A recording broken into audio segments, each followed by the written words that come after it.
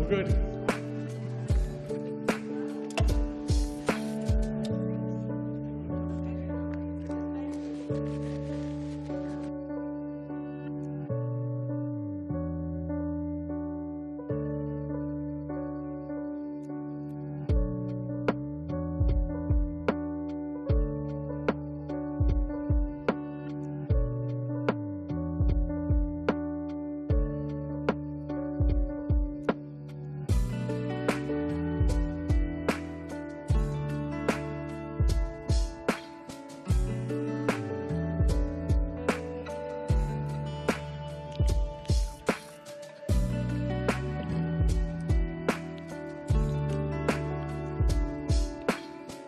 Would the meeting please come to order? This is the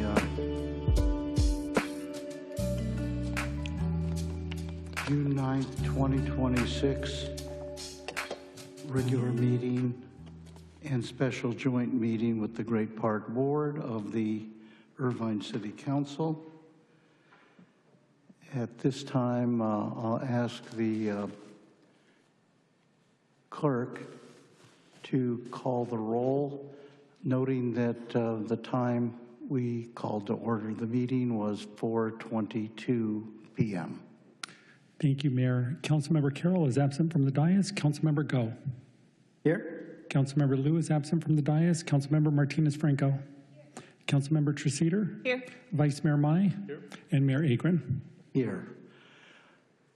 Because we have a reception in the foyer for honorees for our wall of recognition. At this time, we will stand in recess until 5 o'clock.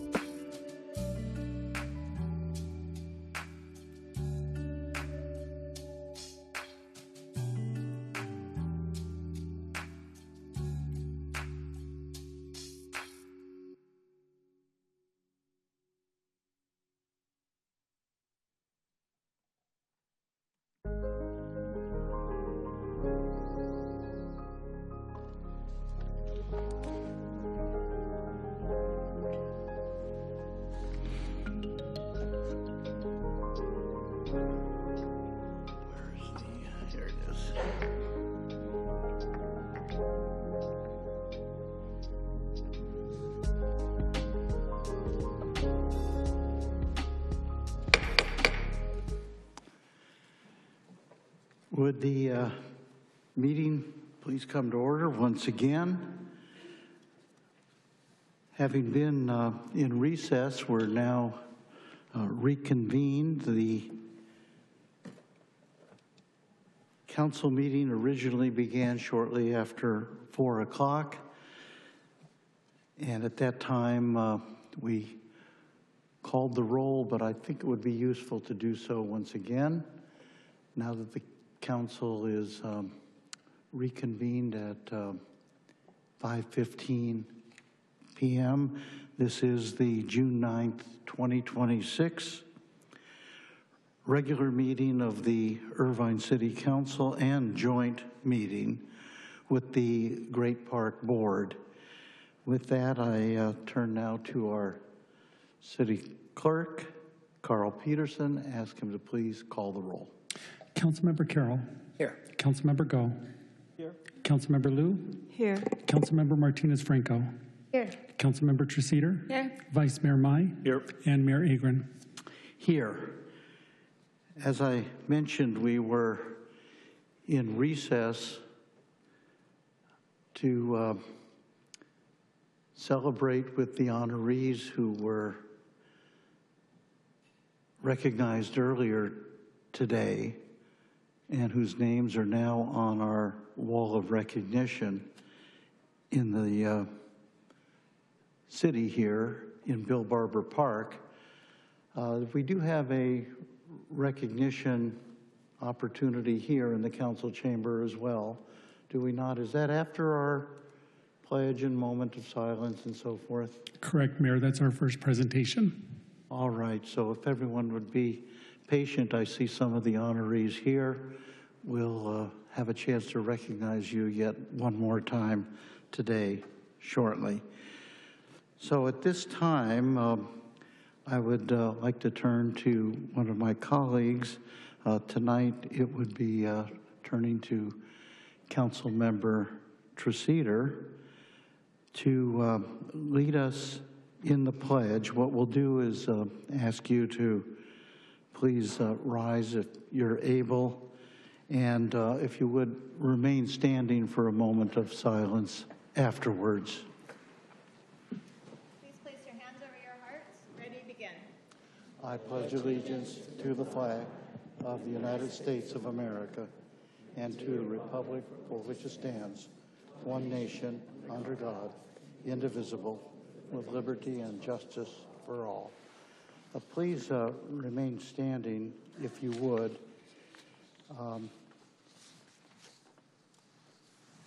Tonight we wish to offer a moment of silence in recognition of two unrelated events. The first being the passing of former City Council member Art Bloomer. Art Bloomer was somebody I had a chance to know and is a remarkable part of Irvine's history. A second matter that we want to recognize with a moment of silence is in honor of those heroes, actually, who were killed in the senseless shooting at the Islamic Center of San Diego last month. Let me begin with the passing of General Art Bloomer. General Art Bloomer served on the City Council from 1990 to 1993, following a distinguished 31-year military career in the U.S. Marine Corps. He rose to the rank of Brigadier General, retiring as the commanding general at the Marine Corps Air Station El Toro, right here, that is, of course, now our emerging great park, right here in Irvine. And he was the commander of the Marine Corps air bases for the entire western area of the United States. A highly decorated veteran, General Bloomer flew 330 combat missions over North and South Vietnam. He was awarded 2 Legions of Merit, the Distinguished Flying Cross, a Bronze Star with combat insignia V for valor, 17 air medals, and numerous other campaign medals. As I say, I knew General Bloomer. He was a good and a decent man and contributed greatly to our local Irvine community. So we offer our sincere condolences to his family and friends. On this other matter, we also offer condolences to everyone at the Islamic Center of San Diego, just a couple of hours south of us. 3 beloved members of the community there are credited with saving the lives of 140 children. Children who were senselessly put at risk because of two gunmen. Our hearts go out to the Islamic community in San Diego, to our own Islamic community here in Irvine, recognizing those heroes and what they did to save lives. So please join me, if you would, in a moment of silence in honor of General Bloomer, as well as the heroes tragically killed at the Islamic Center of San Diego.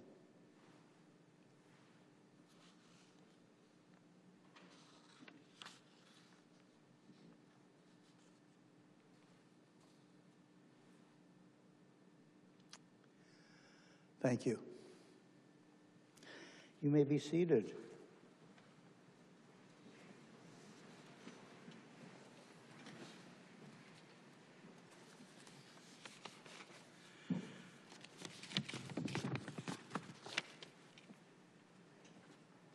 Tonight's invocation will not require us to remain standing. We, in the tradition of our city, use the opportunity for an invocation that's a regular part of our agenda to have it be not only a traditional prayer, as is sometimes offered from time to time here in the council chambers, but also invoking a calling for service and uplift, often with a musical presentation or perhaps a reading, something to lift our spirits and our sights as we set upon the work that we have to do at each and every council meeting. Tonight's invocation will be in the form of a musical presentation. This time, however, I'd like to turn to Councilmember Melinda Liu to introduce our musical performers who come to us not in person, but in another format. Councilmember Liu. Thank you, Mayor. Good evening, everyone. We're delighted to share a special video performance from the High Hopes Band of Hope Center for the Arts. Hope Center for the Arts is a visual and performing arts collective that partner with adults with intellectual disabilities, helping nurture and showcase their incredible talents to the community. As a regional center vendor, Hope is dedicated to empowering individuals and families through creativity, inclusion, and opportunity. Although they could not be here with us in person tonight, the High Hopes Band prepared a wonderful video featuring two songs, America and Happy. Please join me in welcoming the talented musicians of the High Hopes Band.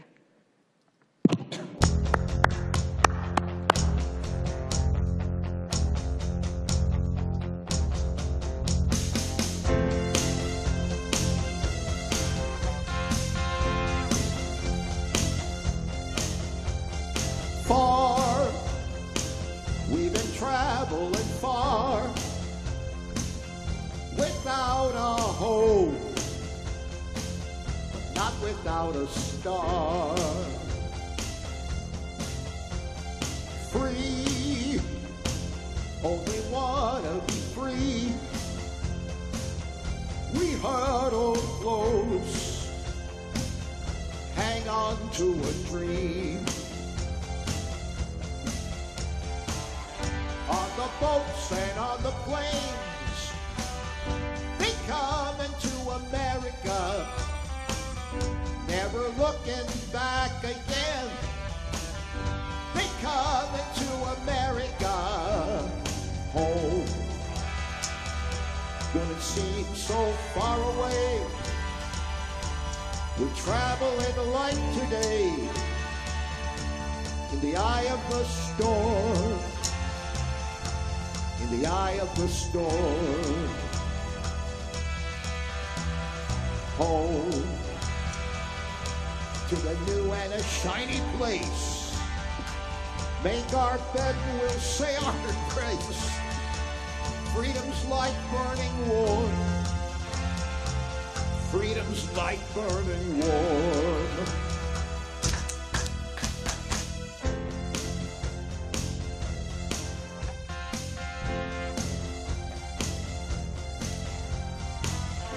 Everywhere around the world, they come into America. Every time that flag's unfurled, they come into America. Got a dream to take them there. They come into America. Got a dream they come to share. They come into America. Yeah. They come into America.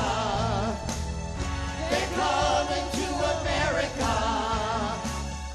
They come into America. They come into America today. Today. Today. Today. Today. My country, 'tis a fee. Today. Sweet land of liberty. Today. Of thee I sing. Today. Of thee I sing. Today. Today. Today. Today. Today. It might be crazy what the doctors say, so I try and change here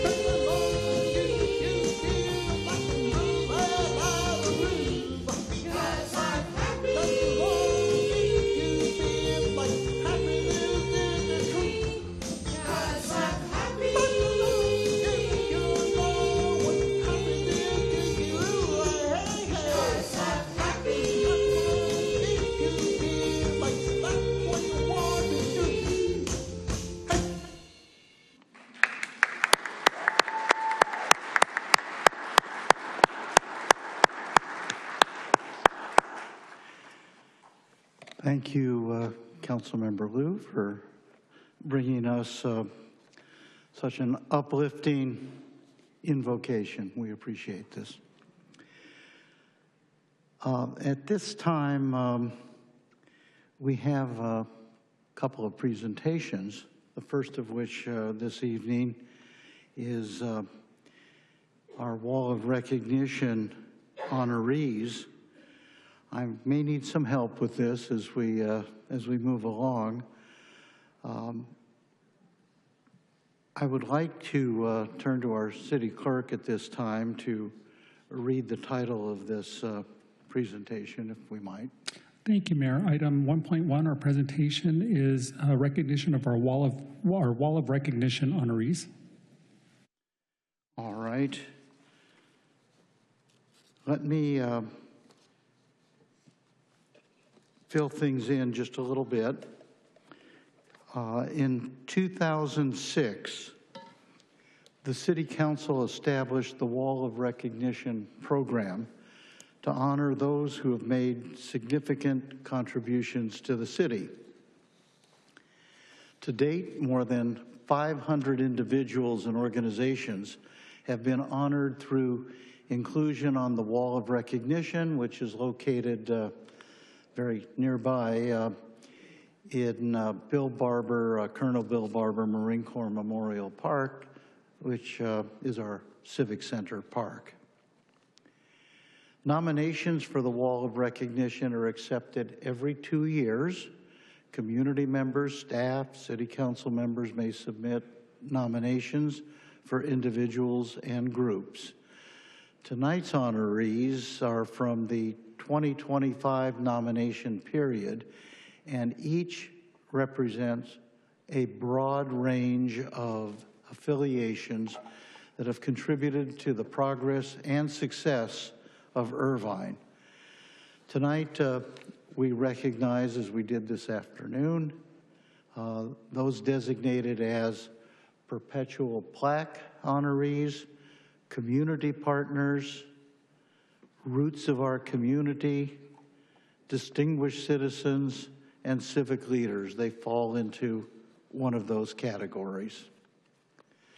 Earlier today, we had the privilege of presenting each recipient with a plaque during a special program. It was actually more than a plaque. It was really a wonderful keepsake by way of a crystal-like award.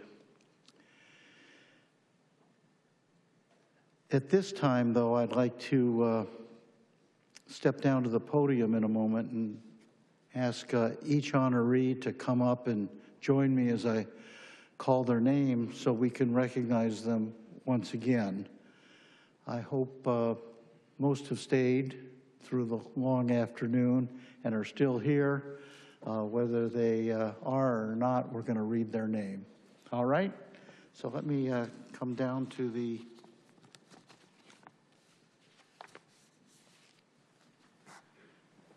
podium.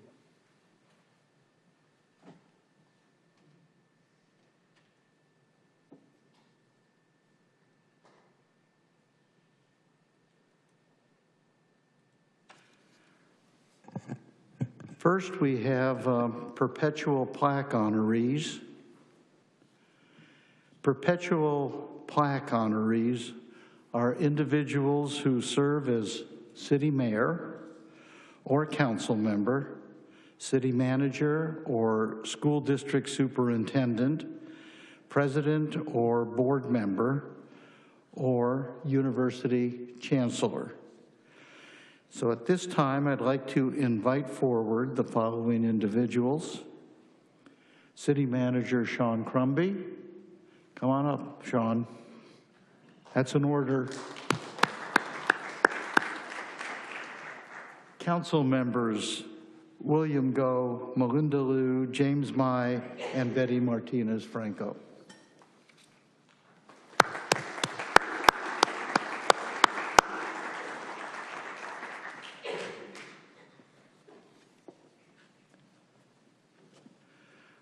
IUSD Superintendent Cassie Parham, Is she here with us?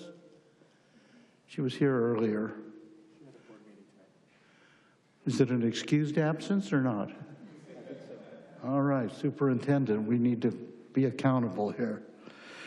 That's right. The IUSD School Board does have a meeting, so that would account for Connie Stone, I assume, not being here as well. Board Member Connie Stone. TUSD School Board Member Dr. Kathy Copeland. Welcome, all right.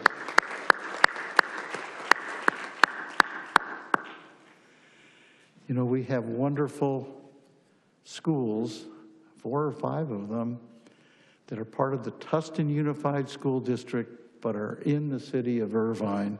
So we have a wonderful partnership with TUSD and seeing to it that the school children of Irvine get the best possible education. So these are the perpetual plaque honorees. Please join me in giving them all a big round of applause.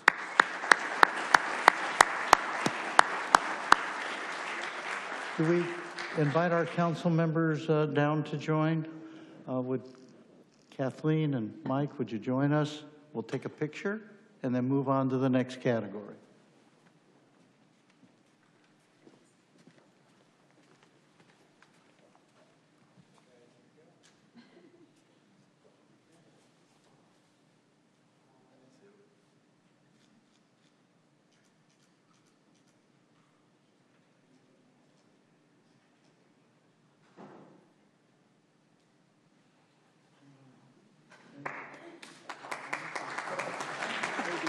You better not F it up from here. Guys are going to be coming down time and again, so be ready. Okay. Next, we move on to community partner honorees. Community partner honorees include institutions, organizations, and businesses that contribute to the betterment of the city. So at this time, I'd like to invite forward representatives of which? I Am Movement. All right, representatives, I Am Movement. I'm not quite sure what that means. All right. Do we have a list of businesses that have been recognized?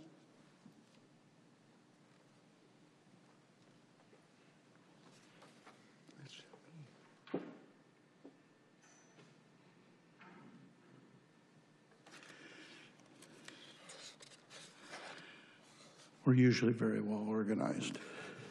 Call down our community partners. Are there community partners here who know who you are? I don't think so, Carl. We're going to move on, all right? Suffice to say, we have many institutions. Maybe if you could get me the list, please. We have many institutions that make a huge difference here in the city of Irvine through their volunteer work, through their everyday support of our community, often, of course, through the employment of individuals who in turn volunteer with our community. We have healthcare institutions that do amazing things that make Irvine the outstanding community that it is. All of them were honored earlier, and we honor them tonight as well. The next category is Roots of Our Community. Roots of Our Community honorees include individuals, groups, institutions, organizations, and businesses that bring something unique to Irvine, or they're the first to undertake a position, a task, or industry of significance to the community. Individuals must have been residents of Irvine for a significant period, and businesses, groups, organizations, or institutions must have been located in Irvine and have been in existence for a significant period as well. At this time, I'd like to invite forward the following individuals or representatives for each honoree. Families Forward. Is there a representative from Families Forward here? Tanaka Farms. The Tanaka family, not represented. James Irvine the First. James Irvine the First. The very first is long deceased. Is there a representative from the Irvine family here? Well, we had a chance to meet them out in the foyer earlier, and I guess they're on their way. And Julie Zioli, our new city librarian. There we are. Julie's going to get the limelight. Come on down, Julie.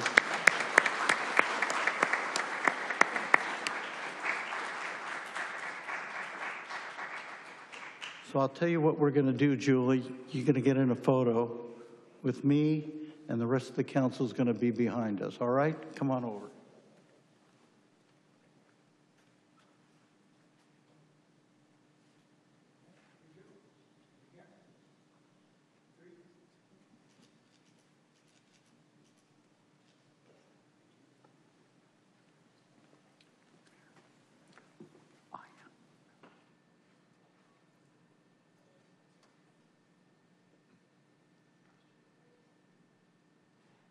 All right. Now we move on to Distinguished Citizen Honorees, and there are many. Distinguished Citizen Honorees include philanthropists, community leaders, and volunteers whose service has immeasurably improved the city of Irvine. At this time, I'd like to invite forward the following individuals or family representatives. Charlie K. Choi, Gail Daniels, Robert Dannenbrink, Rick Darnall. Come on down, Rick. There we are. Ken Dory, Clara Valerio Flores, Avram Grossman, Candy Hammerus, Ann Hu. Come on, you can get close to me. Edward Sang Hong Kim. Edward Kim.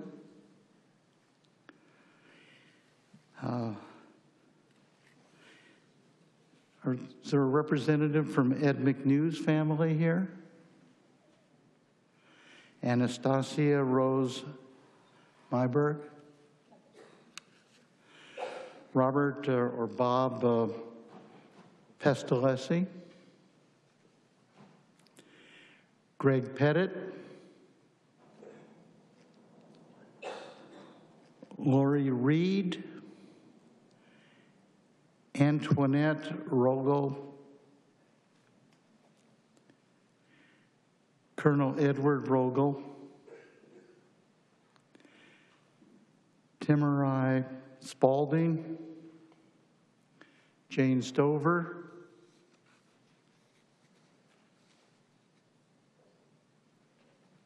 Thank you, Jane. George Varvis, Annette Walker, and Charlie Zhang.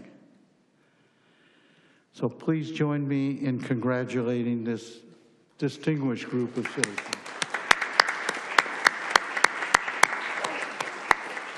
And why don't you hang on, we'll do a picture. Did you guys want to come down or you want to stay where you are? Come on down.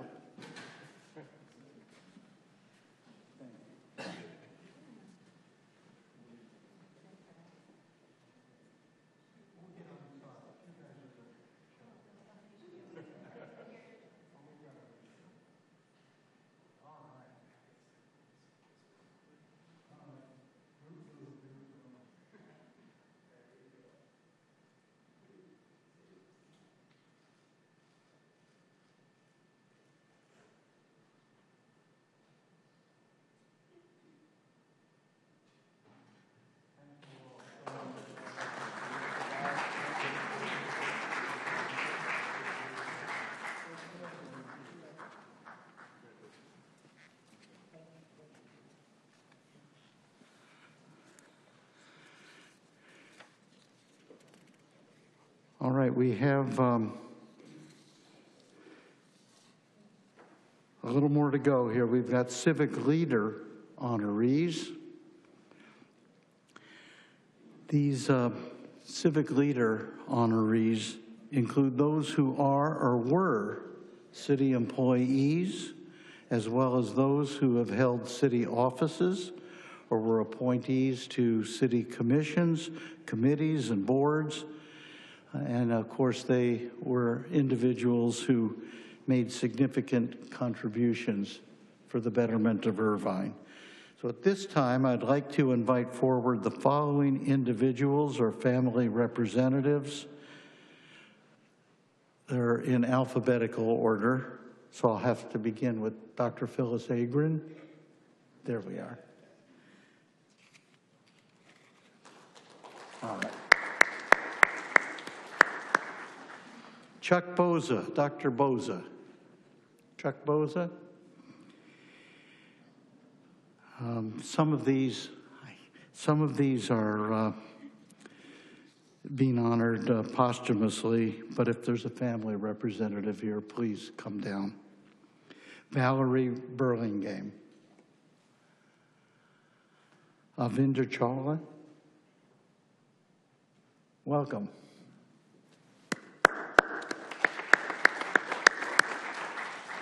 Allison Maddie Deerdorf. Sean Gallagher. Yusuf Kadashi. Is Yusuf still here or not? No? Okay. Henry and Mary King.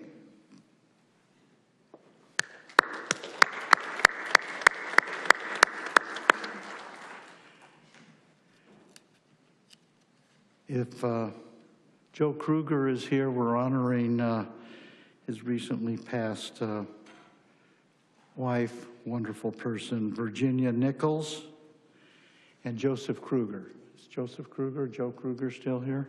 No. Lisa Osmanian Reinferter. Dick Owens. Dick, is Dick here? There we are.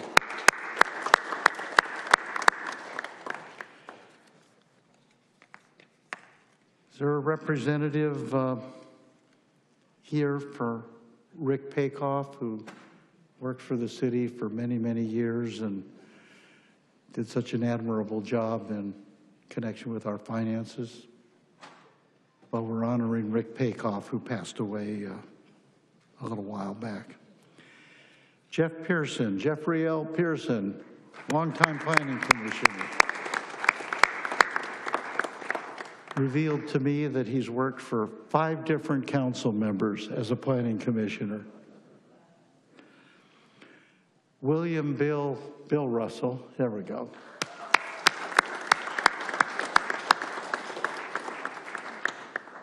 Welcome Ron Skolsdang. Ron was with us earlier. Kevin Trissell. Kevin? Saw him earlier as well. And Christine Tully. Is Christine Tully our representative here? Nope. All right. Well, here are the wonderful citizens that we're recognizing, civic leaders, honorees. I'm going to ask my council colleagues if they wish to come down again or stay put. It's your pleasure. All right, they're all getting exercise tonight. Here we go.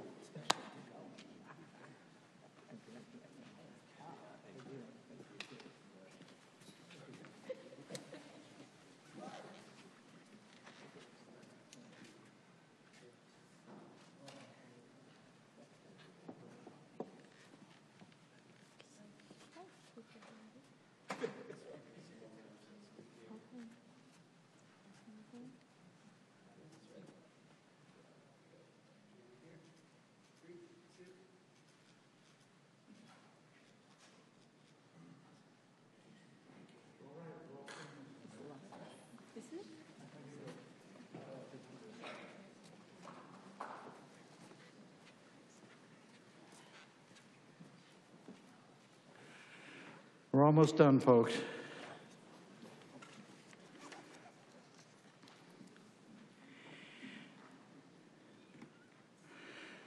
Members of the community are invited to visit the Wall of Recognition, which is located right nearby, still light out.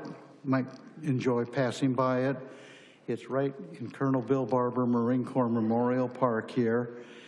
The honorees' names have already been inscribed and will be permanently there.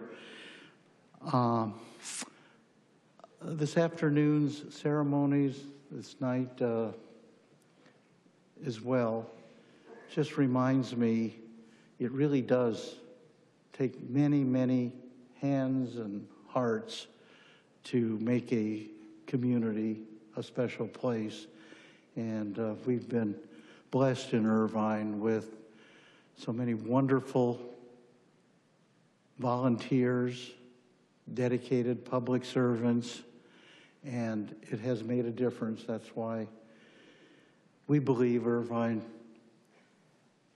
is evolving in a way that reflects the goodwill and good faith efforts of so many people day in and day out. To recognize even a small sliver of them, I think reveals just the big hearts that people have in this community and the aspirations that we all share to make this an even better community for ourselves and as an example to others. So this Wall of Recognition celebration is over for now, but the process will begin again for another recognition ceremony that will take place 2 years from now. You might want to think about people that, in your mind, deserve recognition. It's a very simple nominating process. Maybe write down their names, and when we solicit nominations in a year or so, you might want to submit those names for recognition. So with that, I'm going to return to the dais so that we can turn to our next presentation.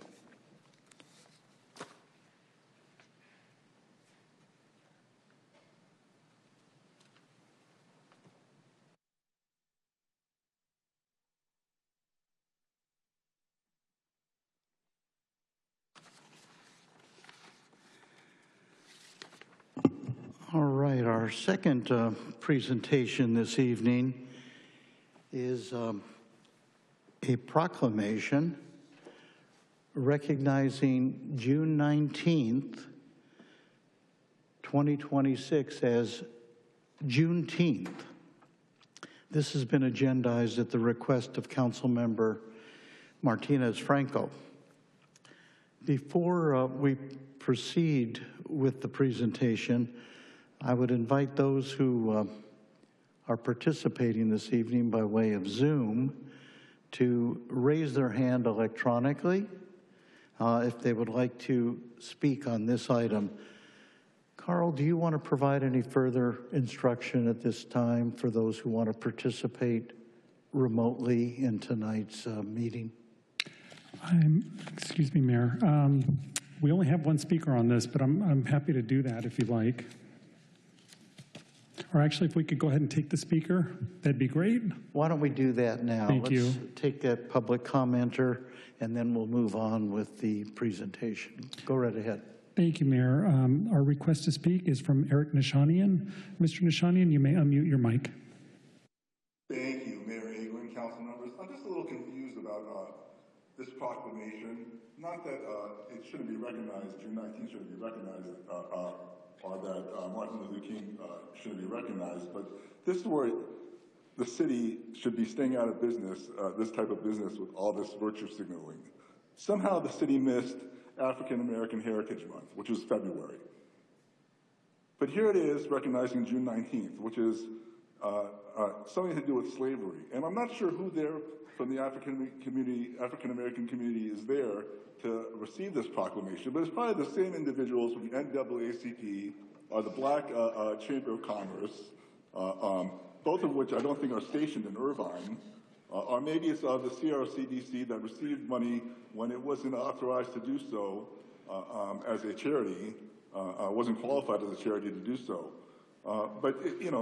If the community is big enough or has a large enough African American community to recognize something like June 19th, why didn't we recognize African American Heritage Month?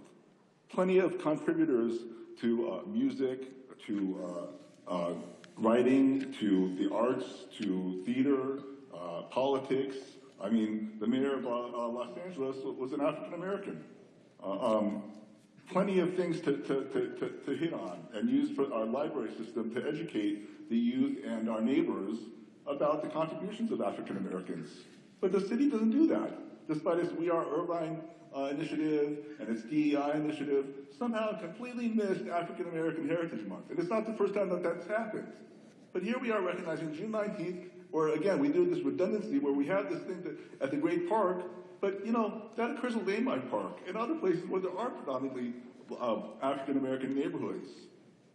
So that we look like we're doing something, but we really aren't. And all we're really doing is wasting resources. And this also is a waste of resources in light of the fact that we don't recognize African American Heritage Month. Thank you very much. And that is all, Mr. Mayor. All right. Having received that public comment, before I turn the presentation of the proclamation over to Councilmember Martinez-Franco, I'd like to formally move to approve the proclamation recognizing June 19th, 2026 as Juneteenth. Is there a second? The motion. Councilmember Martinez-Franco seconds the motion. And so at this time, I'd like the clerk to conduct a roll call vote. Councilmember Carroll. Yes. Councilmember Go. Yes. Councilmember Liu. Yes. Councilmember Martinez-Franco. Yes. Councilmember Treseder. Yes. Vice Mayor Mai. Yes. And Mayor Agron. Yes. Carry 7-0. The motion having been adopted allows me at this time to turn to Councilmember Martinez-Franco to invite forward our special guests and present the proclamation. At the end of this, I understand we're all going to get in one more photo together. Yes. Thank you, Councilmember Martinez-Franco. Well, thank you so much. I'm proud to bring forward this proclamation recognizing June 19, 2026 as Juneteenth in the city of Irvine. Juneteenth marks the day in 1865 when Union troops arrived in Galveston, Texas, and announced that enslaved African Americans were free. This year is especially meaningful because it is the 160th anniversary of the first Juneteenth celebration, which began as a way to honor that long-awaited moment of freedom. I brought this forward because this day is not only a celebration, but also a reminder of the resilience and sacrifices of those who fought for freedom. This day calls on us to continue working toward fairness, inclusion, and justice for all. I also want to take a moment to recognize and thank BIPOC LC for being here tonight and for the meaningful work they do in our community to amplify voices, empower change, and build equity for Black, Indigenous, and people of color.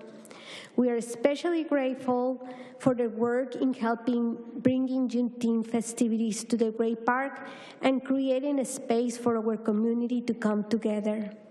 Here in Irvine, we have so many amazing cultures and histories that shape our city. Recognizing Juneteenth is one way we honor the contributions of Black Americans and commit to remembering this important part of history. I'm looking forward to dedicating this time for our community to learn, reflect, celebrate, and recommit ourselves to building a more welcoming and inclusive city. So now I would like to invite you to come over.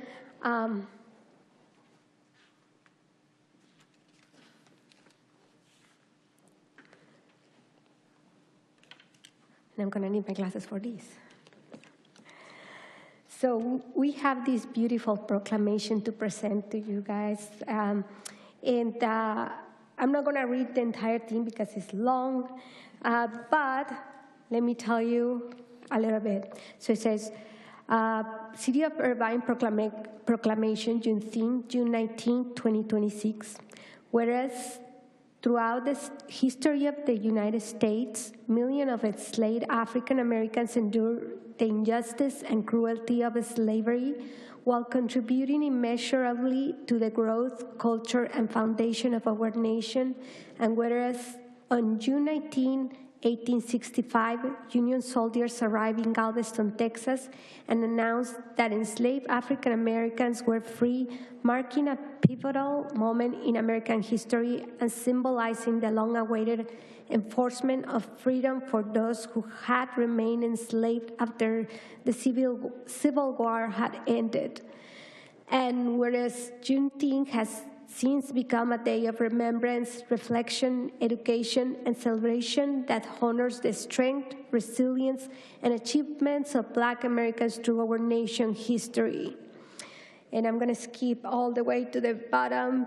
Whereas Juneteenth provides an opportunity for the residents of Irvine to come together in reflection and unity, learn from our shared history, and reaffirm our commitment to fostering and welcoming inclusive and respectful community for all people. Now, therefore, the City Council of the City of Irvine does hereby proclaim June 19, 2026 as Juneteenth in the City of Irvine and encourages our residents to recognize and honor the significance of this day through education, celebration, reflection, and community engagement.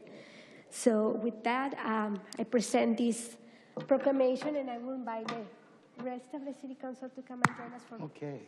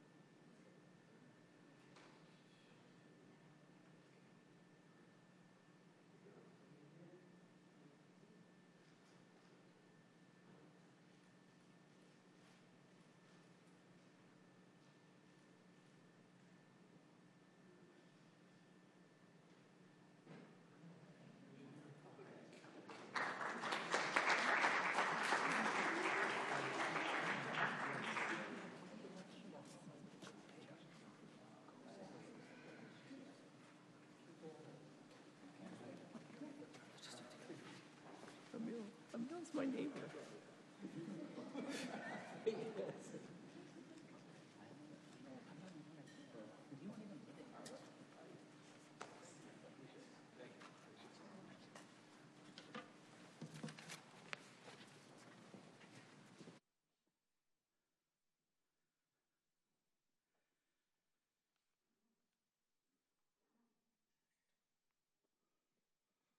All right, we have concluded our presentations.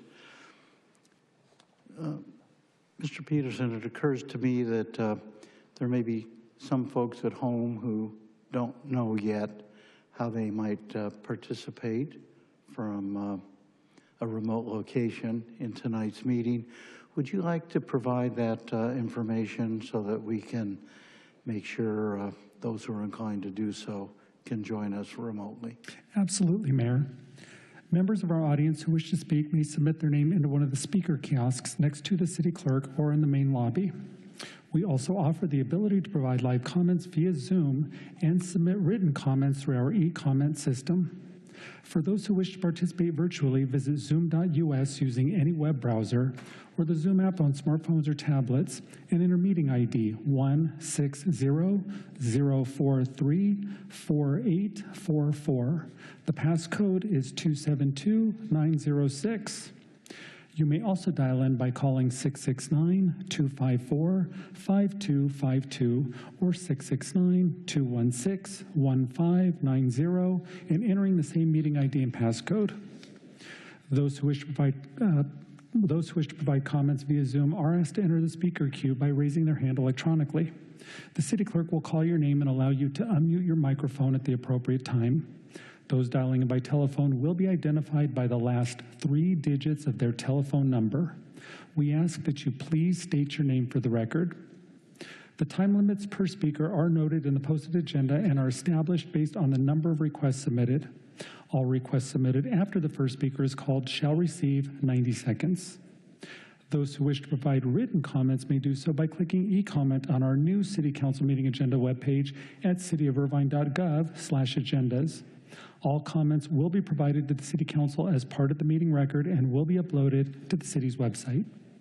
For technical assistance with Zoom before or during the meeting, please call 949-724-6078. For any other questions or assistance, please contact the City Clerk's office at 949-724-6205 or via email at clerk@cityofirvine.org. Thank you, Mr. Mayor. Thank you, Mr. Peterson. This allows us to move on now to public comments. Public comments for non-agendized items. We take these public comments before we move on to our official agenda, our published agenda. This is an opportunity for citizens to offer comments as to matters not on the posted agenda. They may, comments may be with respect to any matter within the city's subject matter jurisdiction, provided it's not a matter that is on the posted agenda tonight. With that, Mr. Peterson, do we have any requests to be heard under public comments, non-agendized items? We do, Mr. Mayor. We have 12 requests to speak, 9 in person and 3 on Zoom. 12, 9, and 3. All right, I'm going to suggest that we limit the comments to 2 minutes. If somebody needs just a few more seconds to finish up, I'll be happy to grant that, but I think that will allow us then to handle all of these within the allotted half hour that we dedicate to public comments for non-agendized items. With that, would you please call the first commenter who is here in person? Thank you, Mayor. If I could call forward Tara Bongay, Rohan Bongay, Neela R., Dan Gabay, and Max. And we'll start with Tara.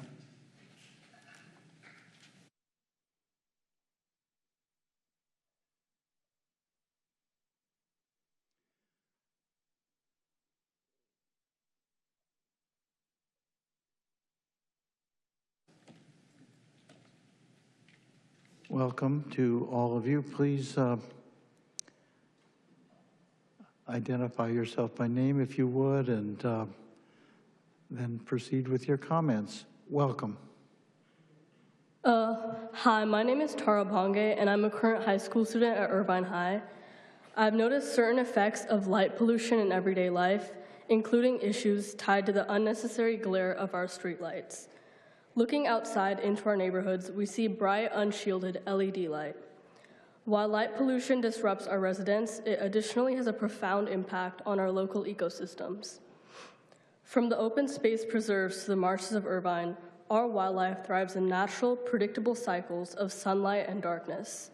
Now, artificial glare seeps into their habitats, leaving no boundary between day and night.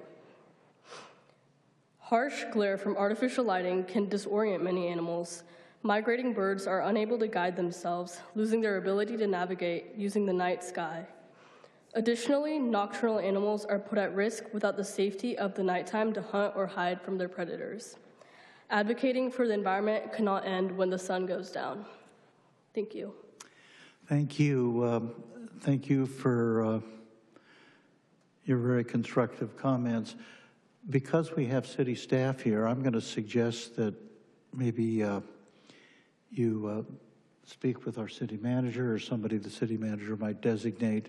This is an important issue, and maybe we can get you connected to some city professionals who might be able to help us address it together. All right? Thank you. Thank you. Mr. Bungay, you're next. Welcome. Good evening. My name is Rohan, and I'm a rising college freshman. I hope to bring some numbers regarding the implementations of the changes in these lighting practices that were documented earlier. Following our city's radical shift to LED lights, it was imperative that we noted just how much brighter these lights were in comparison to other previous city benchmarks. Rather than measuring these lights through traditional Kelvin measurements to read the lights, I utilized a lux meter to identify the luminosity or brightness of these lights in a selected sample size of around 40 lights in Irvine's Northwood Courtside community.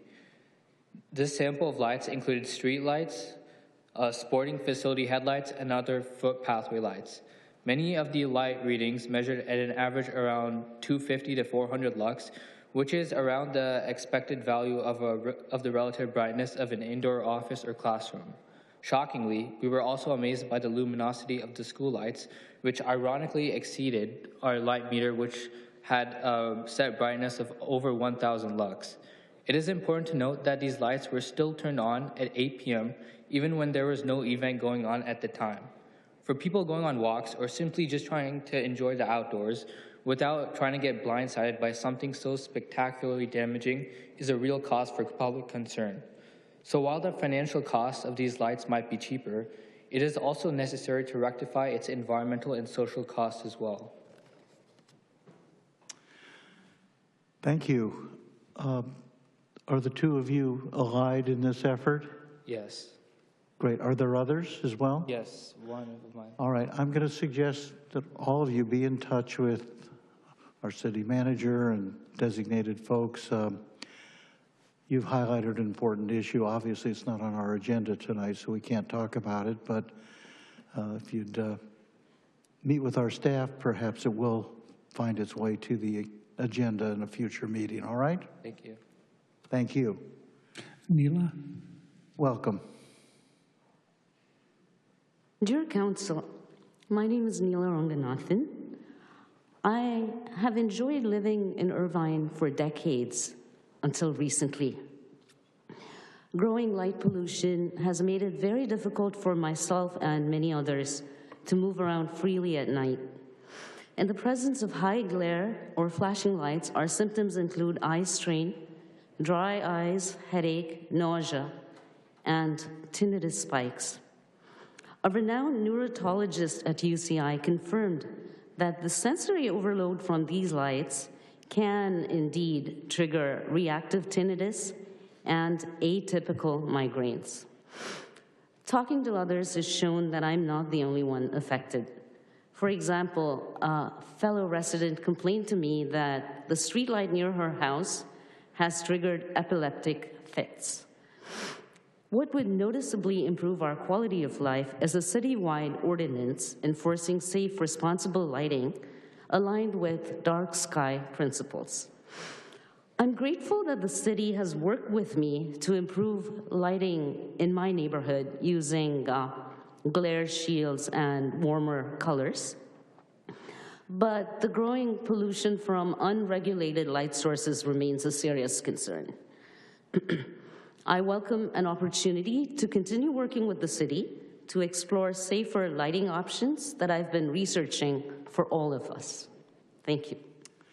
Well, thank you. Thanks for the research you're doing. And again, I hope we can hear from your group in a connected fashion that will maybe allow us to address this item at a future date. Thank you. Dan? Welcome, sir. Hello, everyone. My name is Dan Gabay. I live at 4 Lake Knoll.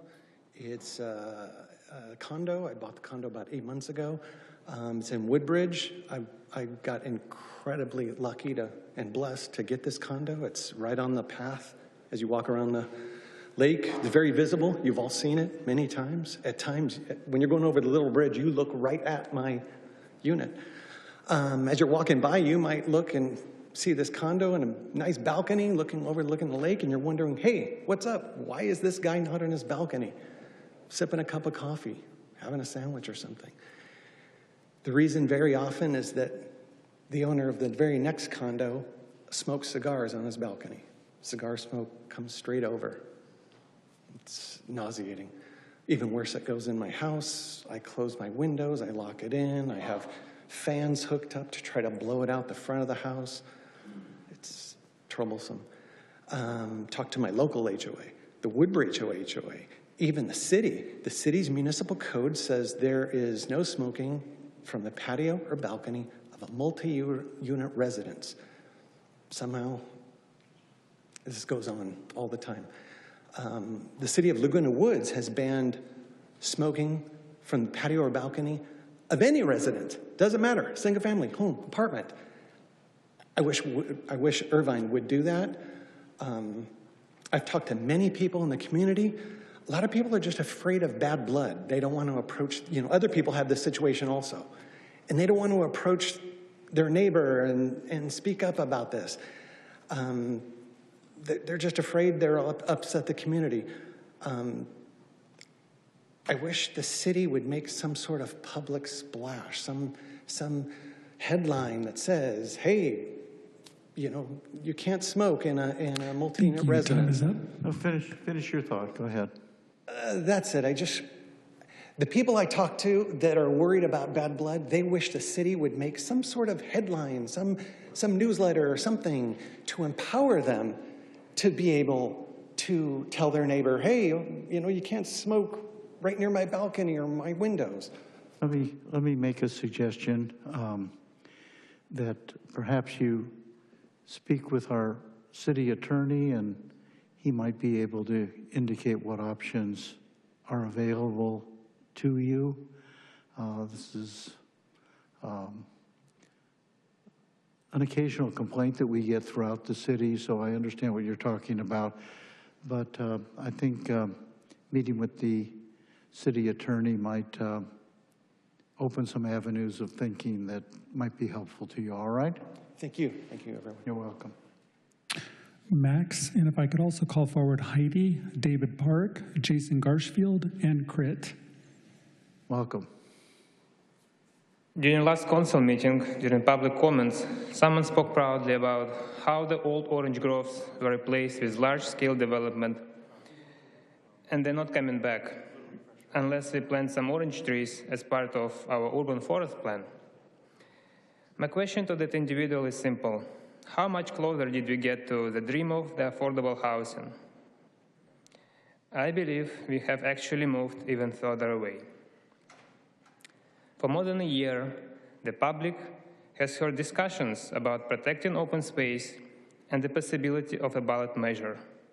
The council, all of you voted to move forward with that process, but instead, we were presented with a different idea of a so-called nature park. There is still one important question that has not been answered. Where is the easement? And why has the public still has not received a clear answer? Public pressure was strong enough to encourage the Irvine company to produce an easement. Yet, for some reason, our city leaders have failed to accept and simply sign an offer. And unfortunately, city leaders continue to fail in providing transparency and answers to the public. So where is the easement?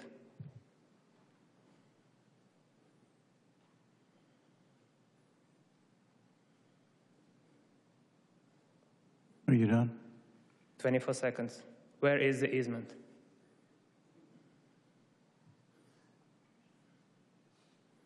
No answer. So where is it? Anyone? No? Yeah, I'm happy to say something if the mayor will allow me. Is that all right, Mr. Mr. Melching? A brief response is allowed. All right, go right ahead, Councilmember Treseder. I was just speaking with a representative of the Irvine company yesterday, and he said that he has submitted the easement to the city and is waiting to hear back from the city. Yes, so where is it? Why it's not accepted? It's with the That's city, my question. I guess. Thank you, sir. Heidi? Welcome. Thank you. Good evening, members of the council. I would like to officially state for the record that Chris Slama, Irvine Director of Community Services, is the first city official to walk back statements on the naming of the nature park, citing the reason that it is still in the concept phase. I want this on record because I heard this during Councilmember William Go's virtual town hall on May 26th and was not able to obtain a copy of the recording because his staffer emailed me saying that we don't record the town hall meetings. So for those of you unaware, whoever's listening to this, the Irvine Company and the City Council wants to develop 176 acres of the Oak Creek Preserve into a 50-acre nature park plus upwards of 5,000 homes. Less than 8 miles away, Lake Forest already has a park called Nature Park. Irvine Company didn't even bother Googling the name first so as to avoid the costly and logistical headache this duplicate naming will create. Thank you. Thank you for your comments. David? Welcome. Good evening, council members. My name is David Park, and I'm a proud high school student here within the city of Irvine and also a member of the B Team, a youth-led nonprofit organization focused on achieving community service and sustainability for all. For the past 2 years, our organization has worked tirelessly on one clear objective: installing recycling bins here in our gas stations here in the city of Irvine. As currently, our citizens do not have access to the clear recycling options that allow them to throw their bottles and cans away properly. This leads to hundreds of thousands of items being left in landfills rather than being properly recycled. And not only this clearly goes against the objectives and values that the city of Irvine holds to be true, that being achieving sustainability and achieving a carbon neutral future. By simply adding recycling bins here within our gas stations, we can achieve much greater and more practical habits from our own citizens in achieving greater sustainability. The B Team organization would be glad to partner with the city on this endeavor, and we've already began a petition that has gotten 200 signatories from our citizens and increasing in number. We'd be happy to engage in any fundraising necessary to promote the funding for this matter, and we'd hope to discuss with you all in the future. Thank you for your time. Well, thank you, and your offer's a generous one. Mr. Crumby, if there are people who wish to pursue, perhaps with our staff, a project of this sort to see to it that recycling is done through gas stations or otherwise, and they're ready to volunteer time, do we have somebody they can speak with? We do. Happy to connect with our sustainability team. Would you like to do that? Yes, please. All right. Thank you. Thank you so much. Jason Garshfield. Welcome. Thank you. So the issue of affordable housing was touched on at the last meeting, primarily in the form of grants and assistance from the state. Now, I want affordable housing as much as anyone, but I don't want people to have to be on government assistance to live in Irvine either. A city populated half by millionaires and half by welfare recipients is a dystopia, not a healthy city. And Irvine should be a place where ordinary middle-income Californians can live and support themselves unassisted. I understand this is a complex issue, and I don't have anything approaching a comprehensive solution, but I know what we should be working towards. Now, on an unrelated note, ever since I escaped the daylight savings time false reality matrix, I've been realizing all sorts of interesting truths about the world, and one of them is that it's been a while since I received the Irvine Community News and Views in the mail. This is a little strange because most newspapers come out on a regular basis, and yet it seems like the Irvine Community News and Views only comes out around election season, and it always endorses Larry Agron and Larry Agron-approved candidates. The mayor and his supporters certainly have the right to engage in political speech, But when you disguise it as a legitimate news publication, the word for that is disingenuous. And while we're on the topic, it's come to my attention that Mayor Agrin and District 6 City Council candidate Scotty Hong are this Saturday attending a fundraiser at the Newport Beach Tennis Club, a place where all proud Irvine residents go for fundraisers, where the special guest speaker will be former Mayor Farah Khan. I've spoken in previous meetings about the bizarre comments that Farah Khan has made lately, including reposting quotes from mass murderers and calling Israelis pedophiles and cannibals. And I was wondering whether the mayor would like to disassociate himself from this lunatic who has no place in Irvine politics. Thank you. Your time is up. Thank you for your comments. Crit. Welcome, sir. Mayor Agrin, City Council. I have been quite busy this last year, not as visible here as I had hoped to be, finishing up a couple degrees I got from Cal State Long Beach. But in my travels after graduation, I've been able to catalog a bunch more room for improvement, and I know that other cities around us are also discussing how they can add more dog parks. So we need to be leading that. We're Irvine, and we should be at the top of the list instead of at the bottom. And it makes our residents much happier, much healthier. And right now we have a lot of dogs that are penned up and they don't even know we have a dog park. We're squirreled our way back in behind an industrial zone. And we definitely can do better for our residents who are cooped up with their dogs and wanting to do something. You drive around any time of the day or night in Irvine, you will see people walking their dogs, and the vets will tell you that that's not enough exercise. They need more. And so there's some ideas I have that I'd like to continue working with the city on. Thanks much. Thank you. Our next speaker is Eric Nishanian. Mr. Nishanian, you may unmute your mic. Thank you, Mayor Agrin. Council members, Eric Nishanian. A couple things. First of all, a Irvine DEI committee update. The Irvine Police Department presented a hate crimes presentation to the commission, and then they approved their minutes. They took no action on anything other than approving their minutes and receiving and filing a presentation by the Irvine Police Department. Did the Irvine Police Department give that hate crimes presentation to the City Council here in open meeting? And if they did, why are they giving it again to DEI? That would be redundant and a waste of resources.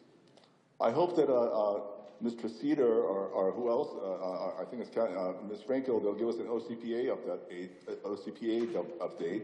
The OCPA is suing the County of Orange, and there should be some stuff to report about that. And it's been a long time since anybody on the council that represents the OCPA here has given us an update, and I hope that we get one. And then I want to talk about Harvey Milk and Cesar Chavez. They're pretty similar, right? They're both well-known Californians, both deceased, both have been recognized for a long period of time. And then Cesar Chavez fell to grace and everybody distanced himself. But still, this city recognizes Harvey Milk. Harvey Milk is a known child groomer. The city will recognize that child exploitation is bad and child marriage is bad and that things should be done about it, but it still continues to recognize Harvey Milk. I suggest that the city distance itself from Harvey Milk the same way it's distanced itself from Cesar Chavez. It's embarrassing that people like Betty Franco are out there recognizing Harvey Milk while she spoke vehemently against the abuse that Cesar Chavez caused Dolores Huerta here in these chambers. You guys are making mixed messages for political purposes. Thank you. Your time is up.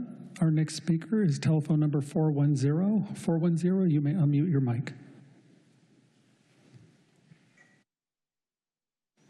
Good evening, Mayor Agran and council members. My name is Eliza Germain, and I've lived in University Park since 1986. I want to speak about the University Park Library.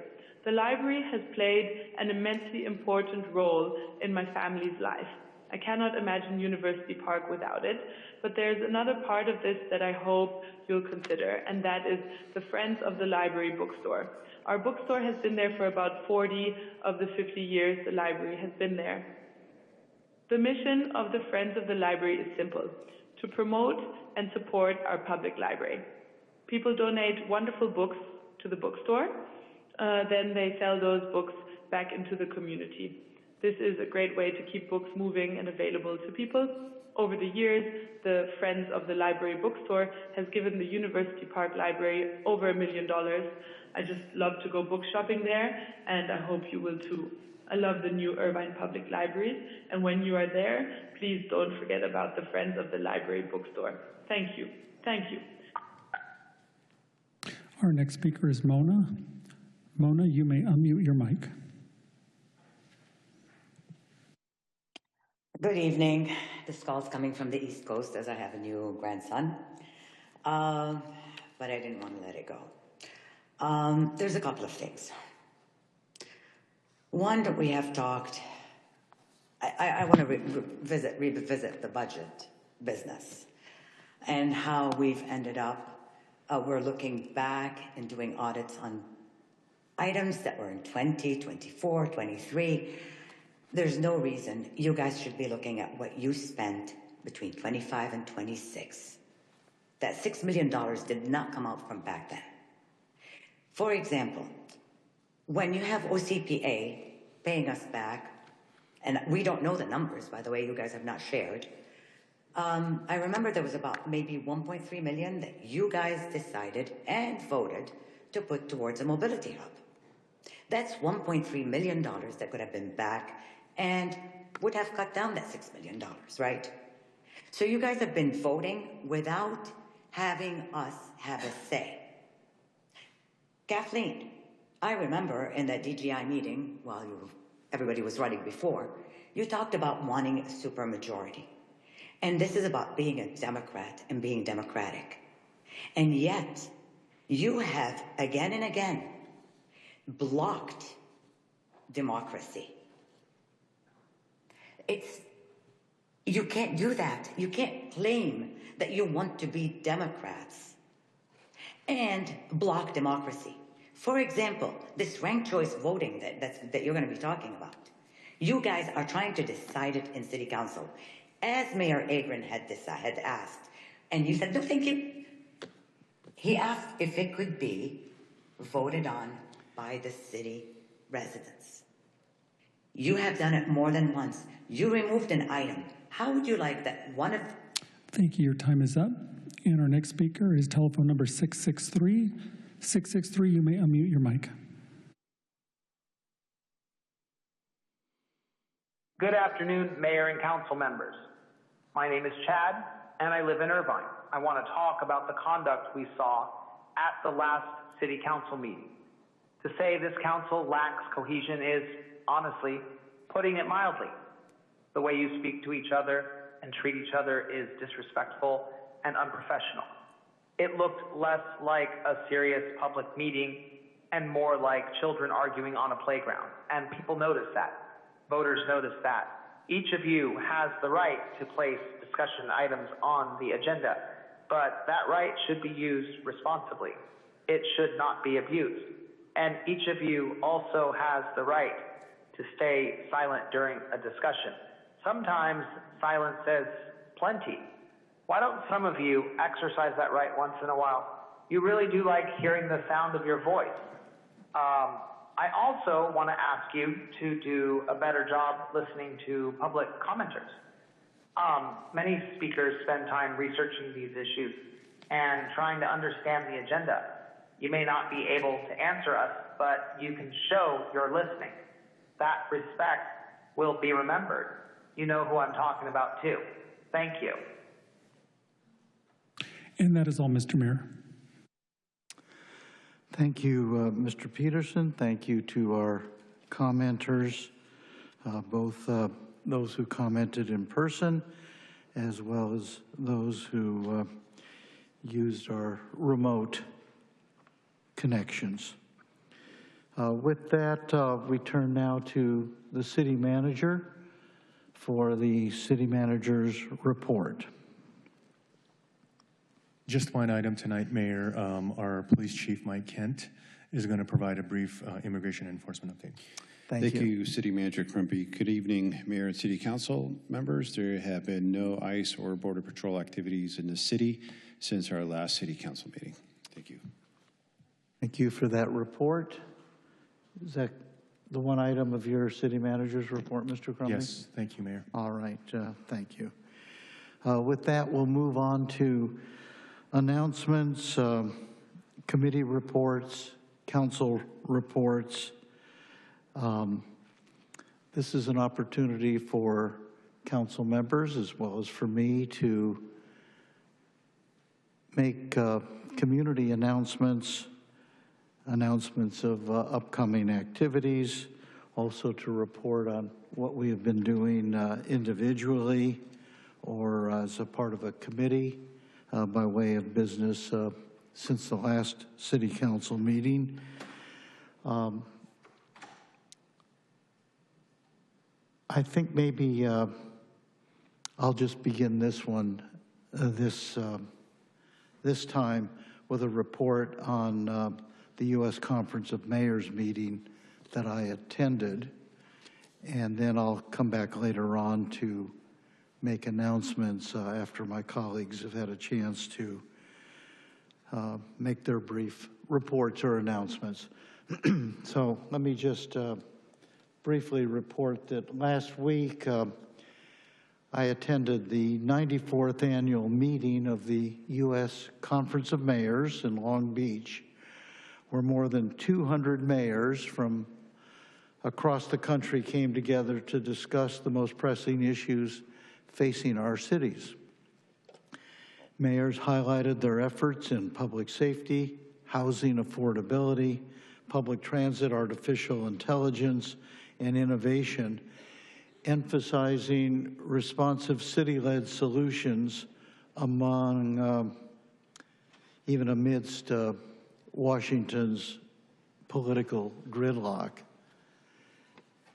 Prominent leaders such as Governor Gavin Newsom and our own UCI Chancellor Howard Gilman praised mayoral leadership nationally and here in California as well, and pointed out how cities are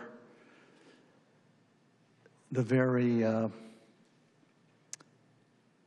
essence of our economic engines throughout the country, where so much in the way of innovation takes place. There was expressed and implied condemnation by mayors of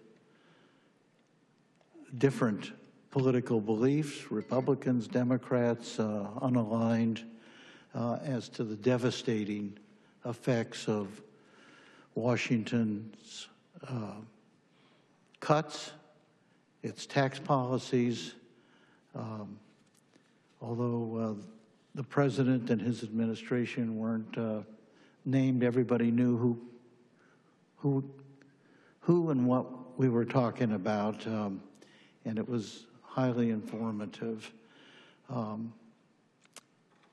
This event, the U.S. Conference of Mayors meeting, is one of two major yearly gatherings for the conference. It's primarily used to adopt policy resolutions guiding advocacy efforts and is open to all U.S. mayors. Key resolutions focused on housing, safety, economic development, children health, and human services take place and are adopted as the conference moves forward and tries to influence public policy across the country.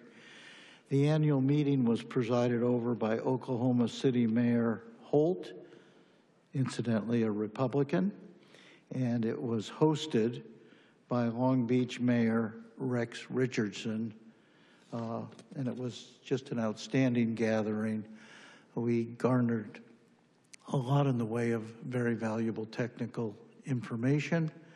I was helped in that regard by two staff members, and we're bringing that information back to our city in the hopes that we might be able to do a better job in delivering all manner of services here in the city of Irvine. So that's my brief report. I'll now turn to my colleagues for announcements or reports that they might have. before making some additional citywide announcements of my own later on.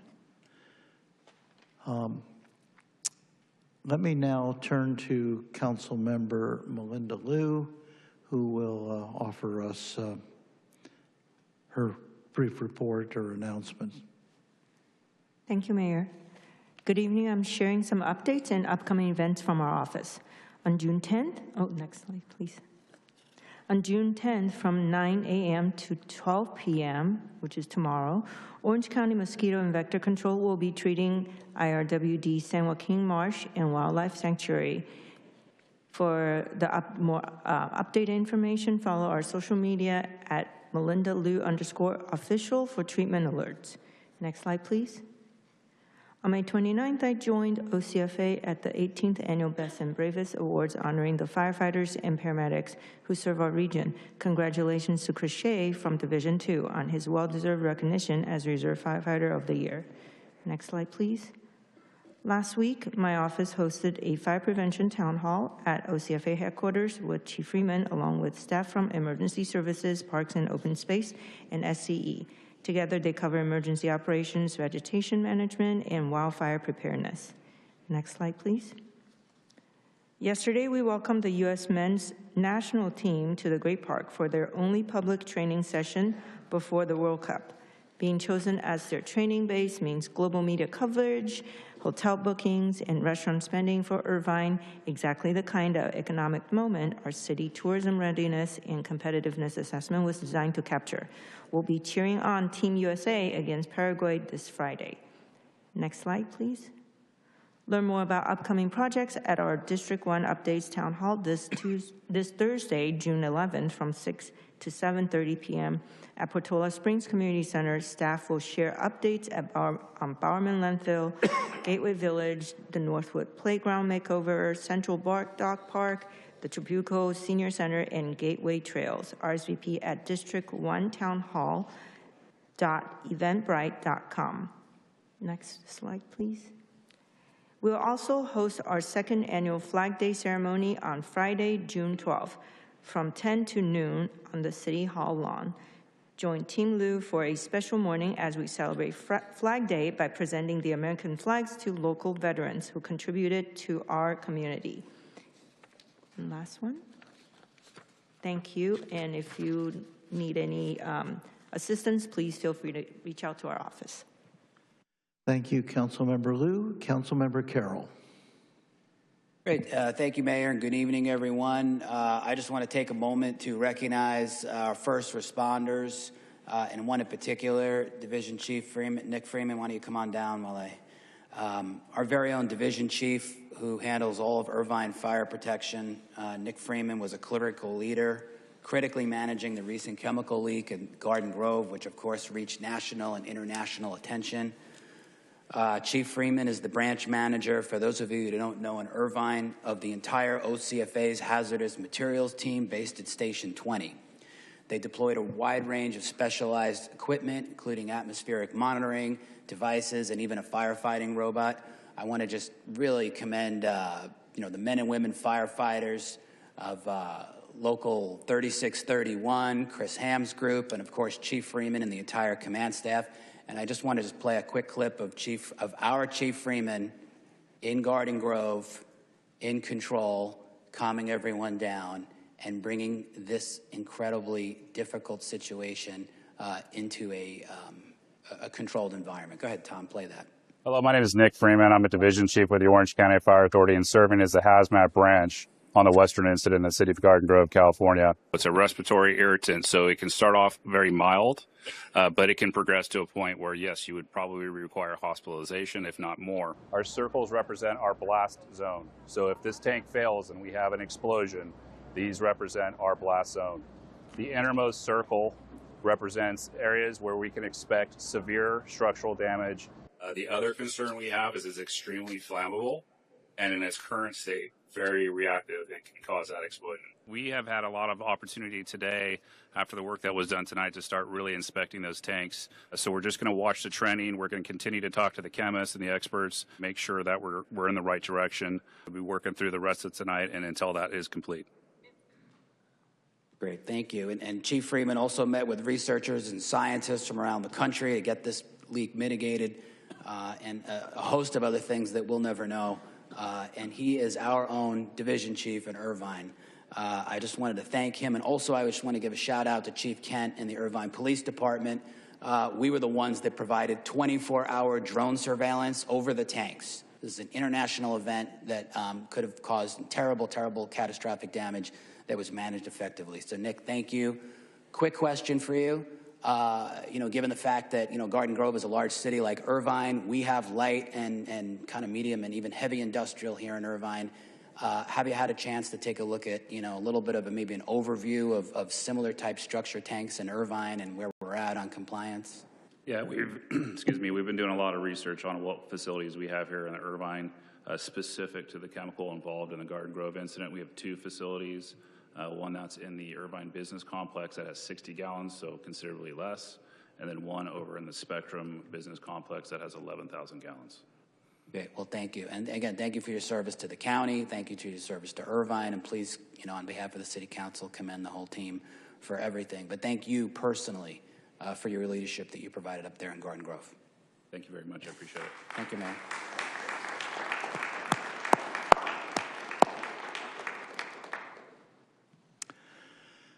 Next is Councilmember Martinez Franco. Thank you. Good evening, everyone. I have a few short announcements to share tonight. First, next slide. I'm excited to share that I have been reappointed to the Community Economic and Human Development Committee for SCAG, and I'm looking forward to continuing my work with them on resolving regional issues. At our last OCFA board meeting, we approved the proposed budget for the 2026-2027 fiscal year, and I also want to thank personally to Chief Nick Freeman for his service. As a board of director for the Orange County Transportation Authority, I had an experience just hearing his relating how he acted during the incident in Garden Grove. He was the one that actually went inside the chemical tank and took the risk to assess what was happening. So thank you, Chief Freeman. Chief Freeman? Nick? Chief? Somebody can tap him. Yeah.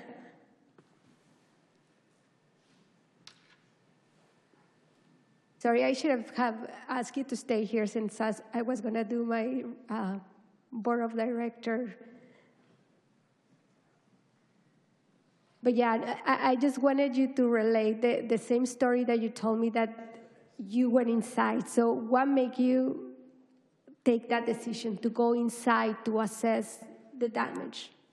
Yeah, so someone's got to do it at the end of the day, right? So I've got over 20 years in hazardous materials. I've led the team for years, so I need to be near my folks while they're doing their work. It's extremely dangerous, very high risk, so it's not something I can stand back too far. I do need to be somewhat close to them. Well, thank you so much, and to you and the entire Orange County Fire Authority for all the things that you did during that emergency. Your rapid response and all the logistics that happened makes us feel safe with you in your charge. Thank you. Thank you very much. All right. Next slide. I would like to invite everybody to BIPOC OC's Juneteenth celebration at the Great Park on June 20th from 11 a.m. to 3 p.m. This free event is open to all ages and will include music, dancing, food, and cultural performances. Next slide. Last, my office will be hosting our next free grocery distribution June 27 from 3 to 5 in the Rancho Senior Center parking lot. Please enjoy this short recap video from our last event.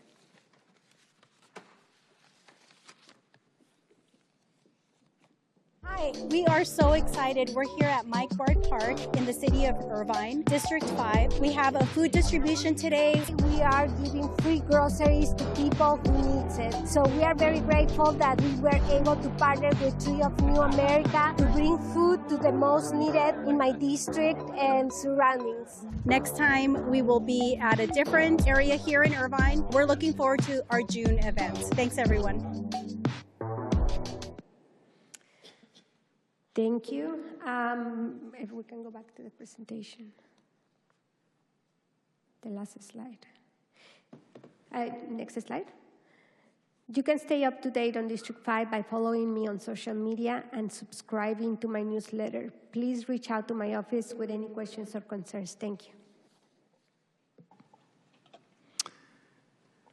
Thank you. Next, Councilmember Go. Good evening, everyone. Thank you for joining us tonight. I have an update from SCAG, Metrolink, and OCTA. Next slide, please. At SCAG, we approved the 2028 Olympics Regional Transport Demand Management Plan, which will create a system to manage rail service for this upcoming Summer Games. At Metrolink, we approved funding from the State Rail Assistance Program for fuel efficiency and maintenance modernization projects that will develop prototypes that reduce fuel consumption, operating costs, and greenhouse emissions. Finally, with OCTA, we approved agreements to continue funding and service for Irvine Connect, allowing for ADA complementary services and one-day passenger rail development. In addition, implementation of the OCTA Wave physical and virtual cards continues to be successful, now making up more than half of all boardings. Next slide, please. Finally, you can scan the QR code to stay up to date with our newsletter and social media. That concludes my council update. Thank you very much. Thank you, Councilmember Go. Councilmember Mai. Thank you, Mayor. And thank you, Nick Freeman, again, for your work on OCFA, along with Irvine Police Department for handling the situation in Garden Grove. As some of you know, I want to personally thank you guys because my nonprofit shares a parking lot with that location there. And we were shut down for an entire week. If it wasn't for you guys, we'd still be shut down. So thank you for that work there. I also want to talk about OCPA and a quick update on OCPA. OCPA had its 2026-2027 budget review and ended in positives with increased reserves. OCPA also closed on its first green bonds that will reduce energy costs by 12.45%, and that is $25 million over the next 5 years. Rates remain higher than SCE right now. I just want to make that very clear. If anyone is rate sensitive, please find your way to exit OCPA as well. An update on the website. There was some questions from residents and then also from also myself on the website and the rate comparison that was on the website there. OCPA had at one point, I had requested that they put rate comparison chart on the website. Caused a little confusion. We had a number of calls that came in to the call center. Also, Southern California Edison contacted OCP in some sort of confusion. At the time, it was determined to take it down to work on that. That caused a little confusion. People were wondering why the rates were off the website. I also inquired about that, and now the rates are back on the website after some clarification. Also, another question that we had from the public and then also from members of the board, as well as members here on the dais, were about benefits. Benefits that were increased at OCPA for their staff. That was an incremental adjustment of 0.01% of revenue. No new benefits, no increase in staffing, and they had created that benefit for employees to be competitive within the CCA space. They continued to pay back the loan to the city of Irvine. We're looking forward to a full payback and then a review of our relationship at the time. That's my update. Thank you. Thank you, Vice Mayor Mai. Seeing no other requests, let me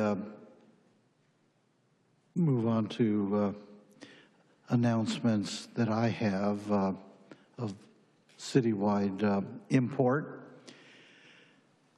I'm pleased to share that our city has once again been recognized for our outstanding park system, ranking second in the nation and first in California in the Trust for Public Lands Annual Park Score Index released last month. This is the second year in a row we've finished as second in the nation. Interestingly enough, the #1 city park system in the nation is Washington, D.C., which, in all fairness, it seems to me, is not really a city, it's a federal district. So I think we're #1.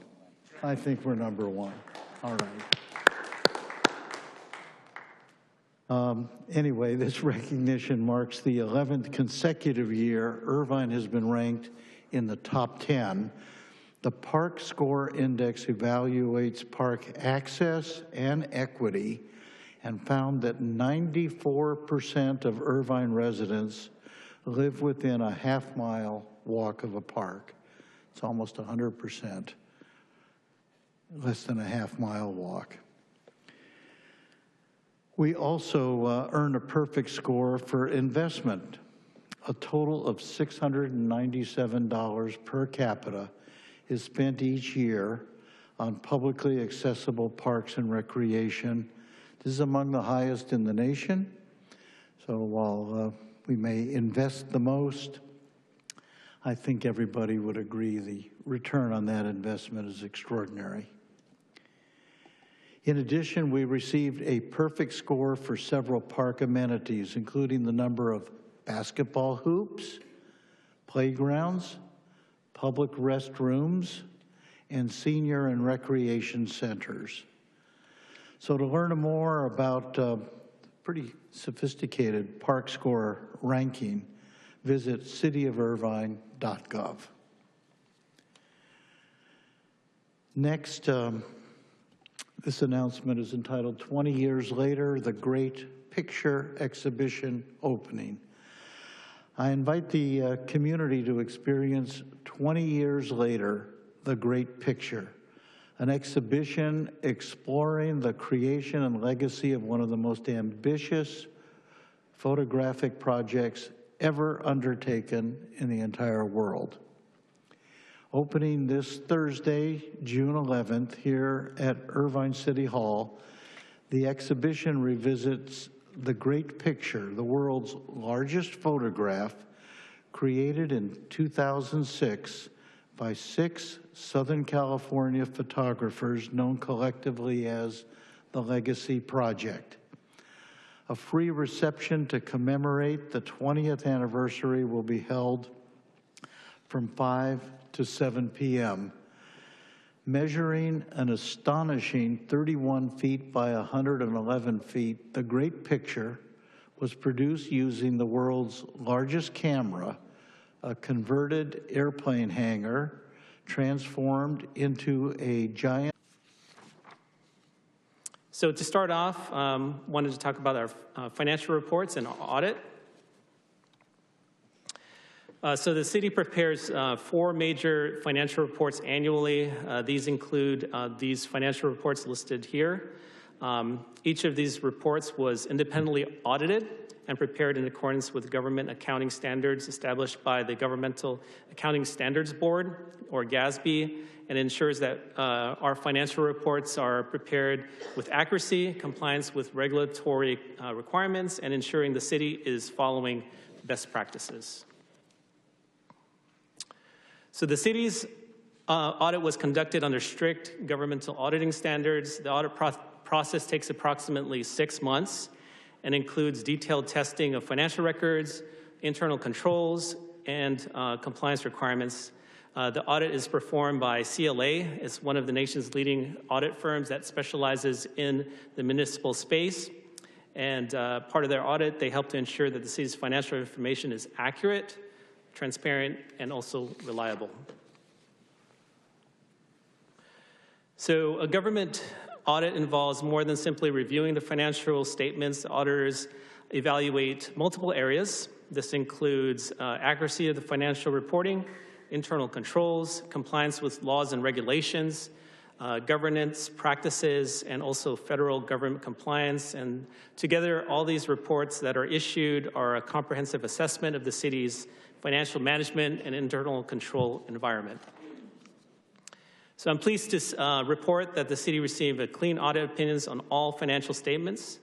The auditors reported no audit findings, no deficiencies in internal controls, and no instances of noncompliance. And this really reflects a strong financial management practices and the dedication of staff across all departments who support the financial reporting and accountability of the city.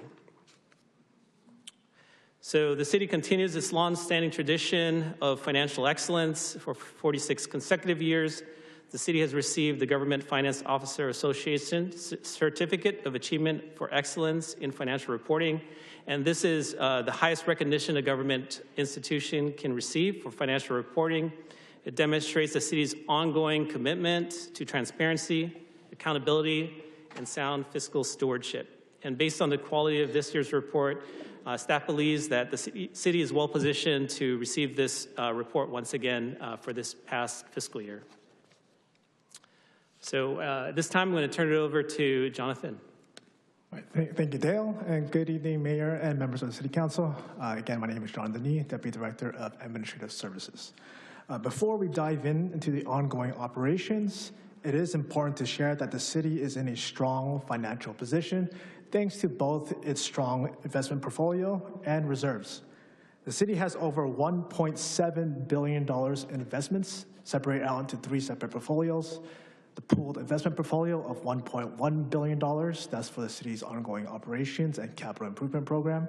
The special districts funds portfolio of $630 million, that's for the city's assessment districts and community facility districts, primarily of which is to fund the developments of the Great Park through the Great Park Framework Plan. And the third portfolio, the Gateway Preserve, the portfolio of $16 million, which was used to facilitate the purchase of All-American Asphalt Facility, the debt service payments, and the development of the Gateway Project. The city does earn interest through its portfolios, however, majority of which are restricted funding, but the city does allocate $5 million to its general fund through ongoing interest for its operations. This demonstrates the city's capacity to meet both current and future capital project obligations. Another factor that shows the city's strong financial position is the city's reserves, which total is over $130 million. This is divided into 2 separate funds. First, the Contingency Reserve Fund, which purpose is to mitigate the effects of unanticipated situations, emergencies, and to help meet the city's liquidity needs. The current reserve balance is at $66 million, which is a reserve balance of 22%. The city policy is to maintain at least a 20% reserve level, including a 5% ready reserve. The National Government Finance Officers Association recommends a 2-month reserve level, which is 16.7%, and as you can see, the city is well above that. The second reserve fund is the city's Asset Management Plan Fund, which was created by City Council back in 1986. This purpose is similar to an endowment fund, which its goal is to provide a long-term funding source with a healthy principal balance and to utilize interest earned to support ongoing operations and infrastructure needs. The current balance is at $65 million.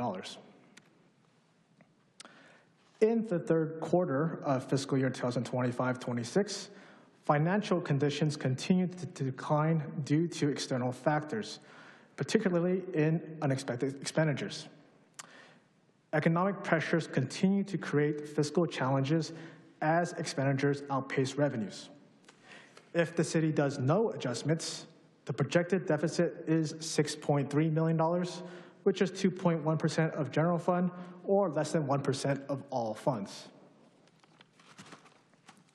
For the current fiscal year, expenditures are projected to be over budget by $6.2 million, primarily due to salary and benefits and overtime.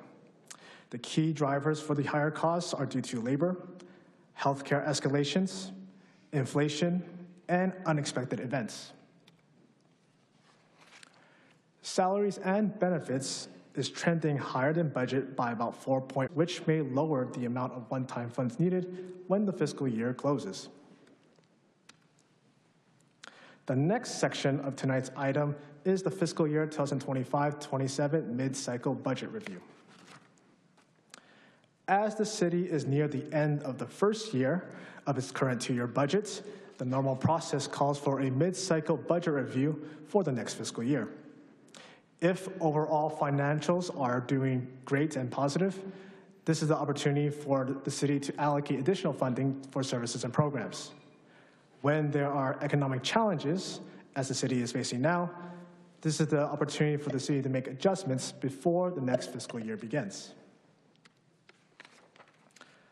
For fiscal year 2026-27, if no adjustments are made, the city projects a deficit of $9.1 million or 2.9% of the general fund or 1% of all funds. This is due to continued expenditures outpacing revenues. The table on this slide shows the prior City Council approved 2026-27 adopted budget, the year-end estimate if no adjustments are made, and staff's recommendation to balance the proposed budget through expenditure reductions and revenue increases. In next fiscal year's expenditures are projected to be over budget by $6.1 million due to continued costs in salaries and benefits and overtime. The proposed budget recommends reducing its expenditures by holding recruitments on vacant positions and evaluating the city's vehicle replacement program. These adjustments will reallocate expenses to essential services such as public safety. Salaries and benefit expenditures are approximately 65% of the total general fund budget, which is within range to maintain an appropriate balance between service delivery, workforce investment, and budgetary flexibility. This percentage is only a concern if it reaches 75% or higher. Over the past 10 years, costs have increased on average approximately 6.9% annually.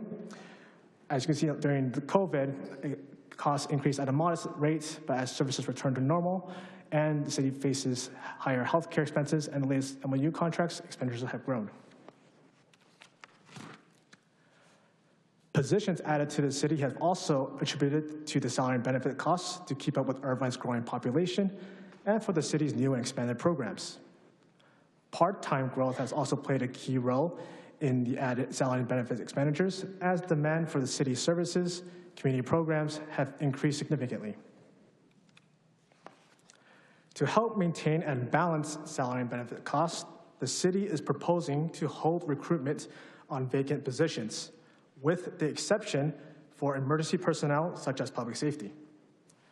Holding positions vacant creates significant ongoing savings, especially as more positions become vacant through natural retirements and separations.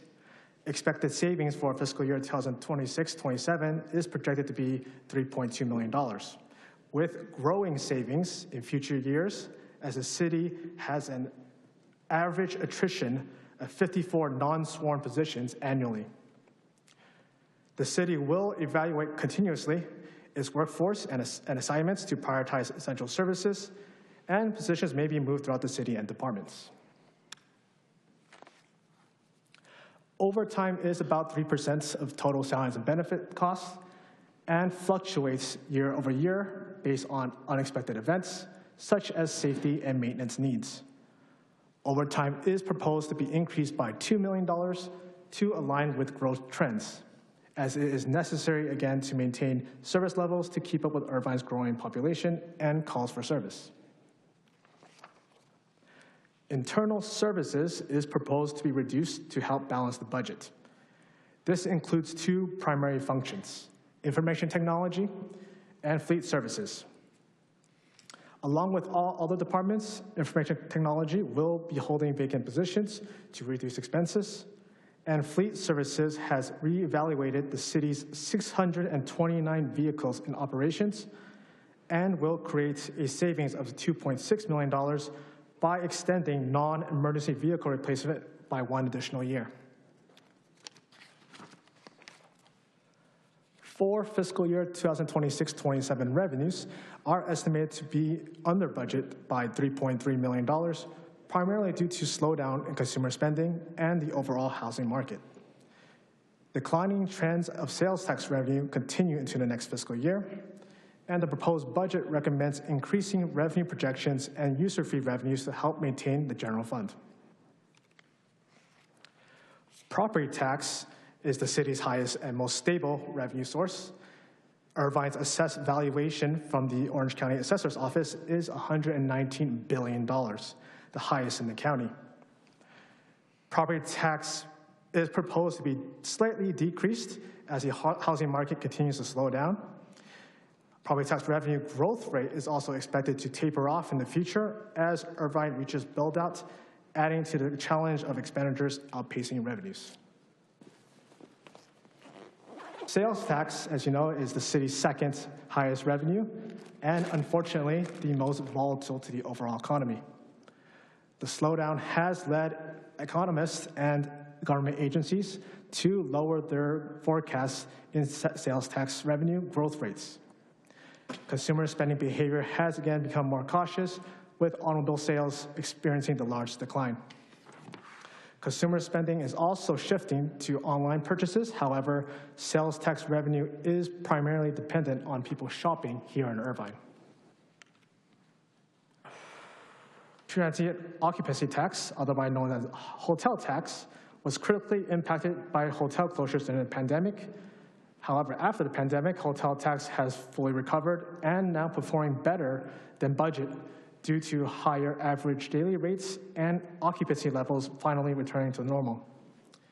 The future growth of hotel tax remains modest as Irvine's tax rate is at 8%, the lowest in the county. For reference, the city of Anaheim and city in Garden Grove have a 15% tax rate, and our neighbor here in Tustin has a 13% tax rate.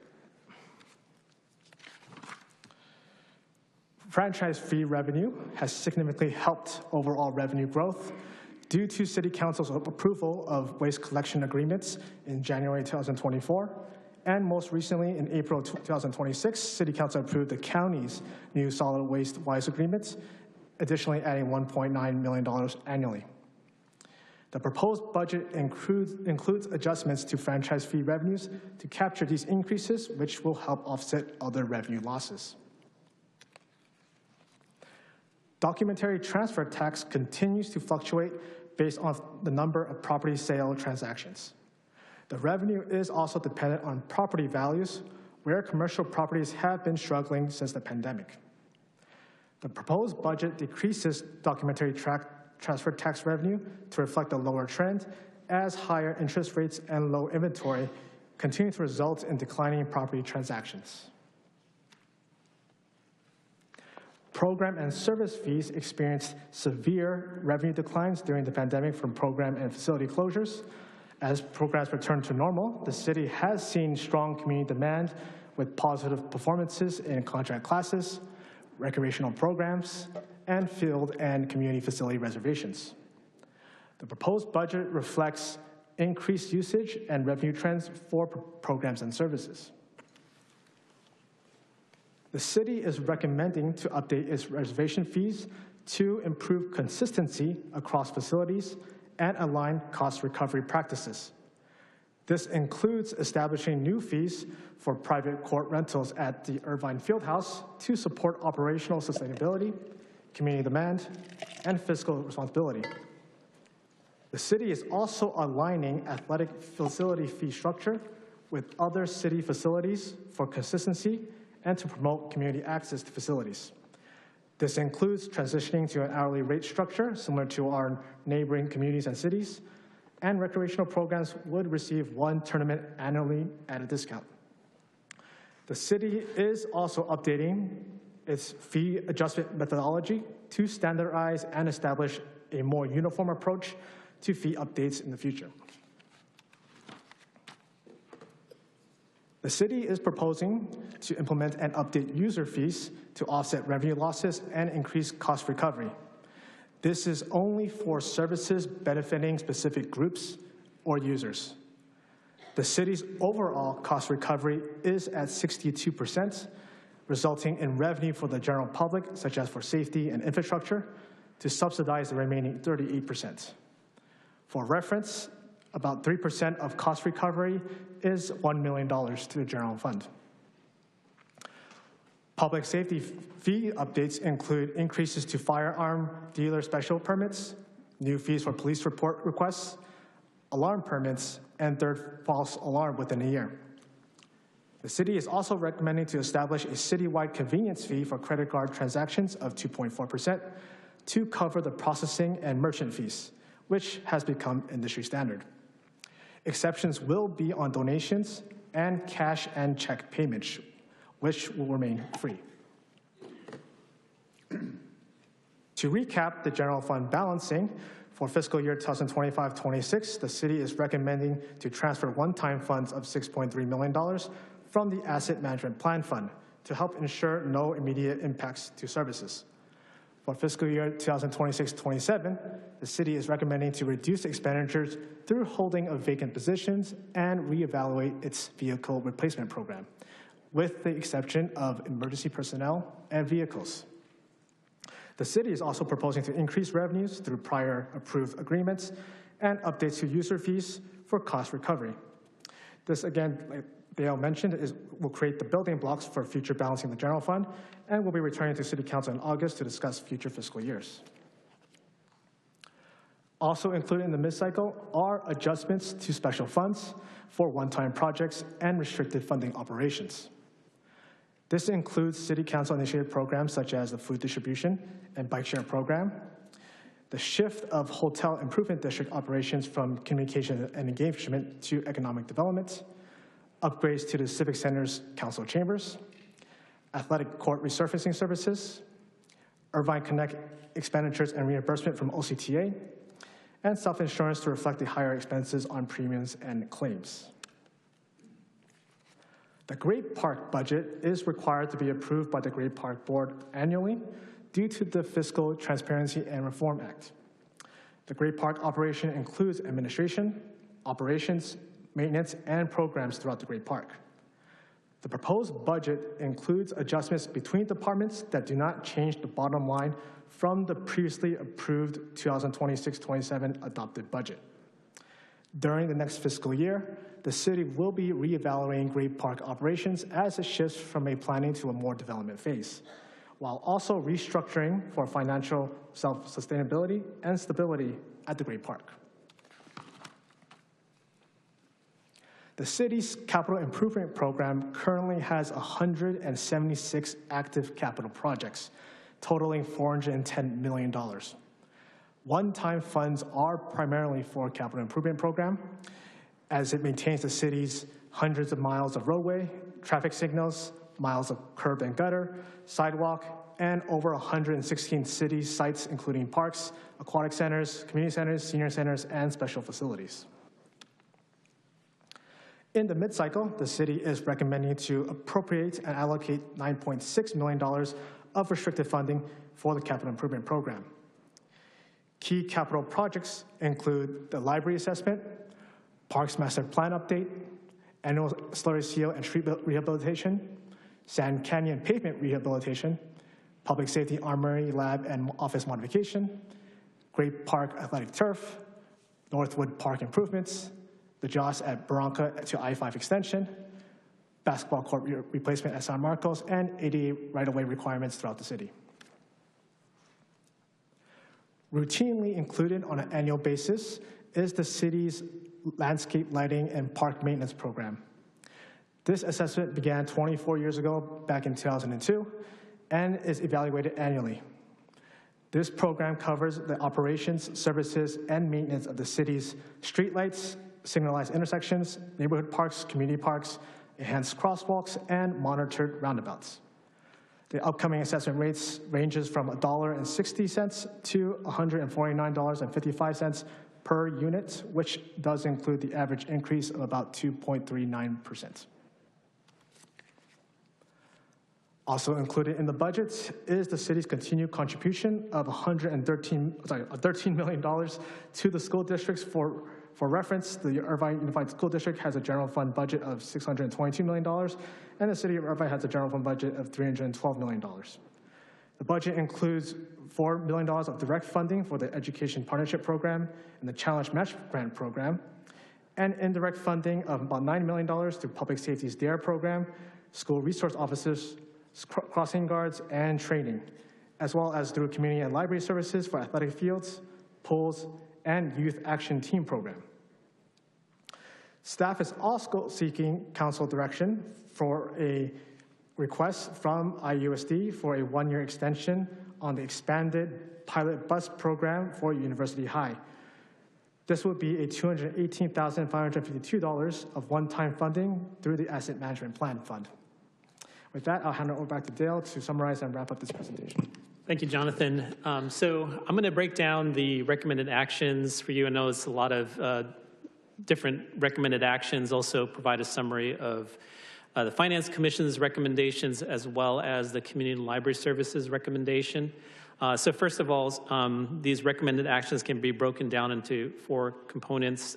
First one, number 2, references our fiscal year 24-25 financial reports and our audit.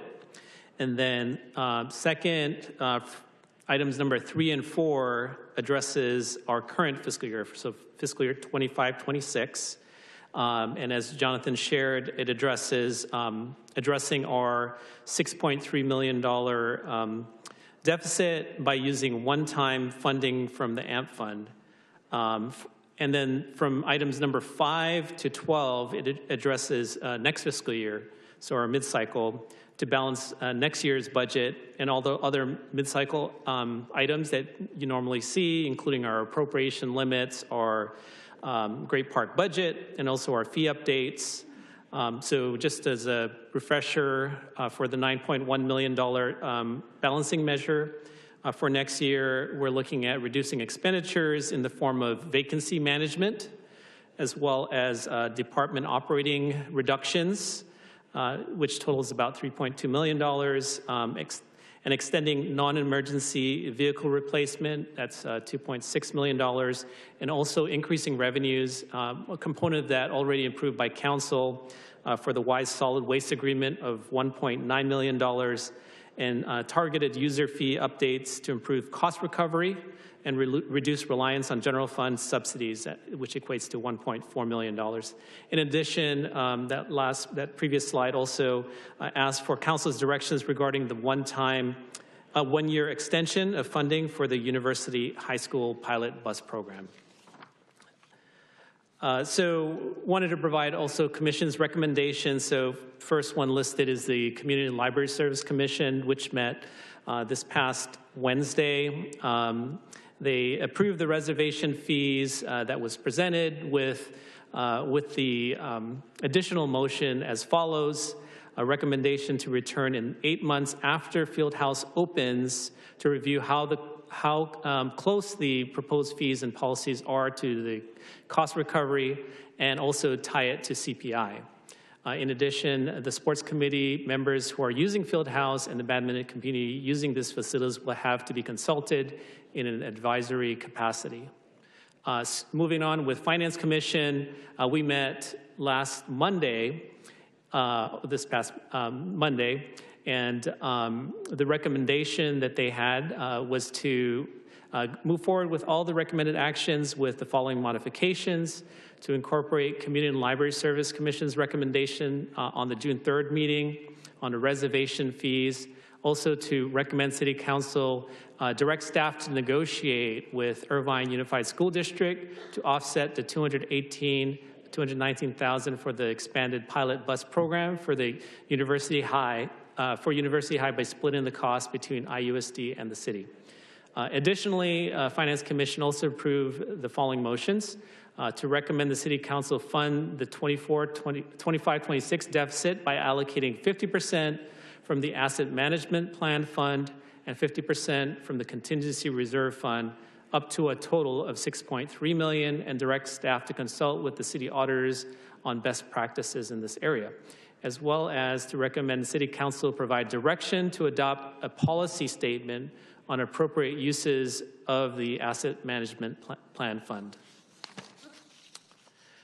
So with that, our recommendation for tonight is to approve actions 2 to 12, provide direction on 13, and also consider the Commission's recommendations. And with that, that concludes our presentation, and would be happy to answer any questions you may have. Well, thank you very much for that comprehensive report, and more important, thank you for your continuing outstanding work in managing the city's finances and providing us with the information that we need to in turn give further guidance going forward. I think what I'd like to do, we want to hear from the public, of course, but I think we would benefit from taking a round of questions or comments that individual council members have, perhaps even 2 rounds, then call on the public, and then move from there. I think to the extent that we can stay focused on your recommended actions and the recommendations made by the Community Services and Library Commission, as well as the Finance Commission, we'd be able to, I think, keep our focus where it needs to be on closing out this fiscal year and getting ready for the next fiscal year and actually adopting a budget for the next fiscal year. And I would hope we could do that over the course of the next 60 or 90 minutes. Let's see how we can go. All right? By the way, how many requests do we have for citizens to be heard on this item so far, Mr. Peterson? We have 9 requests to speak, Mayor. 9, all right. Well, let's start with a round of questions or comments from the dais here. Councilmember Mike Carroll. Thank you, Mayor, and thank you guys, gentlemen, for your presentation. Very comprehensive. We were sent as council members, I don't know, I'm looking behind me, I think it's about, 2,500 pages of material about maybe less than a week ago to devour. This is a part-time position, city council member. I have a regular career, and this is a part-time thing, and I was able to get through a lot of it. This just seems, can we just put the recommendation slide back up? I just want to we could just do some process stuff, and I could talk about this budget-wise. I just want to get the city attorney to weigh in on some stuff here with definitive opinions. Number 2, well, where's number 1 actually, Dale?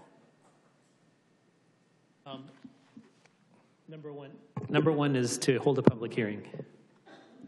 Oh, okay, so we did that. Yes. You recommended that we did, okay.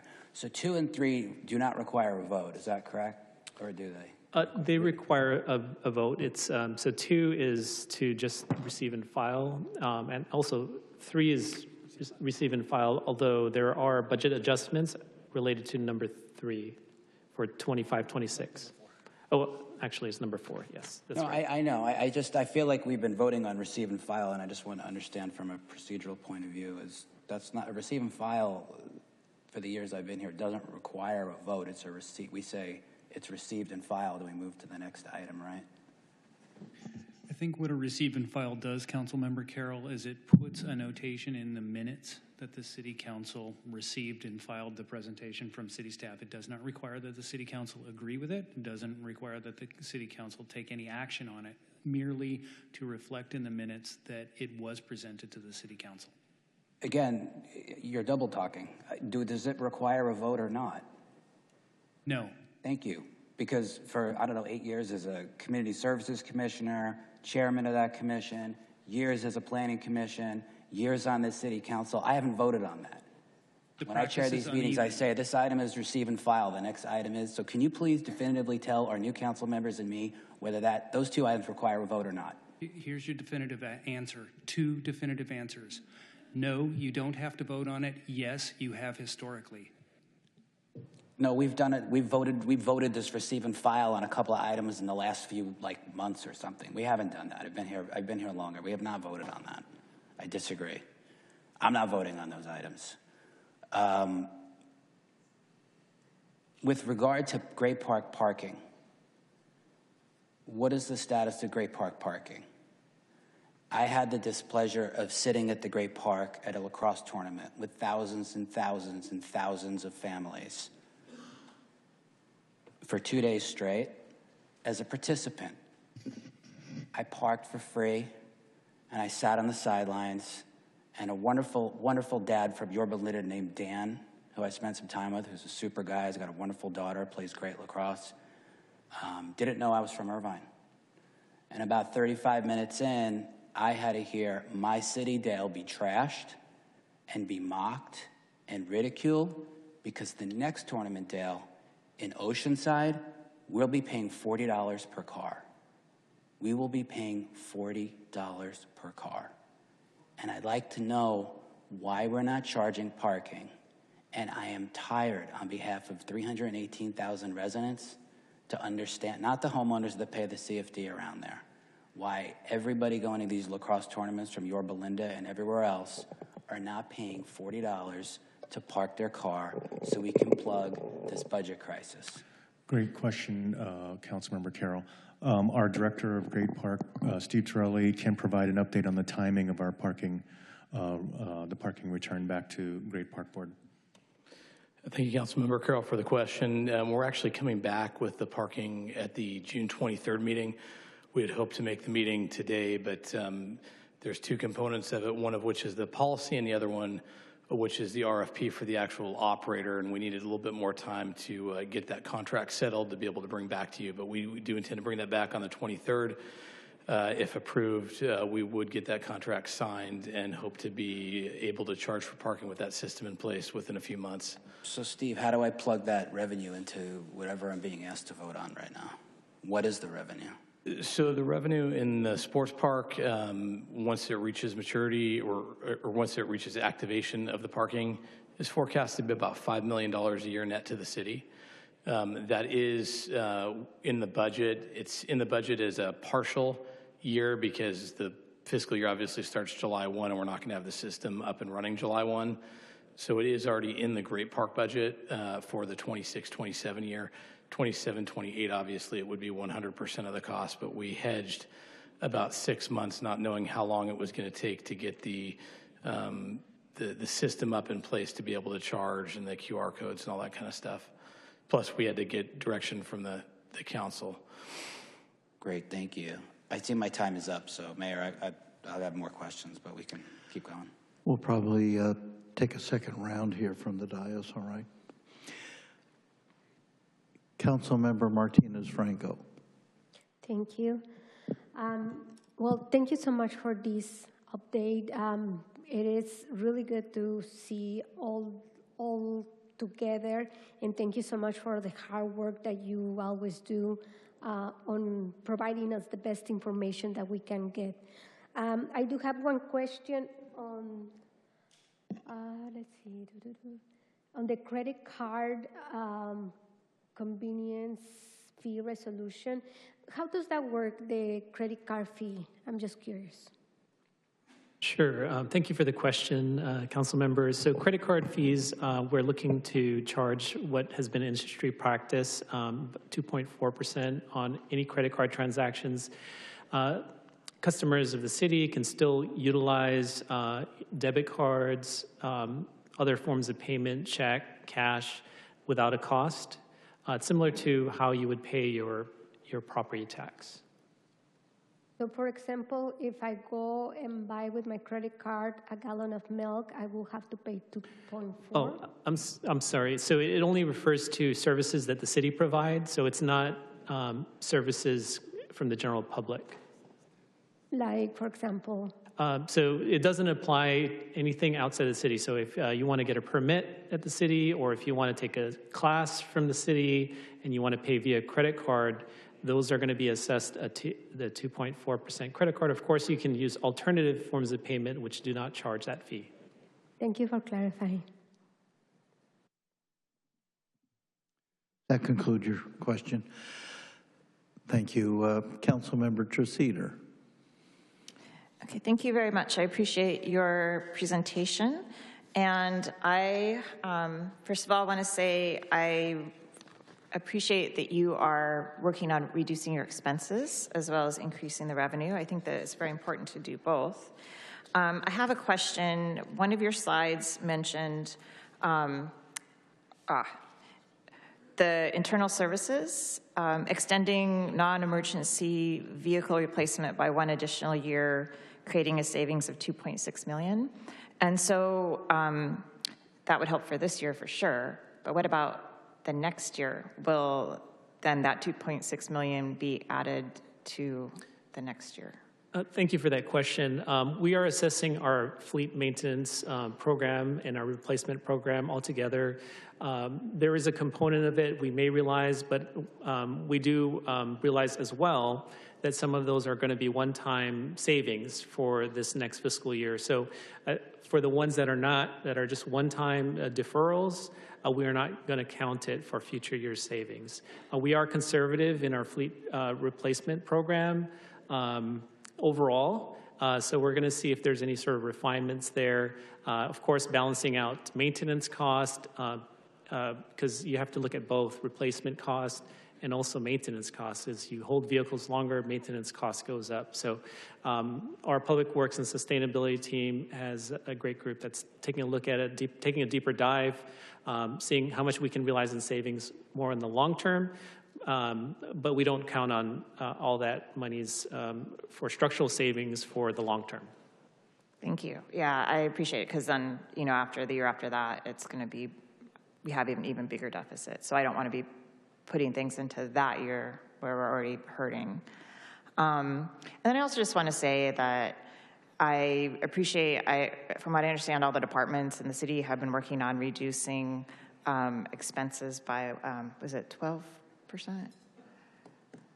So we've, right now we're in the midst of running through scenarios that have been directed by the council. So that motion from a few meetings ago included a 5% and a 10% scenario. Right.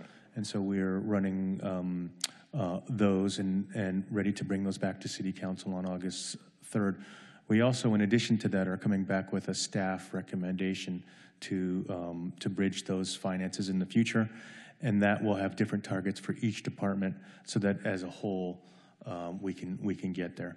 Okay, I appreciate that, because I think that the people in those departments are the experts and they would know best how to reduce expenses. I'll say for my part, for the city council expenses, I am not going to sit up here and ask the other departments to reduce their expenditures and not also take on that responsibility. So I've already committed to reducing my city council budget by 10%. I don't want to reduce my staff members' salaries at all. They work very hard. They're excellent at what they do. We really need them. The city benefits from them. But I'm happy to forego my stipend and the car allowance. And I don't think I take any insurance out. But any other expenses related to me, I'm happy to forego all of that. I don't do this for the money. Obviously, it's a labor of love, and so that's an easy decision for me to make. And so I just want to make sure that I share that with all of you. Thank you. Thank you, Councilmember Treseder. Councilmember and Vice Mayor James Mai. Thank you, Mayor, and thank you for the comments from my colleagues. I want to make a couple of statements as well. And regarding budgeting, regarding our budget on City Council, we're in the black as well, and very committed to reducing our spend, which is pretty fiscally conservative. Thanks for the report. Thanks for all the information here. I mean, I love to hear that we have our reserves are $1.7 billion in our investment fund. We have reserves. You know, one of the things I have to tell you, just from my first initial comments, are we had an issue last meeting. We had an issue about potential taxes that were going to go on to residents. This report, I mean, this mid-cycle report here, it talks about increasing fees. We didn't want to tax residents. No taxes, no new taxes. Let's not explore that. So instead, what I'm hearing now, because we don't hear the full picture about the cuts that we need to do, we just hear about increasing fees. So what I'm hearing, and what from just a layman's point of view, is that we're not going to tax, we're not going to explore any new taxes, we're just going to increase fees across the board to make up for our lack of control in spending and salaries. That's not what we asked for. We asked for a motion. We had a motion here for August to address all of it in one package. Taxes are not in there, but we asked in August to come back with potential increased revenue, potential cuts all in one, so we can take a look at the entire thing. This is a piecemealed presentation here. I don't see anything about cutting expenditures. I hear right now, I just heard it from Sean. I hear of it. I don't hear about it in your report. If you're going to give a report, even a basic one, so that people know the first line or first response to a deficit potential is one-time funds. What are we going to do in the future? One-time funds to address this deficit, and increases across the board from all usage fees. That's not the initial go-to for anyone. I'm not for that, not for taxes, not for let's increase and punish the people for our lack of control. I said that, I'll say that twice. We have a lack of control and we need to address that. But that's it for now. I'm gonna hear from the public and anyone else, but that's just my thoughts on it. I find it a little inappropriate because we don't have the full picture. We just have let's increase fees and let's punish residents.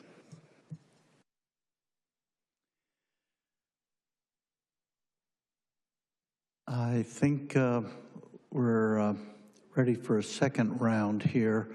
Councilmember Carroll, maybe if I could offer a few comments of my own before calling on you as part of a second round, all right?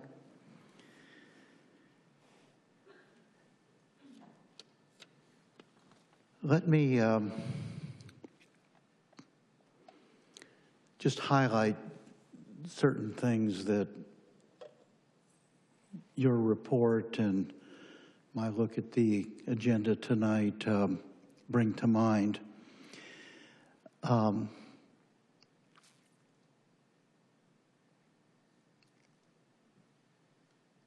We approved a consent calendar tonight that included item 2.11, which was slurry sealing our streets. I think it was a 2-year contract. Am I right about that? That's correct. That's an on-call contract.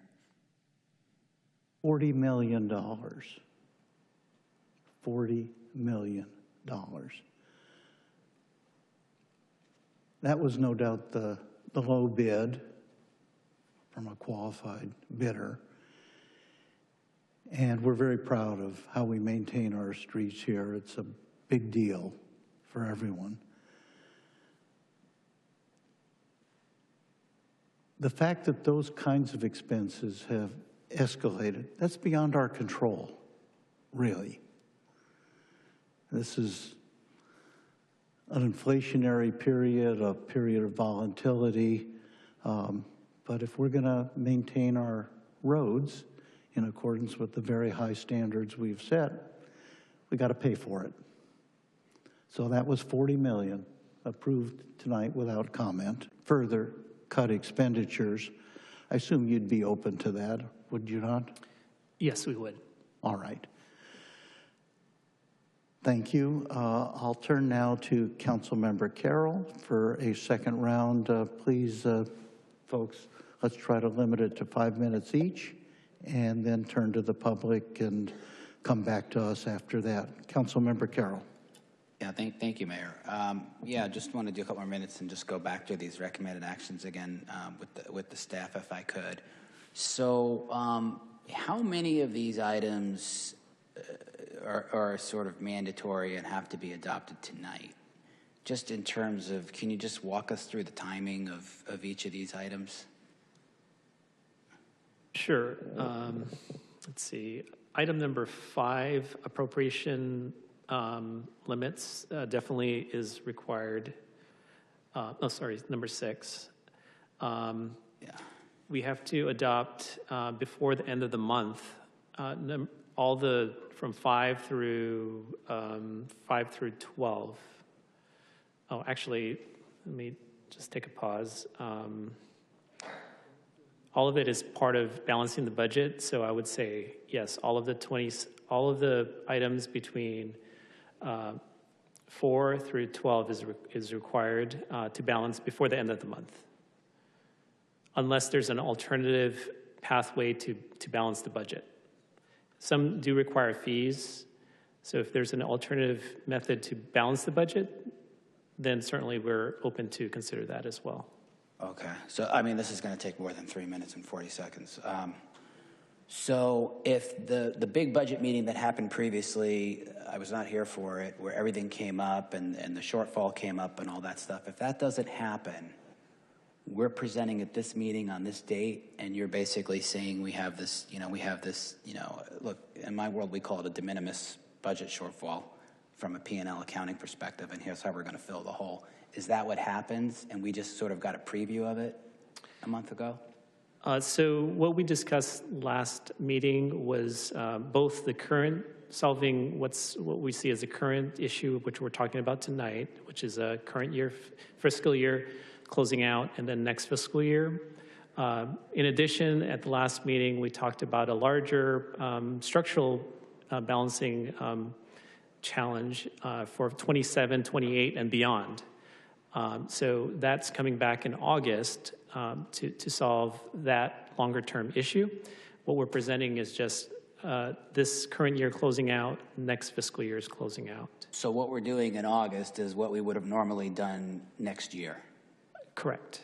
Right, and we've decided to speed that up because of whatever. But this is something that we would have talked about at this meeting anyway. This imbalance or whatever that Yes. It's a deficit, right? A deficit, it is what it is. Right. And I think it just becomes kind of hard to look at some of these other things. For example, is one of the people that spearheaded this whole bus idea with IUSD, which we thought was pretty cool. I think that's kind of. It feels like a little bit, and again, I don't think I'm taking words out of the vice mayor's mouth here, but I feel a little bit of a tension between the cart and the horse to some degree. And I'm not mean to put that on staff. It just, some of the stuff feels a little weird. I'm not sure why I'm voting for an audit report. I've never voted for an audit report. I've never had a board of directors that voted to receive an audit report, so that makes no sense. I mean, I got an audit opinion and you told me the audit's clean. And for this purpose, I'm a director. I usually sit in Jeff Melching's chair at private companies, and that's what happens. So, okay, great. We got an audit. You told me, we talked about it offline. The audit's directed to the council members. I hope all of you have read the audit report. It's clean, which means we don't need an audit, but that's a different story. So we have a clean audit opinion under the whatever. I apologize, Dale. Whatever you call the government gap, the gap for government. So, the other thing too is I just want to prioritize. For me, we haven't talked about a lot of other things. I have a slide that I made that has millions and millions of dollars of council-initiated events. And frankly, I initiated some of those. And here's another one. How much is each council member's budget? How much do we each get a year? Tell us. Tell us the number. Approximately $600,000. We each get $600,000. Is that right? Correct. Okay, so I'm going to have a hard time talking about a 10% deduct when 7 of us up here are responsible for $600,000 each, okay? and I don't mean that at you, I just mean that with, quite frankly, to my colleagues. This city is being asked to prioritize the things that it needs to prioritize. And to me, those are the P's: the police, the public works, the parks, the permits, and the people that deliver the services. I don't know how I'm going to be able to get through that, with all due respect, tonight. It just, I don't know. There's just a lot here. Our professional that runs the Great Park just came up and said, I think we can find $5 million by doing something that I've been complaining about for years and personally face every time I go out there as a parent, which is out-of-town people using my, as the mayor said, pristine, amazing facility that you guys keep, and people aren't paying for it. They're not paying for it. So I don't know, some of this stuff is, I mean, I literally feel like we could spend 4 hours on each dale of 4 through 12. 13, I have a serious problem with. The way that I have a problem with the fact that what is the number we send to IUSD? How much do we send in Irvine taxpayers for police, parks, public works, and permits do we send to the school district? About 13 million. So it's 13 million for multiple school districts. And I think the DARE officers are great. And I think what we do for IUSD is amazing. And there will be a hue and cry, council members, be sure of it, because we talked about it times past. They will all come here with pitchforks. But does it really make sense for the city to be sending $13 million of our tax dollars that we all collect from our residents for the things the city is supposed to do to the school district, when we each get $600,000 each for our staff members to take pictures of us at events? I don't think so. Not sure I'm going to be standing up for that. And I'm not sure I'm going to be deciding that at this meeting. So I look forward to what the rest of you guys have to say. Thank you. Thank you, Councilmember Carroll. Councilmember Mai, I saw your name up, but it's not. Did you take it down? I did, but it's just a quick comment on what Councilmember Mike Carroll mentioned about the council staff budgets. Because, what was the number again? You said 600,000. 600,000. And prior to a couple months before that, most of us, we were presented with 300 and change in terms of our budgets. This was presented to us in a binder. It was given to us 300 something like that. I just would like some consistency moving forward in terms of actual numbers, because a lot of different things were included into the new number, which weren't included previously or presented properly. That's all. That was my comment. Thank you. All right. I see no further requests. I think maybe now would be a good time to turn to the public. How many requests do we have from citizens to be heard? Thank you, Mayor. We have 12 requests to speak. 12, all right. Leave those recommended actions up if you would, so that people at home can see them. And I'm sorry, how many are here and how many are remote? We have 10 in person, 2 on Zoom, and our current policies procedures say 2 minutes each, but I'll defer to you, Mayor. All right. Why don't we just give folks 2 minutes each, and if they need a little additional time, they can request it of me. All right? All right, go right ahead. Thank you, Mayor. If I could call forward Andy Huang, Harita Huang, Angela Yu, Sam Zell, and Don Geller. And we'll start with Andy. Welcome, sir. Let me just say, are there any other commissioners who are asking to be heard? Other than I see Mr. Geller in the queue, I don't believe so. All right, I'm going to suggest that we move Mr. Geller up, because no doubt he'll give us a report from the Finance Commission as well. All right? Point of order. What's your point? Can I just ask, did the Finance Commission vote to have Mr. Geller give the report? Which, if they did, that's fine. It wasn't part of the action. Okay. All right. So is there another reason that you want him to be talking first, other than maybe that he's your commissioner? No, it's not because he's my commissioner. It's because he's the chair of the Finance Commission. They spent 5 hours in a meeting, actually about 3.5 on the budget itself. They conducted themselves admirably, in my view, and I want him to bring to us an underscoring of what they recommended in addition to adopting staff's recommendations. Again, they just said here that the commission did not vote to have Commissioner Geller report for them. And I'm happy to hear him as an individual. I just want to make sure before he starts talking that he's clear about whether he was voted to speak for them or if he is speaking on his own. Well, why don't we just let him tell us when he comes forward. Okay. I'll just say that I object to having him come early. All right, I hear your objection. Next. Go ahead, sir. Andy? Please, go ahead. Good evening, council members. I'd like to remind everyone that on August 24th, 2024, in this very room, that Mayor Larry Agron said priority needs to be given to badminton as the orphan sport at this point, and we're going to take care of that orphan.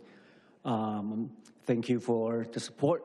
I'd just like to make sure that the badminton fee can be assessed, affordable, but at the same time fair. Thank you. Thank you for your comment.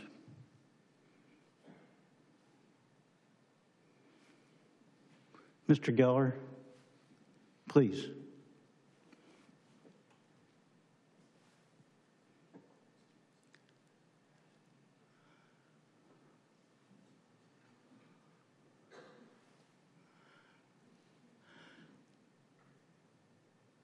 Tell us in what capacity you're speaking. Oh, I don't want to cause any angst amongst the council. I'll wait my turn. All right, go ahead. This go is, ahead. I feel petty on the council members' part here, but I'll be more than happy to wait. All right, go ahead. That will please Councilmember Treseder no end. Next. Jarita, apologies, thank you. Good evening, Mayor, welcome, and council members. My name is Jarita, a long-term resident of City of Irvine. I play on the IVC badminton team during 2022 season, where our team earned the second place at the 3CAA state championship, and then also made the semifinalists for the double competition. For years, Irvine's badminton community has dreamed of a home of its own. Seeing our city's first gym with dedicated badminton court become a reality is both exciting and truly meaningful. To me, the field house is not just a place to play badminton. It's where families spend meaningful time together, young athletes grow, and community connection are built. However, the current pricing creates an imbalance when compared to multi-purpose courts that are being offered at the more favorable rate. We passionately look forward to expanding badminton to a broader community, but this can never be done without a fair pricing structure. So tonight, I'm here to ask member of the City Council to reconsider and take these concerns into consideration when you make the final pricing structure. Thank you very much. Thank you for your comments. Angela? Good evening, Mayor Agron and council members. My name is Angela Yu, and I'm a junior at Portola High School. This year, I helped establish the Portola High School badminton team, making it the first CIF badminton team in Irvine history. As a self-funded program, we've had to advocate for badminton courts and equitable access to gym time. And through that experience, I've learned how important it is for growing sports to have fair access to indoor facilities. That is why it's disappointing to hear that as our city is preparing to open its first ever indoor gym, badminton players are asked to pay around 40% more than participants from other indoor sports. For students like me, it means a lot to have access to a nearby badminton facility that is affordable, as it provides us with opportunities to grow and compete and develop in the sport that we love. The Irvine Fieldhouse is a community, it should bring our community together, instead of sending the message that some sports matter more than others. And so I respectfully urge the City Council to re-examine the pricing structures for the Irvine Fieldhouse and to ensure that badminton players are treated with fairness. Thank you. Thank you for your comment. Sal?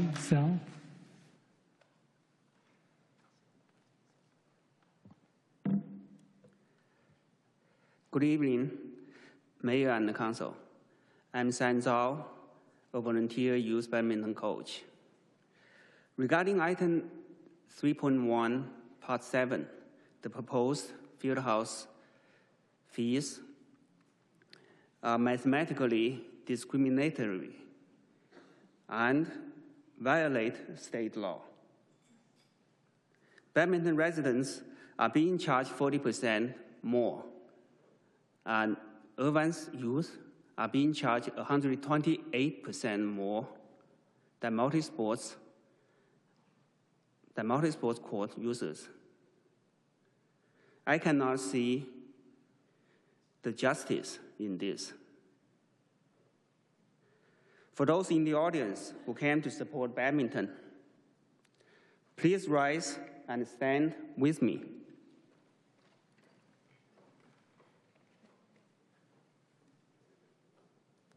I will now stand in silence for my remaining time.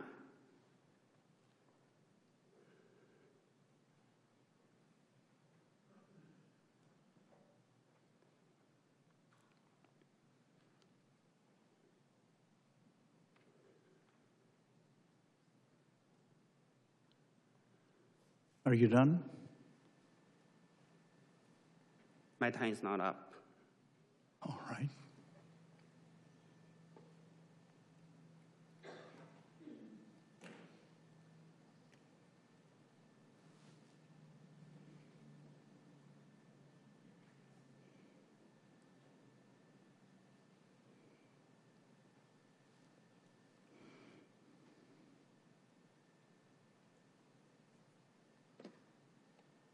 Thank you.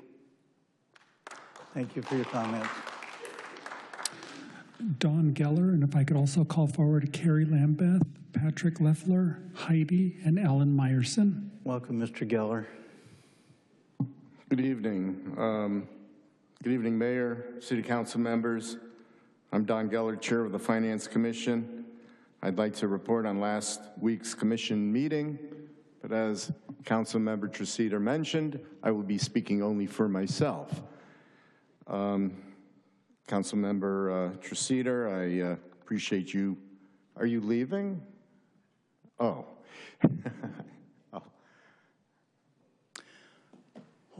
Should I wait until Councilmember Treseder comes back? I would wait, yes. Okay. I would suggest you wait.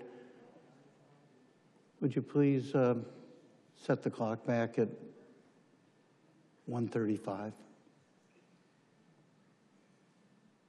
Well, let me just say that our attorney mentioned that I definitely should not be speaking for the Finance Commission as the Finance Commission chair, that I should only be speaking for myself. He made that clear to me, and I don't quite understand why Councilwoman Treseder is targeting me, targets the mayor.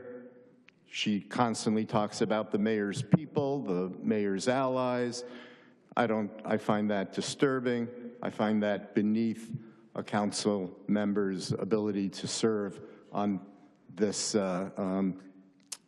council. So I'm sorry you have this targeting on you. I just want to say part of my time is I spend dozens and dozens of hours a month for also no pay for this. It's almost ridiculous how much time I spend, and same with the other members. And for you not to have the decorum and the understanding that we do this for the love of the city. And my association with the mayor for 40 years does mean something. And I am allied with the mayor, and I'm proud of that. And I do get very upset to be targeted by you over and over again, as well as others.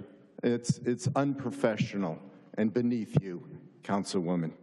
So let me say my remarks, and you can say a point of order because I'm going to go over time, and that's your prerogative. It's my prerogative to now speak, and I will. After a detailed and robust discussion, the Finance Commission voted unanimously to recommend approval for the staff's recommendation. There were some time spent on the city's asset management plan fund, and it led to a recommendation passed by a 6-0 vote for the City Council to provide direction to adopt a policy statement on the appropriate usage of this fund. On a related item that the Council passed unanimously, there was a recommendation to fund the $6.3 million current period deficit. Thank you. Your time is up. I'll give you an extra minute. Go ahead. By allocating 50% from the Asset Management Plan Fund and 50% of the Contingency Reserve Fund. The split allocation corresponds with the Asset Management Fund and Reserve Contingency Fund having almost an equal amount of money available in their respective accounts. The new result will lower the contingency reserve account from 22% funded to 21% funded, still significantly higher than is currently recommended by the GFOA. We also thought it best to direct the admission staff to consult the city's auditors on best practices regarding this allocation. Council and staff and the public are welcome to review the recording of our exciting 5-hour commission meeting for more details. Thank you, and good evening. Thank you for your comments. Carrie Lambeth. Welcome, sir. Hello. I've been at the city, I lived in the city since 1985. My kids all played basketball, played other sports as well. I appreciate, Mike, I just want to ask you a quick question, if you don't mind me bringing it up. But on August 26, 2022, we had a meeting. It was at UCI, and we went to the Arc Center to view what's going on at the Arc Center, talking about a new gym possibly in Irvine. I just want to thank you for that opportunity. Looks like we're going to get it. I don't know what it's going to end up being like, but I do know that there's some issues here. Number one, they're not paying what they're saying about for badminton. What they're complaining about, just to clear the air, and I don't work for the city, they're talking about the multi-court facility that's available for basketball, volleyball, any sport, badminton include. You can put 4 badminton courts on it, and it's not going to be the numbers that they're bringing up. So if it's $35 divided by 4, that's what it should be. They can use it as well. No one's saying they can't. We have 10 multi-court courts that are used for, it's large, it's 160, it's 60 by 120 feet. Those can be broken up into badminton, pickleball, many different sports. So what they're telling you is not correct. Your city's done a great job. Your staff has done a great job. They worked with us. They made some mistakes. We talked about them. They reviewed it, and the commission actually approved it after they gave us an extension. So I'm very excited. So thank you again for all your help. The city staff has done a great job. Thank you. Thank you for your comments. Patrick.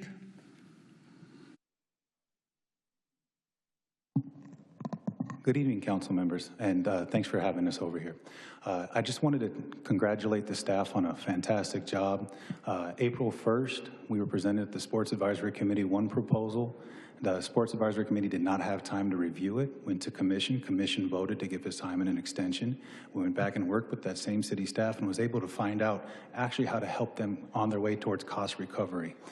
For the multi-sport use courts themselves, based on the numbers that we have, representing us as the Sports Advisory Committee, we're actually able to increase the aggregate net rate 50%. The initial proposal was $40 flat for every multi-court hourly rate out there for youth. We were able to break that into subcategories and figure out how to actually get the aggregate to $55 an hour, 35 for rec, 60 for that, 60 for club. So I wanted to congratulate them for that right there. We're looking forward to everything that's going to happen with this and just wanted to make sure everybody was clear of that. To give you an idea of the excitement we have, just in December alone, we had 15,000 visits in our program, just ours. There's 26 or 25 other sports advisory committee members excited about this as well. December, January, and February was 45,000 visits per Irvine residents. Our residency rate right now is 94%. You can verify with the city. So thank you very much. Thank you for your comments. Heidi.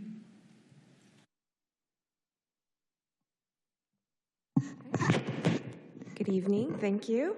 I'm new to all this finance. I'm trying my hardest to understand it, but my concern is this asset management fund, one-time funding talk. As you recall back when I mentioned that the MOU of Irvine Company's proposal, the very last page, had a timeline, a payout timeline regarding these payouts. So it's just very concerning that there was a, one of the suggested actions that's not listed here was to create a, like a policy on how that's spent. I'm sorry, that's what it sounded like was being recommended, but it's not here. I'm not sure if I understood that very well. But when I heard that, I laughed out loud. I don't know if you heard me. But just some transparency on these funds. I don't know if they're available online for us to be able to see how everything is spent. That's something that should be available to the residents, as well as a town hall, I think, is necessary where you can speak with the residents and we don't have to sit here and cross our fingers and hope our rep asks the right question, and then we come up here and speak and all we can do is say something and we can't have like an actual discussion, ask questions the way you guys can. So I think you guys owe us that. So if you could please consider that. That would be nice. I mean, I know we have a finance commission and everything, but also that presentation, if you can tell me what page, if it's available to us, or where is it on the 472-page PDF that's been uploaded, that would be nice to know, or to make that available. Let's see here. How much time do I have? Okay. Adopt a policy overseeing the vacancies. And then these iConnect buses, it's funny that you said that the audit said that our finance... Your time is up. Just finish your thought. That our audit is healthy, but we have these shuttles that were upgraded to buses, but they're empty all the time. So why don't we revert back to the shuttles and save some costs, maybe sell off those buses until we actually need them. I'm sure we can save some money there. That doesn't sound healthy to keep them empty. Thanks for your and running. comments. Next. Alan Meyerson. Welcome, sir. Good evening, council members. Good evening, Councilwoman Treseder. I wanted to address Vice Mayor Mai's comments. A budget is, and I don't want to be condescending here, but a budget is a projection, and the projections aren't always accurate. It doesn't mean you're out of control, and it sounds like you want to fix this whole thing by just cutting things and not creating any revenue any way, any additional fees. That's the way it sounded from your remarks.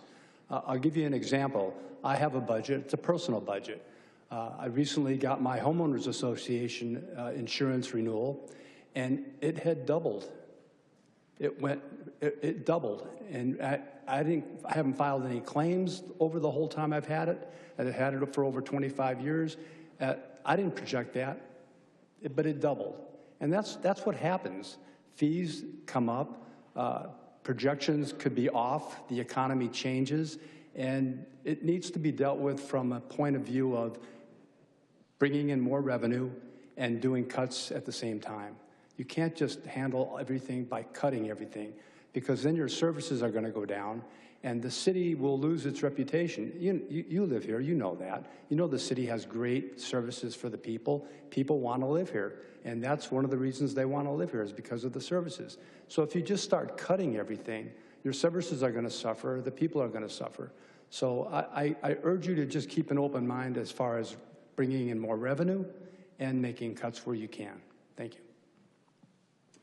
Thank you for your comments. Next. Mr. Mayor, our last in-person speaker has a presentation. So if I may, I'll go to Zoom and then come back to that individual.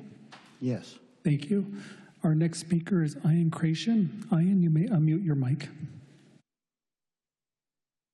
Thank you. Good evening, council and staff. First, I want to thank Councilmember Carroll for the excellent idea to charge for parking at the Great Park. As you point out, most users of our sports fields at the Great Park do not live in Irvine. It would be very smart for the city to follow the lead of the many other cities in Orange County that are charging for parking. This would also incentivize carpooling and those who take alternative modes of transit, which would reduce traffic. A few points of information about the University High School bus that I did not hear mentioned in the staff report tonight. The program currently provides partial funding for 2 routes to University High School. Parents who use the bus, and I am not one of them, they still write the district a check for $700 every year for each child who uses the bus. Both routes are in huge demand, so they fill in a matter of minutes after registration opens in August every year. And that's because most of the families in Southeast Irvine who use the Unibus are zoned for Alderwood Elementary, which is a Title I school. That means a high percentage of their student population, typically around 40% or more, comes from low-income households. Also, according to Google Maps, walking from the furthest parts of Southeast Irvine, for example, Los Olivos to University High School, is about 6.5 miles one way, so it would take about 2 hours and 20 minutes to make the trip one way via foot. And folks who live in and around Turtle Rock report that the University High School bus has significantly alleviated traffic on the roads around Uni, so I know I'm one of many parents that are hoping the council will continue that program. Thank you. Our next speaker is Tiffany. Tiffany, you may unmute your mic. Thank you. Good evening, Council. I'm Tiffany from Woodbury. Thank you, as always, for making these meetings accessible. I wanted to comment on the proposed convenience fee changes. I understand the city is moving towards a flat fee modeled of percentage-based. And while that might sound small, the impact to residents is actually pretty significant. Currently, for example, an average summer camp for one child is $200 to $300 for a week. This would increase the cost by 100%. For a multi-child household, those fees would increase even more so. Additionally, I was calling to ask for clarification on the proposed change, as currently it's fees only for transactions over $20. There are fees also. And the multi-use? Absolutely. So they actually are separated with a demising wall between the other multi-use courts. We've worked with the badminton community and as well as our designers, and there are some very specific design elements, such as the color of the paint on the walls, the HVAC, the air system, the lighting. There's a special matte flooring in addition that we'll be purchasing to lay on the wood floor that's customized for badminton play specifically. So will that require any kind of special setup for a multi-use court if we're using them as badminton courts? Yes, so there'll be 2 of the multi-use courts that will have multiple lines on them for different sports, including badminton. So those will be laid out, overlaid for badminton courts, for instance, over a basketball court. As I see it right now, I mean, I to make it kind of clear that the half court use for multi-sport for residential recreation, let's just compare the same category, it will be $20. That will actually be 2 courts, 2 badminton courts out of that half multi-use, right? Yeah, so, I don't think we anticipate that being used very often, right. But yes. Right, I'm just saying hypothetically, but then so that kind of means that if, say, badminton is going to reserve a half multi-use court, they are actually ahead if we charge them by the court, not so much by the use. Sure, I think that's Is that fair? Yes. Okay, and then obviously they're not all the same. So my point is, I honestly don't see anything illegal or discriminatory. I think the concern, if I'm hearing you correctly, is that, that you don't want to be charged more than the other sports in that case. If I may, I don't know if we can offer to have it spelled out that the teams will get charged by the court use, not so much by the function. I don't know if that will be a language that you would like to include. Would that be satisfactory to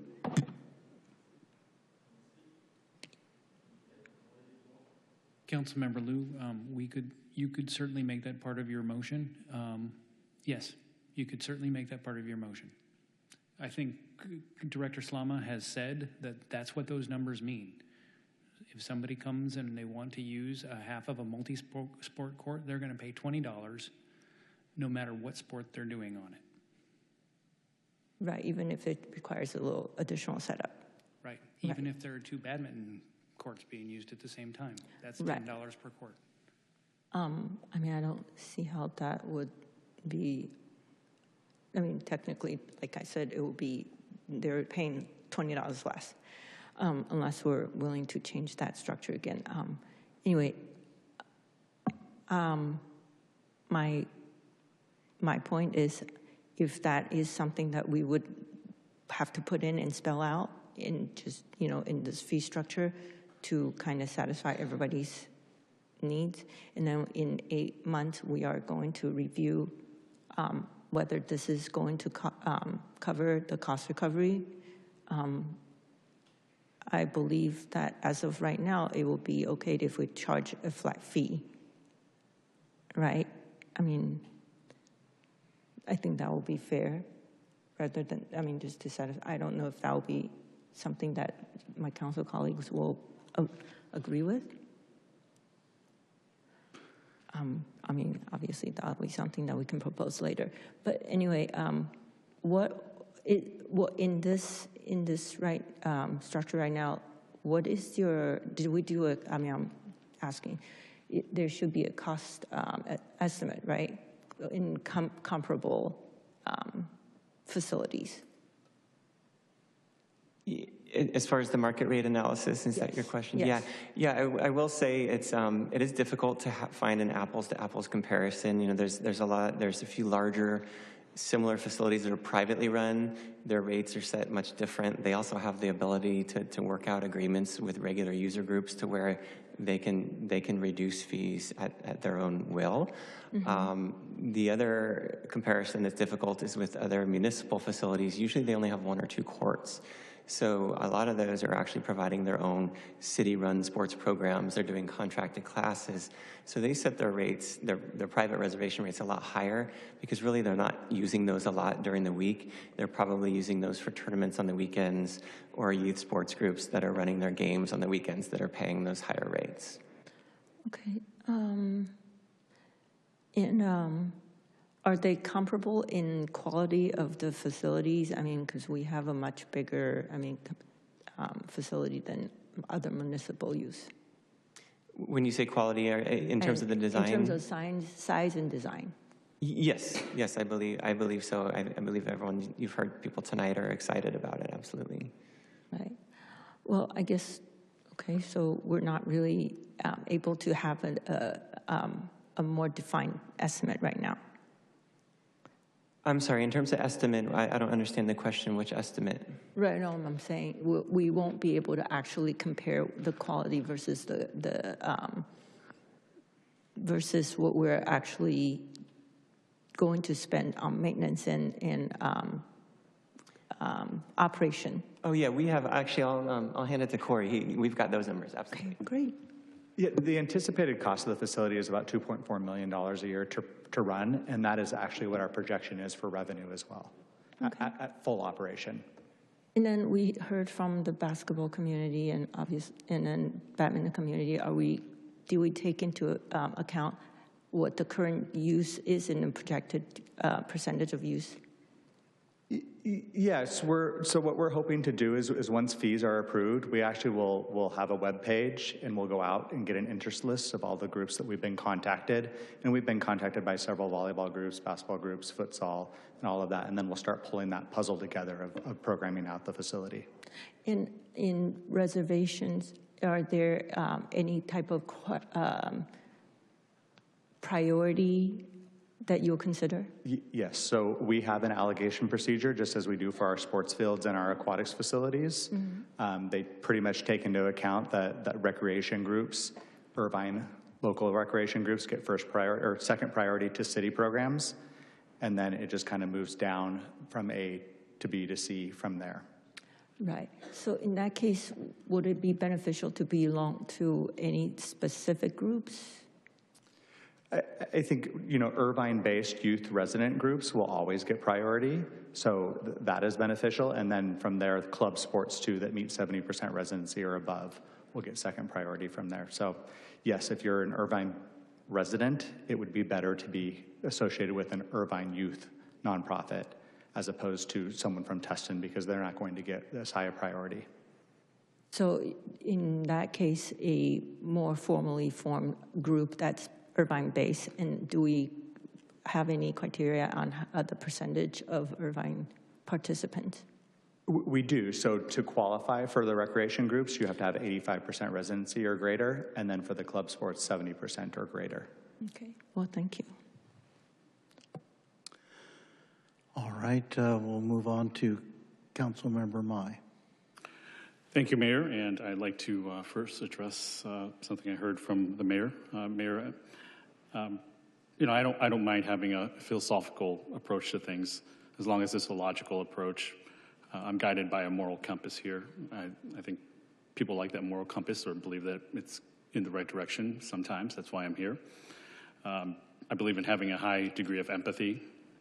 Mayor, we may disagree, but with respect, we bring different skill sets to this dais here. For me, I think life is expensive already. Life in Irvine is also very expensive. I believe that when you have fiscal issues, the priority should be cost cutting, not ignoring revenue, but we need to identify how we got here and a comprehensive plan of both increasing revenue and cutting expenses. What I asked for before and what we asked for here 2 months ago, we directed the staff to come back with a full picture of options, both revenue and cuts together.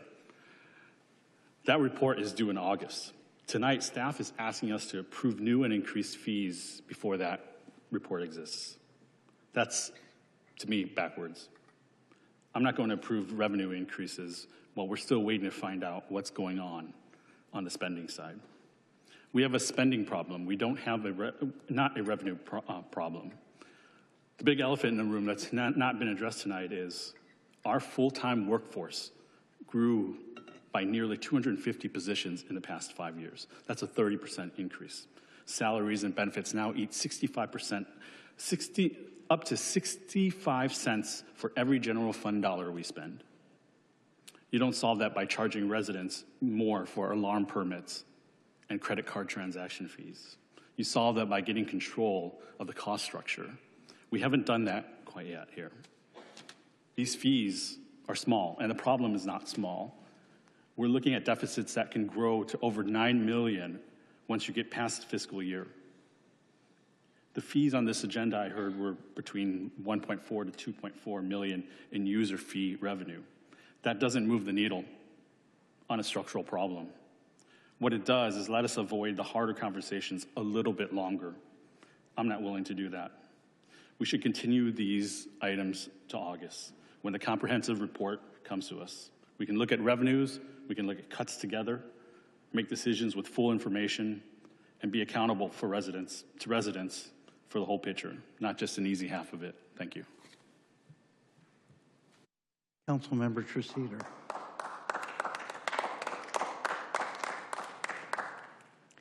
Thank you. So I appreciate everybody's comments on this issue. I wanted to follow up on one comment from the council member here, just because I'm intrigued and would like to consider this further. But Councilmember Carroll mentioned that he wanted to reduce the office budget for the council members even further than 10%. And so I was wondering, just through the chair, did he have a number in mind? Do you have a number in mind you would like to reduce it by?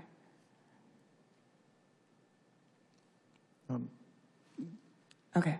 All right. Well, I'm excited to hear back about that. And then also next regarding Commissioner Geller.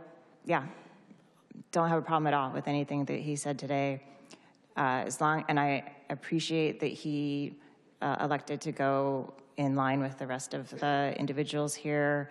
Appreciated that he was clear about representing himself. No problem with that whatsoever. The issue that I have is the commissioners for certain items being pulled to speak before the other individuals who are here who've been waiting and signed up earlier. And so, for instance, it wouldn't occur to me to assume that anybody should be able to speak if they're representing themselves as an individual, speak before Mr. Wang, Ms. Yu, Mr. Zhao, and so forth, who had signed up ahead of this commissioner. And of fees, I feel comfortable voting to adopt the fee schedule here for the field house. I have seen the data, and I feel like I can be reasonably well informed. In terms of much of the rest of the budget here, I don't feel comfortable voting on it in this point, in which case I agree with Councilmember Carroll. I don't have as much of the information as I would like. I feel like once we come back and get these additional reports back that the council has asked for previously, then I'll be in a much better position to vote responsibly on this budget. I know that we could vote on it now and then make revisions later, but then we got the momentum and the inertia, and it's hard to overcome that sometimes.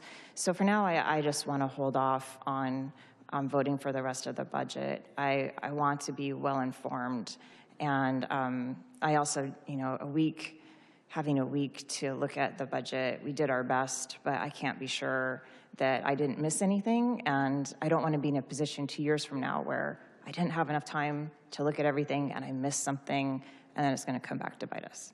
So that is why I will only be supporting the fee schedule today. Thank you. Councilmember Martinez-Franco. Thank you.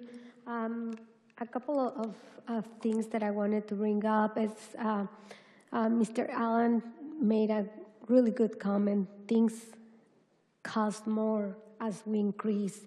From 2000 to 2026, more than double our population, from 168,000 to 320,000.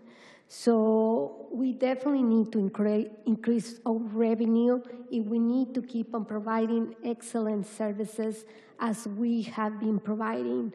It's not that we need to cut. I don't believe that we need to cut on services in order to continue doing what we were doing 20 years ago. We cannot be sustainable with the fees that we have. The other thing that I wanted to bring to the staff is that communications team has brought up in the past very good ideas on how to increase the revenue, like advertising and alcohol in certain events. And I want you guys to incorporate those ideas and bring it back to the staff and how much revenue it will provide. I know Melissa already presented us with that, but I wanted to be reconsidered again now that we need to increase our revenue. I think they are great ideas. It's not going to affect anybody, and they are going to be approved only for certain events.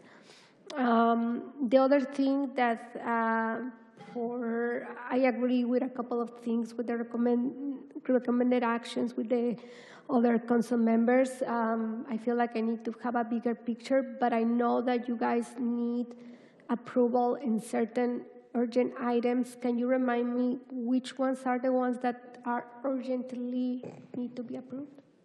Sure. It would be items 4 through 12. Okay, thank you so much.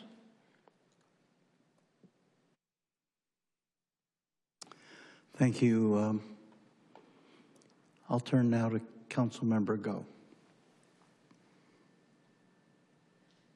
Thank you, Mayor. Just want to commend staff for finding the solutions to get us through, last year, this year. The world's changed quite a bit since after COVID. Everybody's facing a lot of the issues. Everybody businesses, governments, whatnot. In our lines of business, we've had to endure rising labor costs, rising food costs, rising, you name it, it's there. We've struggled quite a bit to solve a lot of the problems. Regardless, it's just a math formula at the end of the day, trying to balance everything. I commend that you're able to find the savings needed, although some of them look like it might just be a kick the can down the road, but nevertheless, we got there. I do urge us to proactively keep looking for saving measures. Obviously, the rainy days are not going to stop anytime soon.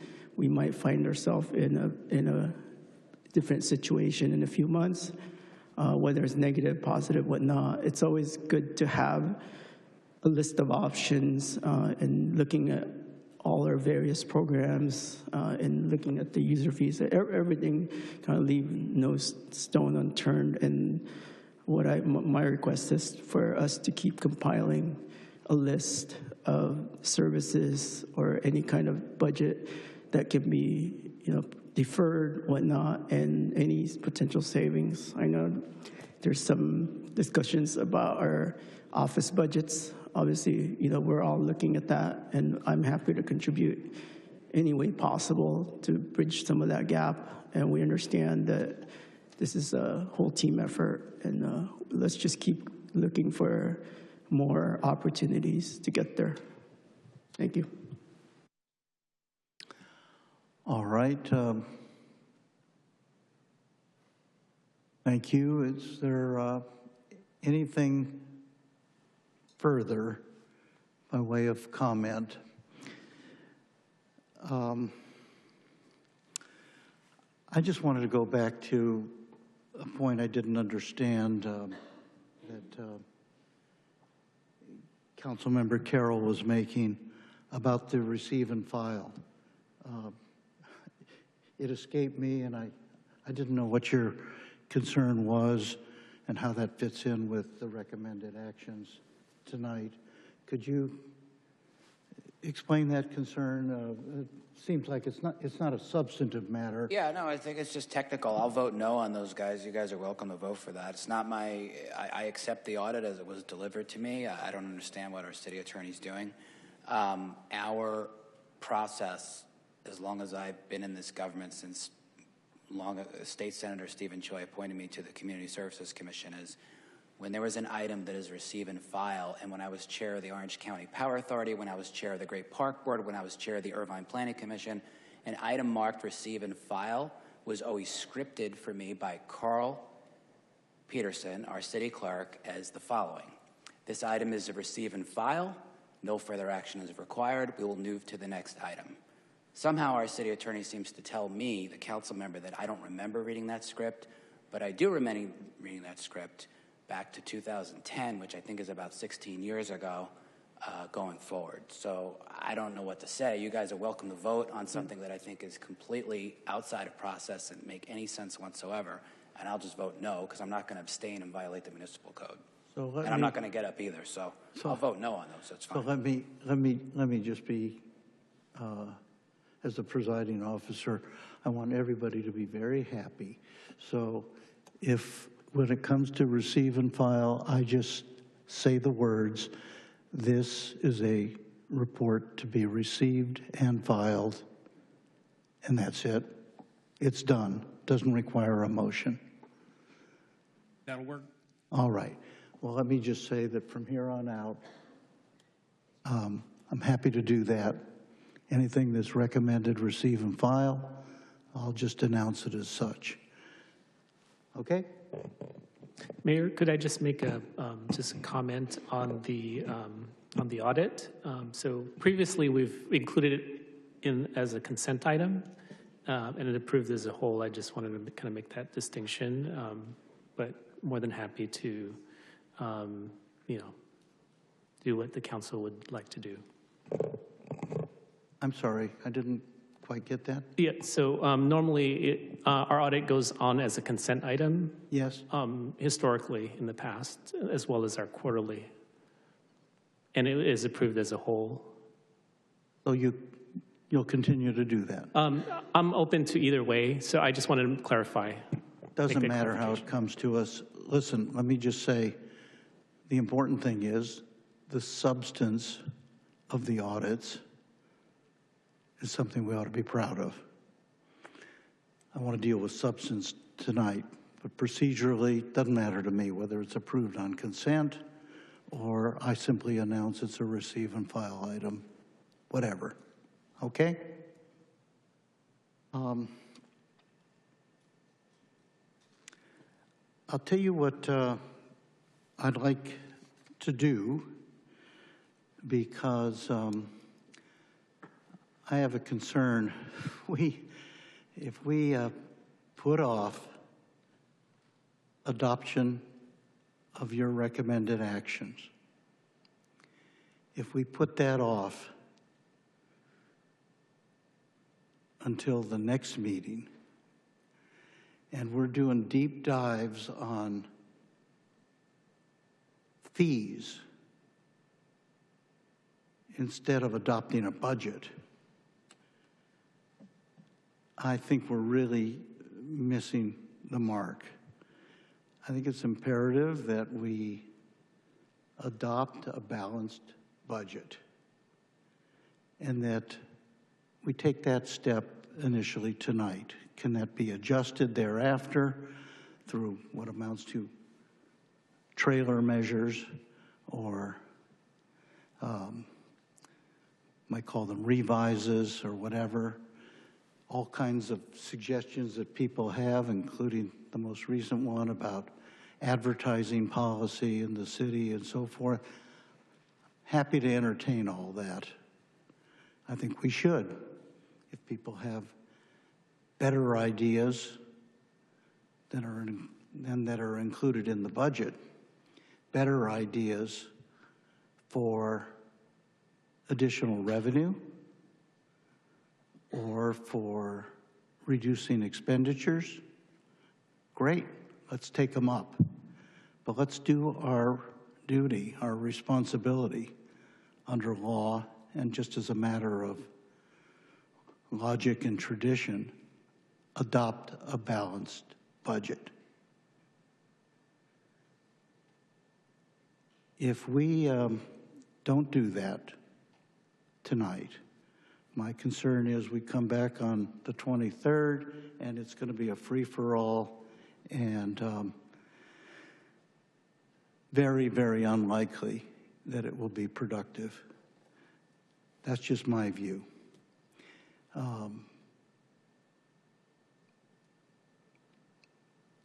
I see others want to be heard, and I'm happy to turn to them.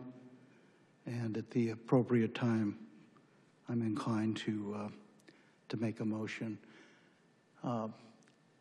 Councilmember Mai. Thank you, Mayor. And just to be clear here, what we do tonight, is this going to supersede anything that's going to be done in August, or is it going to change anything that you're going to be doing it for August? It will not. All right. I just want to say that I'm not interested in approving or adopting anything until we answer all the questions, until I see a big picture in August, until I see something in August. One of the biggest things is why were we hiring like it was 1999.com season? No one has addressed that at all, anywhere at any time. So I'm waiting for that answer as well before I make any adoptions or approval of anything. Councilmember Liu.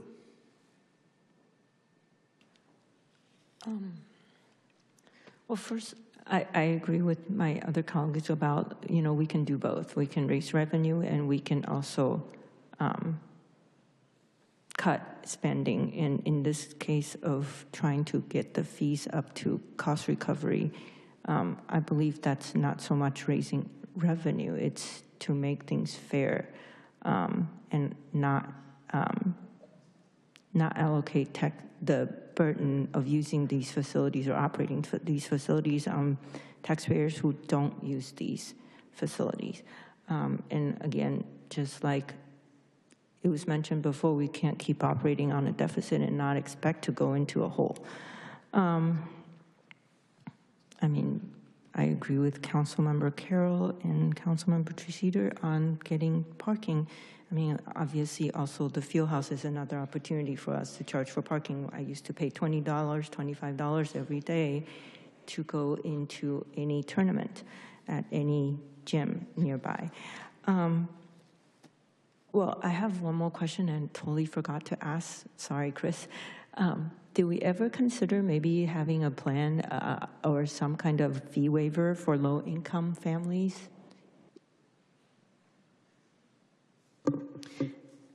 Yes, for city programs, we actually have within the budget a scholarship program that people that meet the requirements for that can utilize that for city programs at city facilities, so absolutely. Right, I recognize that our city function is to provide services, so we don't want any kids to miss out on playing sports if they can't afford it, but thank you so much for clarifying that. I have an idea to bifurcate item number 7 just because I have some additional ideas. I am willing to approve the budget today, but I would like to add a few things to item number 7. Do I need to put forth a motion to bifurcate? I'll tell you what. Let me tell you what I have in mind. I'll make a motion with respect to the recommended actions here, and then you could, at that point, offer what amounts to, sounds like a friendly amendment to change one of those recommendations or alter it in some way. All right? Okay. Councilmember Carroll. Yeah, thank you, Mayor. Oh, thanks, team, for pulling that back up. Dale, I'm just wondering, is it, if, as we kind of roll through all these recommended actions, and it is obviously, as you're hearing, and understand all the work that everyone did in finance is excellent work, and a lot of thought went into it on behalf of the entire staff. With regard to all these listed, are you able to kind of go through this list with me right now, and maybe there are things that maybe we could get 7-0 and just kind of tick off? And again, this, Mayor, I understand this may fly in the face of what you were going to do, and I'm happy to just kind of back away there. I'm just wondering, Dale, like, for example, 4, I think 4 just has to go, right? In other words, we're in a hole, 6 million, whatever, and that needs an adjust. We passed a 2-year budget that ends when it ends, and then in this first cycle of the 2-year budget that ends in 27, we have a gap, right? This is the 6 million-ish. That's correct. That's what 4 is. Self-insurance funding, you'll have to walk me through again. Yes. So for self-insurance, we did see some additional cost for our self-insurance program. So claims, general liability claims has gone up, expenses gone up. So we have to send funds there to balance that fund as well. What do you say, self-insurance? Is it a buy? I don't know. So we self-insure. Paying for some kind of a. No, so it's for general claims. So if a tree falls on a car, there's a claim, someone claims, and we have to pay out. There's other general liability claims that city gets sued. We have to pay for workers' comp as well. Those are just insurance premiums. Insurance premiums, but we also self-insure in a lot of ways. So the cost of workers' comp claims has gone up because a lot of the cost for healthcare has gone up. So it's being passed on to the city. So when you say self-insurance, is that a pool that you have in an account that you're adding to? Is that what we're talking about? That is correct. So we supply operating cost of that ongoing cost that goes out to pay those claims and to pay the actual insurance itself. Okay, so you sort of need 4 passed, right? I just yes, stab it. correct. Are there any other ones? The number 6 definitely, because that's the California obligated appropriation limit based on population that says. Dale, I don't have to give you 6. The 7 of us don't have to do that, right? Because that's July 1. 7. Right? 6 or whatever you said. That kicks off July 1, right? The appropriations That kicks off July 1, so we yeah, have I'm to, just trying to figure out the minimum we could get 7-0 on tonight. Is it, you know, is it more than 4? Number 4? In other words, stuff that can kind of wait, maybe? Or we can kind of keep going. I mean, this is going to take a long time, so everybody ought to just kind of buckle up, grab coffee, whatever. But, you know, I'm willing to sit in here and do it. I don't know about the rest of this agenda. I don't know how we're going to pay for millions of dollars for ranked choice voting. I don't know how ranked choice voting gets discussed after this, but at least with regard to the current budget cycle, you're looking for a vote to close a $6 million gap, right? Number 4? yes. If I moved 4, yes, and 7 of us vote, like, I guess what I'm saying is, what if, let me just say it one a different way. If we don't give you 4 or more votes for number 4, what happens? We need to close the book, so we would be out of compliance. And then?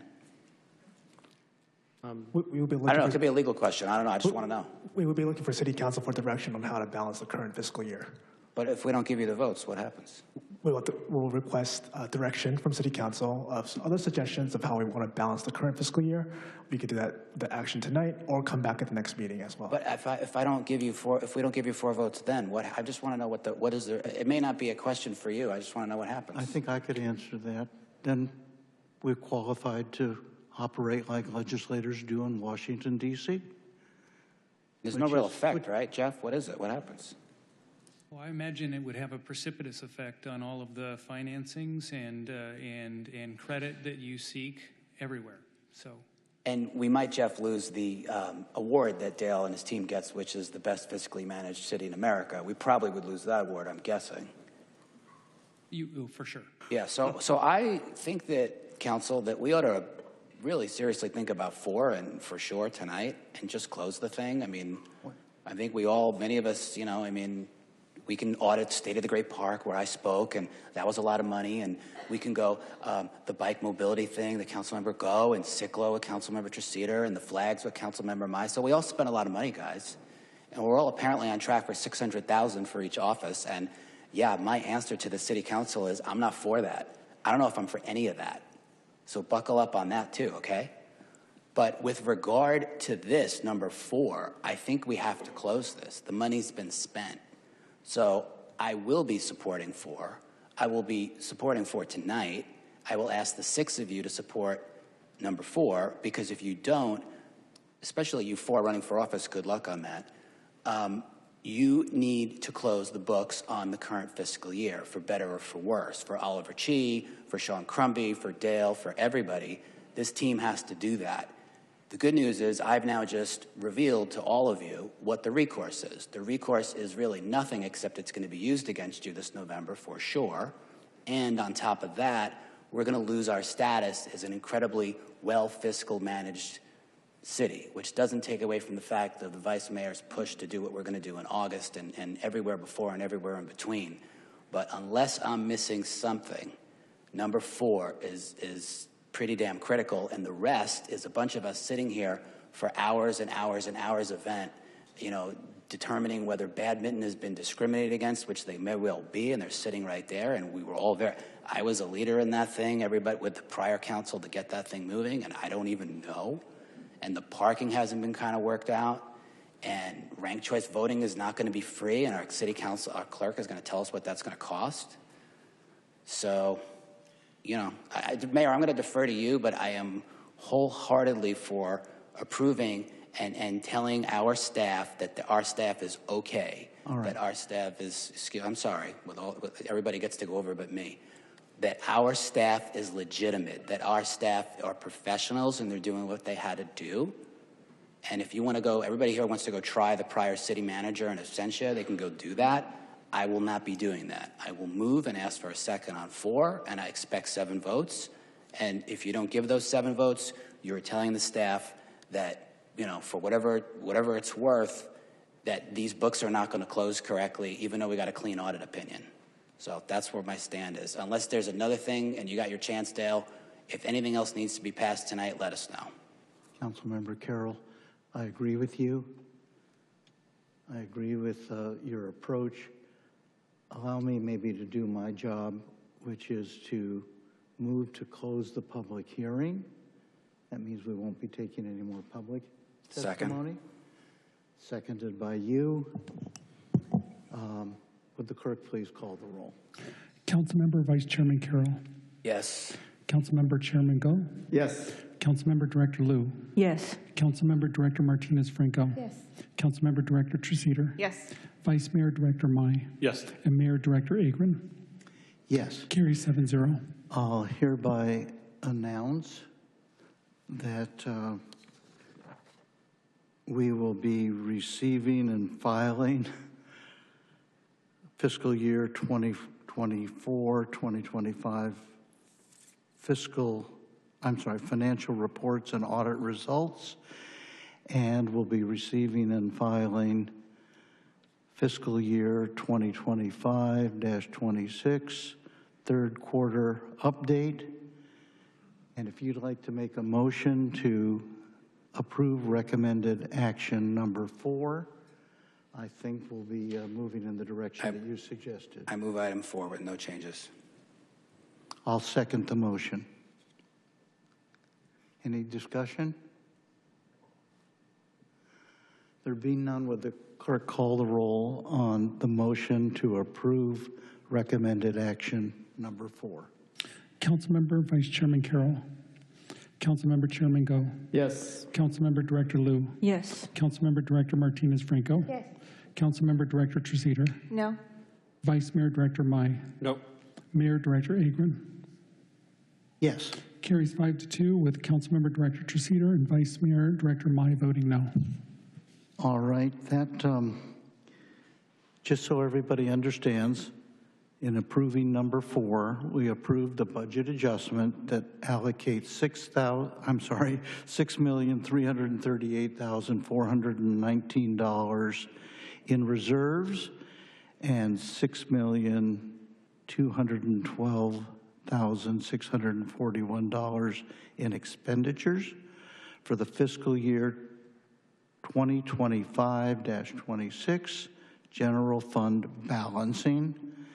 And we allocated $2,315,184 in special funds expenditures for self-insurance premiums and claims. That's what we just did. With that done,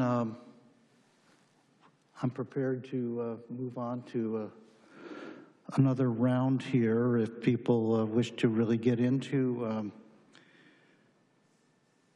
the particulars, as you suggested, Councilmember Carroll. I'm also prepared to just to keep our focus here on specifics. I'm prepared to move adoption of recommended actions 5 through 12.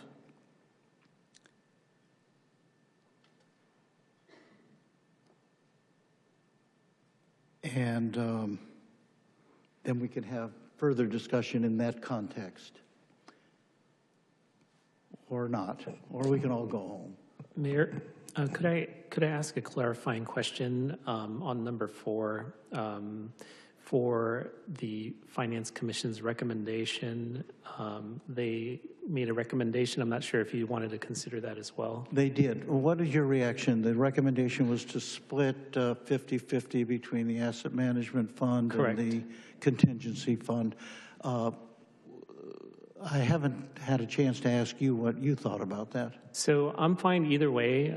I think the premise behind the Finance Commission's recommendation is to take 50% from the contingency reserve, just as a reminder that we need to replenish those funds in the future, because the contingency fund does have a policy that requires the replenishment of those funds in the future.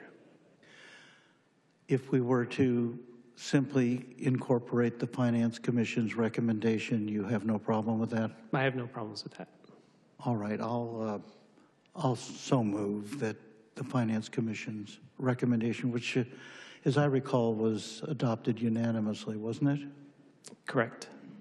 I I'll move that that be included in the previously adopted motion. Is there a second? Come on, guys. I'll second. Thank you, Councilmember Liu. In the end, it really doesn't matter, does it? I mean, it's kind of the color of money here a little bit. Procedurally, it matters a little bit, but not beyond that. That's correct. All right.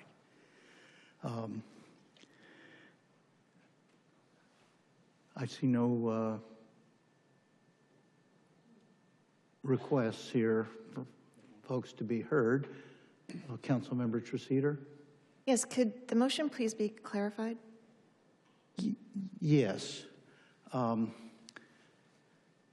Actually, let me turn to our staff here.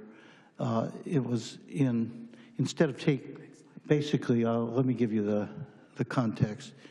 The idea was instead of taking all the money from the asset management fund to instead, there was a suggestion, well, we ought to just take it from the contingency fund too. And so there was finally a suggestion, well, let's just take half of the money to cover the shortfall from the asset management fund and half taken from the contingency fund. That's correct. And that seemed to me to be a reasonable compromise. It's pretty much a highly technical point in my view. So the Finance Commission took a fair amount of time talking about it, and out of that came the question of, well, what is the asset management fund and how it's used and so forth, which we're not going to be answering tonight. Is that correct? That's correct. All right. So the motion is to incorporate in the previously adopted council action, which was to vote to approve recommended action number 4, to include direction that half of that money be taken from the asset management fund and half of it be taken from the contingency fund. That is correct. That's what a yes vote would do. Would the clerk please, oh, I'm sorry, Councilmember Mai. Yeah, I just wanted to address this also, and number 4 as well. That was just adopted here. You know, you guys got to pass on this one. I mean, the deal was, hey, we have a $6 million deficit. Let's just dip in reserves and save it. Okay, that happened. I want to remind everyone the term revenue. Revenue, this pencil right here, it's called a pencil. It's also called a writing instrument. Revenue is also called a tax. I'm not for any of this at all. Thank you. Would the clerk please call the roll? Councilmember Vice Chairman Carroll. No. Councilmember Chairman Go. Yes. Councilmember Director Liu. Yes. Councilmember Director Martinez Franco. Yes. Councilmember Director Treseder. No. Vice Mayor Director Mai. No. Mayor Director Agron. Yes. Carries 4-3 with Councilmember Vice Chairman Carroll, Councilmember Director Treseder, and Vice Mayor Director Mai voting no. All right.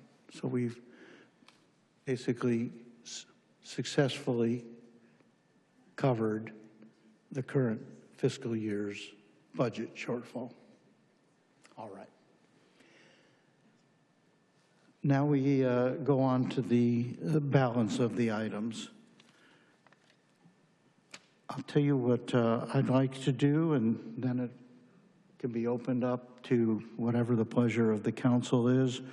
I'd like to move the adoption of staff recommendations 5 through 12. We'll leave 13 till later. I'd like to move staff recommendations 5 through 12, and I'd ask for a second so we could at least have discussion. Or we can adjourn the meeting if we want. Is there a second? I'll second it. Thank you, Councilmember Treseder. It's now opened up so that people should feel free, I guess, to offer amendments to recommended actions 5 through 12.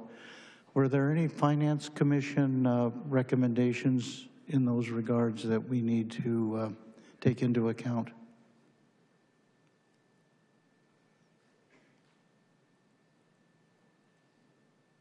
No Finance Commission recommendations.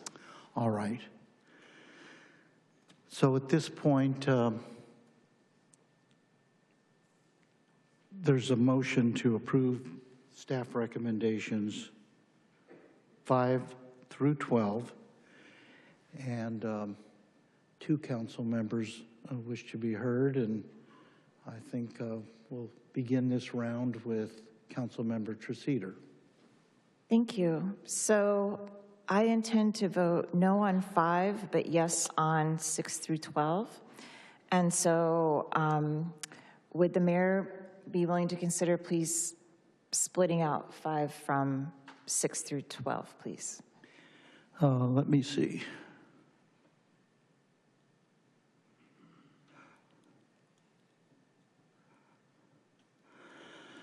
Let me think about that, all right? Let me hear from others and see if we can craft something that works for everybody. At this moment, I really need to think about it and hear from others. You want to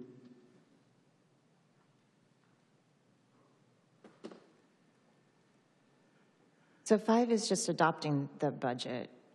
That's the one I have the issue with. The rest of them I'm fine with. Those are the fees. All right, I'm just trying to think this through. So if we start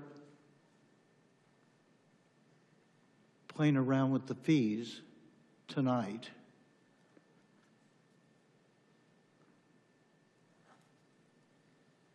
I intend to vote yes on the fees. I don't have a problem with the fees. okay. I'm just trying to think, maybe Mr. Melchi, maybe others can just sort of help me. I want to figure out procedurally.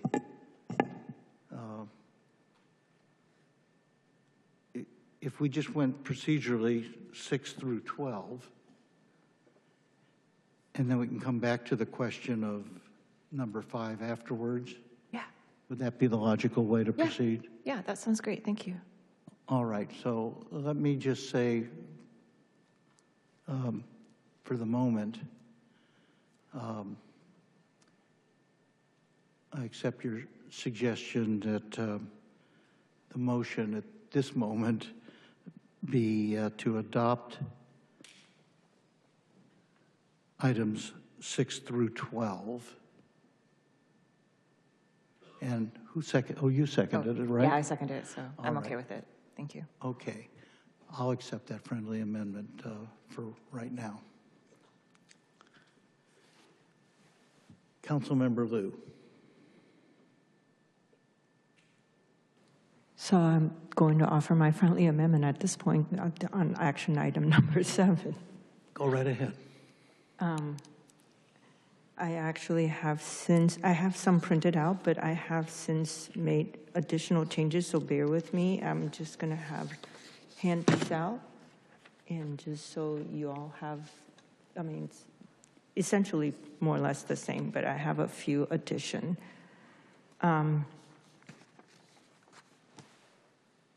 So I'm going to read off of what I have because I made additional changes, but not as much of it.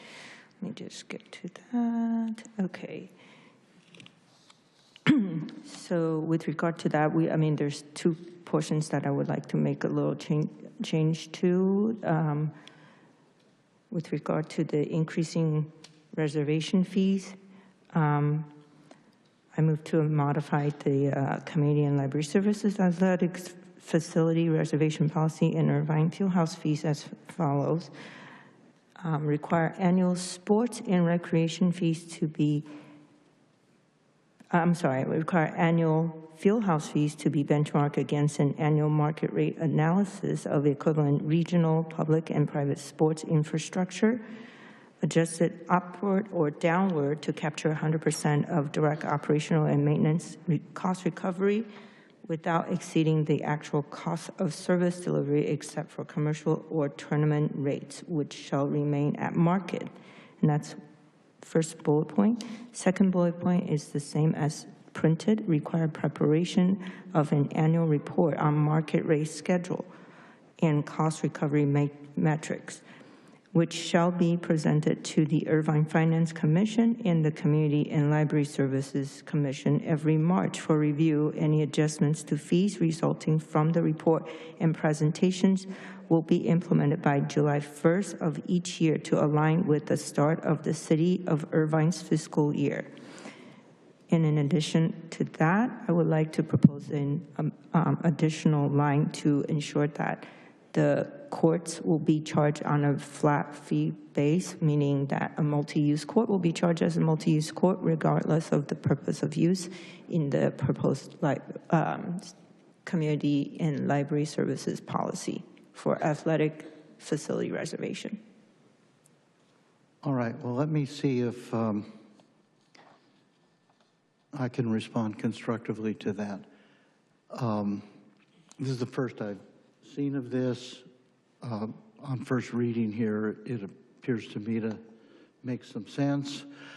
We're talking about in connection with the upcoming fiscal year. This is not too much different from kind of where we're going with this. Chris, I'd like you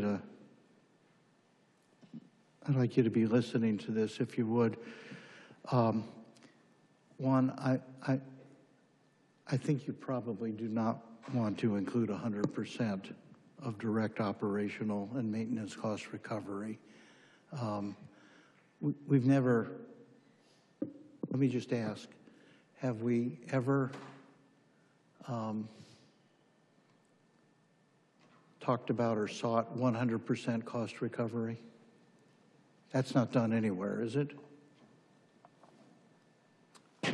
Not overall. Not that I'm aware of, no. I will say that the way that we have presented to the commissions and committees thus far is that has been the intent with the fees that we're proposing.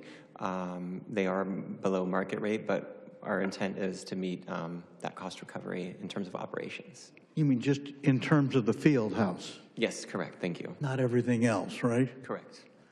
Okay. Oh, I see. This applies just to the field house. All right. Do you find that language objectionable? No, I think it's very much in alignment with what the commission wanted to recommend. I think it takes it up, another level. I appreciate that we're bifurcating the commercial and tournament rates from the resident recreation based play as well. All right, and this court's on a flat fee basis is okay with you? Yes, yeah, I think it's just reiterating what the intent was, absolutely. All right. So how would this work if this were incorporated in the motion? If I may? Yes, please. Well, so I envision that this, what's printed in front of you, right. And I'm sorry, it's a work in progress with all the comments. And so I envision that this will be incorporated into the resolution on revising methods of increasing reservation fee. I don't have the entire title in front of me, so that will be maybe after section 3, maybe a section 3.1 of some sort. And then the flat fee language, I would envision that it will probably be incorporated in the service policy. Yes. So this, if I understand this works for you? Yes, thank you. And in connection with the field house, since it'll be opening when, in February maybe, something like that? We're hoping for Q1 of 2027, around the spring, but definitely more updates to come on that. Spring of 27, and then that would allow you sufficient time to do what this I would just look at Jonathan and Dale to be sure that in terms of an alignment with the annual budget process, that works. Yes, that works. It does work. All right, if that's a friendly amendment, I'll accept it. How about the seconder? Yes. Councilmember Treseder will accept it as well. All right.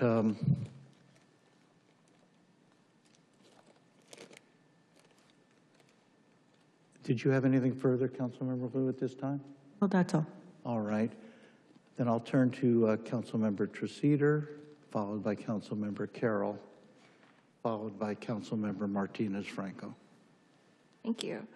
I appreciate Councilmember Liu's friendly amendment, and I would like, through the chair, to please ask her a clarifying question on the first bullet point.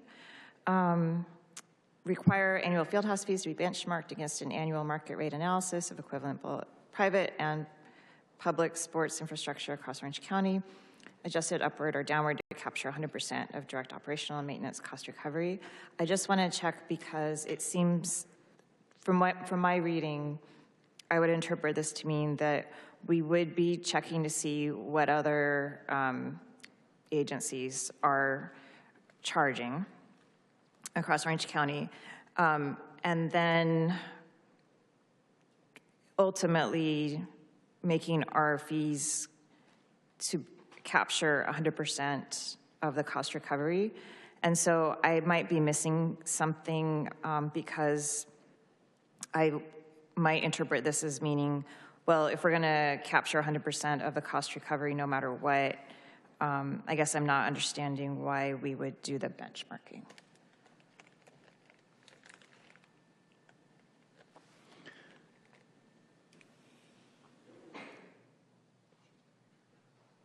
Are you directing that to Councilmember Liu? Councilmember Liu. Well, as of right now, there's no clear language on the, if you go back to, and this will be page, let's see. Sorry, this is a 400-some page document, almost 500 pages. So it will be the, let's see.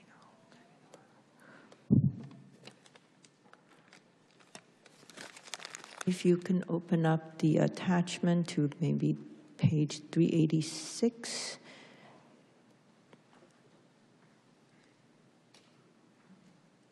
No, I'm sorry, it's not 380, it's 385. Whereas it's Exhibit B, and it has City Council Resolution number 26- and then reserve number, a resolution of the City Council of the City of Irvine, California, revising the method of increasing reservation fees and amending the athletics facility reservation policy and the aquatics facility reservation policy. Now, if you go down to the next page, there is not really a mention of cost recovery close to 100%. And so, as such, I feel like there's a need to put that in writing. Okay, so I don't have my apologies, I don't have it in front of me, what you're referring to, but so you're adding the 100% of direct operational. Right. And so then my question is, okay, so if they do a benchmarking and they find, say, just as a hypothetical scenario, that everywhere else in Orange County charges more fees than we do, we would still ultimately set our fees to capture 100% of the cost recovery. Right, so it will be, the idea is not to lose money when we're operating and providing a service. Okay, so that makes a ton of sense. And so I'm just wondering then why we would do the market rate analysis. Well, the market rate analysis, so I'm sorry that that had the additional language that I added did not make it to the print. Okay. Because we're still working on this as we speak, because I'm adding all the comments in. So let me just get back to the parts that is missing on that. So after the period in the first bullet point, I added without exceeding the actual cost of service delivery except for commercial or tournament rates, which shall remain at market. And that's the part that was missing. Because in the case of a tournament, we are not exactly looking at cost recovery anymore, that there is an opportunity to raise revenue for the city. Okay, I see. So that we would have like the normal rates, the standing rates for would be residents. dictated somewhat by the market rate analysis. Right. But then if we have a tournament that's a one-off, Like a then commercial. we could adjust that tournament cost up and down to make sure that ultimately for the year we get the 100% cost recovery. Right. Okay, all right, that makes sense. Thank you. Okay, thank you. All right, Councilmember Carroll. Oh, yeah, thank you, Mayor. Yeah, and thank you, Councilmember Liu. I've had a chance to look at this. I guess I think it makes a lot of sense on a lot of fronts. I think for me, I probably would be more supportive again in terms of the cart and the horse and putting things in order. I feel like we need to get a lot more information before we can make these calls. The one thing that just jumps out to me, and I think this makes a lot of sense given what's been discussed regarding the field house, but it sort of leaves this, in my mind, openness as to, well, what are we doing with regard to all the fees that are charged the club sports and the many, many, many, club teams and organizations that use our fields at the Great Park? And, what about the teams that are using Deanna Manning Stadium back here? I don't think we have this 100%. Do we have that at these other places, or this would just apply to the field house? In terms of the full cost recovery model, just apply to the field house. Okay, thank you. Sorry, Chris. I appreciate that. So, I would just suggest, maybe not be the popular option, but I don't think I could support any of this. Maybe at the next meeting, and if everyone has, I don't think this is really fair to the residents to do this and just like give the field. This is a really good cost recovery idea for the field house, but we have all these other facilities that have reservations and the operations aren't being captured at 100%. I'm just using Great Park as an example, and everybody out there. So there's that. And then the other thing, which is just kind of important too, is if the other thing is if the recovery of the 100% basically makes these badminton people pay even more as a result of that calculation, it doesn't really call that in, it doesn't really address that. And I'm sure that this is a really difficult thing that we have to deal with, but at some point, if after we do this benchmarking and the fees are determined to be different from what community services figured out, and that capture of 100% of direct operational maintenance costs, for example, using badminton, ends up, it may not, but raising those fees, then, it may have had a reverse effect for which it was intended. So I can't support this right now, although a possibility to you through the chair, Councilmember Liu, or a possibility to the rest of the council would be everybody should submit their wishes and their ideas based on these things, and we could pick it up at the next meeting. Still leaves open the question of going through everything from the team in August. So just want to make that, I'm not against it. I think this is a pretty cool idea to get this recovery going. I'm just worried how it actually operates in practice, and I'm worried that it doesn't pick up the other places like the Great Park. Thank you. Well, maybe I could ask here of our director, since the field house isn't opening until the first quarter of 27, we need to get a little operational experience under our belts, don't we? As you explained it to me, it's very important that we fill the field house, make sure we're using it to capacity in order then to figure out how to adjust the fees thereafter. Is that a fair statement of what you told me?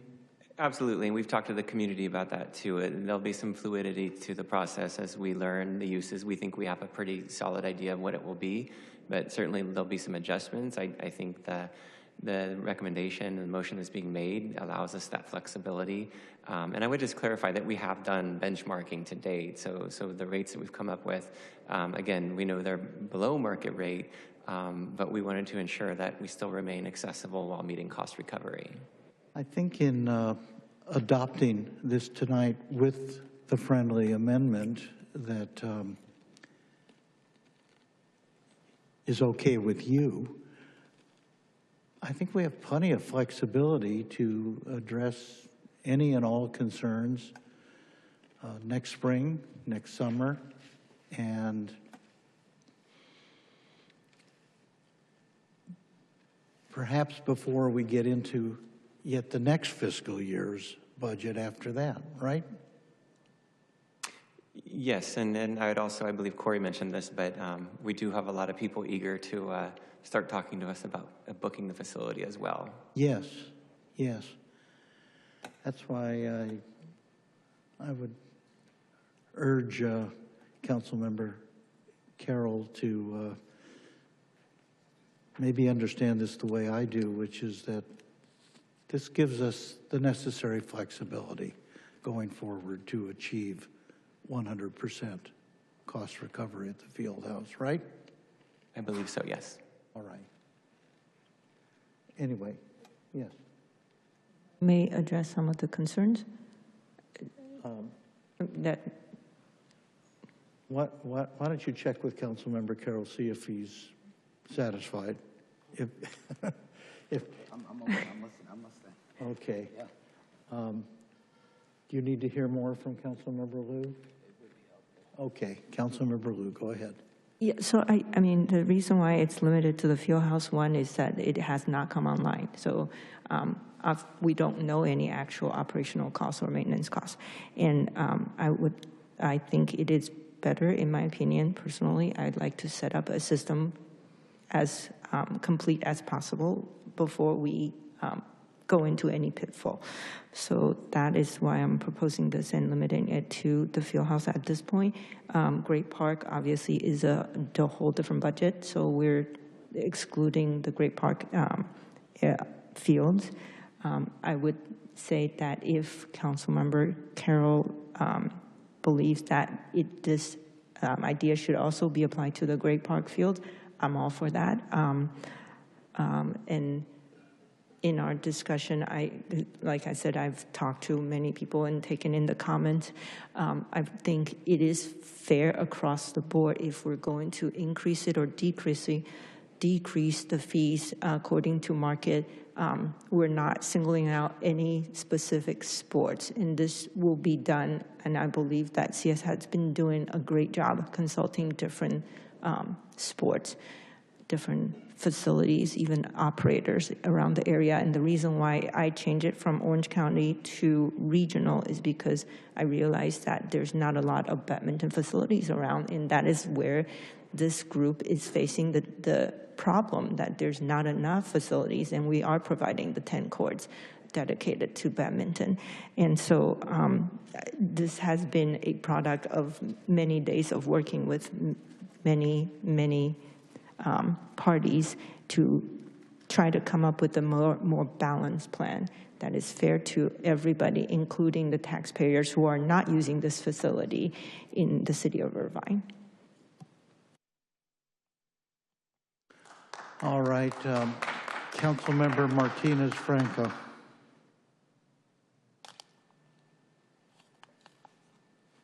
Councilmember Martinez-Franco. Yes, I want to understand this. I didn't understand at all. Let's see if I can say it in my own words. So if we compare, let's say, to another court that charges $100, we will be charging the badminton court $100. Is that the case? Is that what benchmark means? And compared to annual market, and we will increase it. So the other question is 100 of direct operational, captured 100 direct operational. So that means that we just stop at recovering the cost and we are not earning any money back to the city on top of the recovering. And the third question, sorry, isn't this already been done by you guys? And why wasn't it done before? So in terms of the first question, we would go to multiple facilities, as Councilmember Liu mentioned, throughout the region, and essentially try to average out what the market rate is before we make any adjustments. In terms of cost recovery, when we're talking about operations, it's the staffing of the facility, it's the utility bills, it's the maintenance, et cetera. So we've taken all that into consideration. And again, we feel like what's being recommended will meet that recovery cost. I think part of Councilmember Liu's amendment allows us flexibility to gain additional revenue off of the commercial and sort of tournament rates, those that are mostly non-resident based or they're profit-making organizations, because we want to make sure that the priority and the accessibility is to the residents of Irvine first. And so I think the way the motion's made, and I don't mean to speak for you, Councilmember Liu, but I think it gives us flexibility for additional revenue from for-profit events and organizations. So that means that the fees that you presented us are not going to be that. It's possibly, most likely, that they're going to increase for the badminton people, right? No, I don't believe so. I think that time will tell. I mean, if we're doing benchmarking over the years, certainly costs go up, and so organizations do start to increase costs, just like we try to do here. But I don't foresee, for any sport, if this is approved tonight, we will come back and we'll need, council approval essentially on any significant increases. But I don't see that happening. But so what I don't understand, I think this is redundant. I think for me, I mean, if I was doing the presenting this, I would have just think about all these things. So I'm assuming that you already did this analysis, so I don't see why we are voting on this when you already did this, and that's why you are presenting us with the fees. This is like putting you to work double for me. So I don't approve this motion. Thank you. Can I make one comment on that? I really appreciate that. I think what it does is it helps provide accountability after a year or 2 years that we're ensuring that we have done this right, and it just gives a little bit more flexibility and accountability for us to come back to this council and report on that and ask for adjustments if necessary. Okay, thank you. Thank you.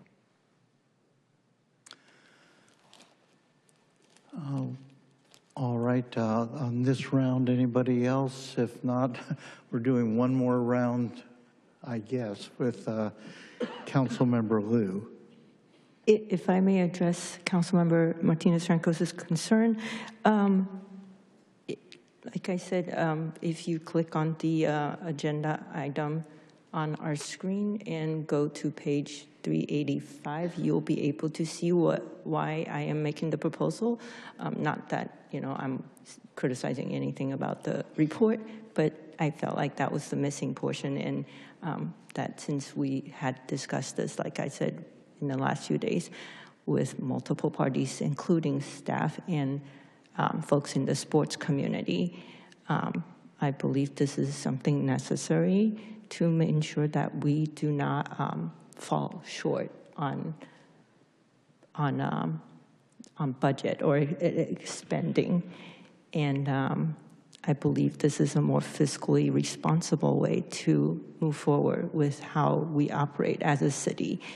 And I would highly encourage you to read that portion of the agenda, and maybe it will make a little more sense.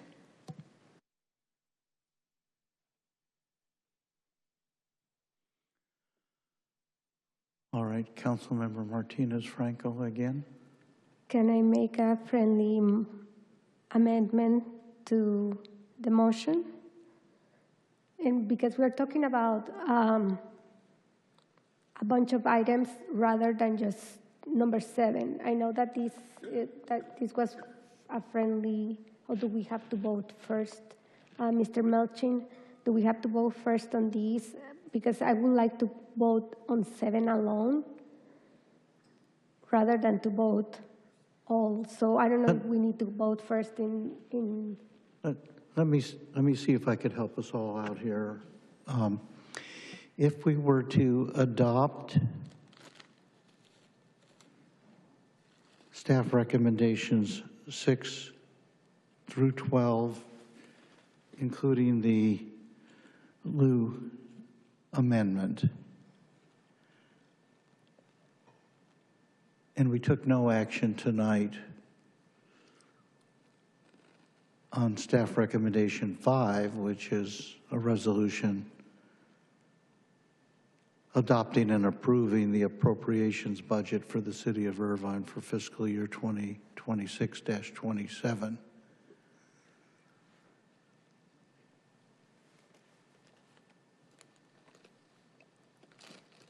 What's your reaction to that? Is that problematic for you, or is it just another day at the office and we'll come back to it?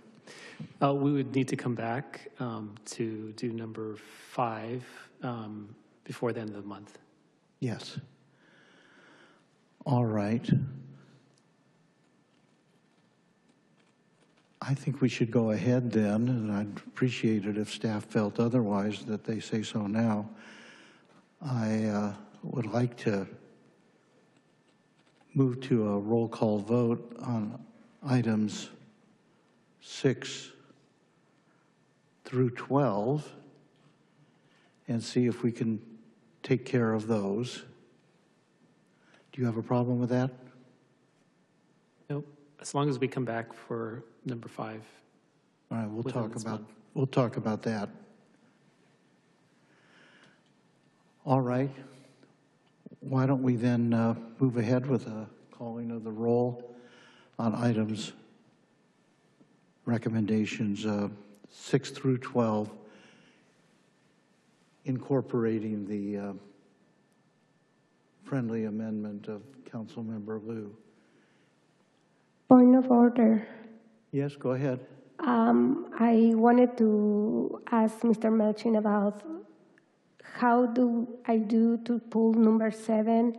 Do I wait for them to do a motion? Because I want to approve all the rest, but I want to think a little bit more about number 7. So, Councilmember Martinez Franco, the motion for items 6 through 12 with the lieu amendment to item 7 is currently pending before the council. If you want item 7 removed, you can make a motion to bifurcate 7 from the existing motion, or you can ask the maker and the second whether they will remove 7 from the existing motion so that you can take it up separately. So I can do a friendly amendment. You can ask for one, yes. Okay, I want to do a friendly amendment to pull 7 out of this motion. Yeah. Let me make a suggestion in that regard. I'd prefer that we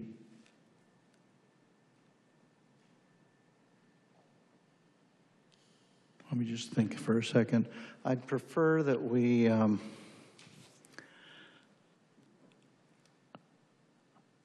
adopt well,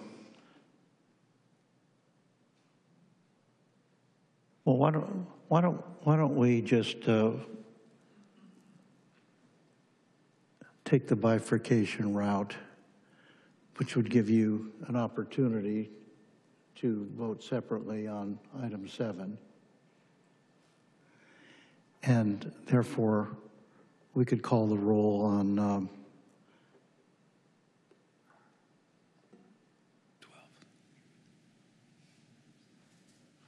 or you could make a motion to she could make a motion to bifurcate.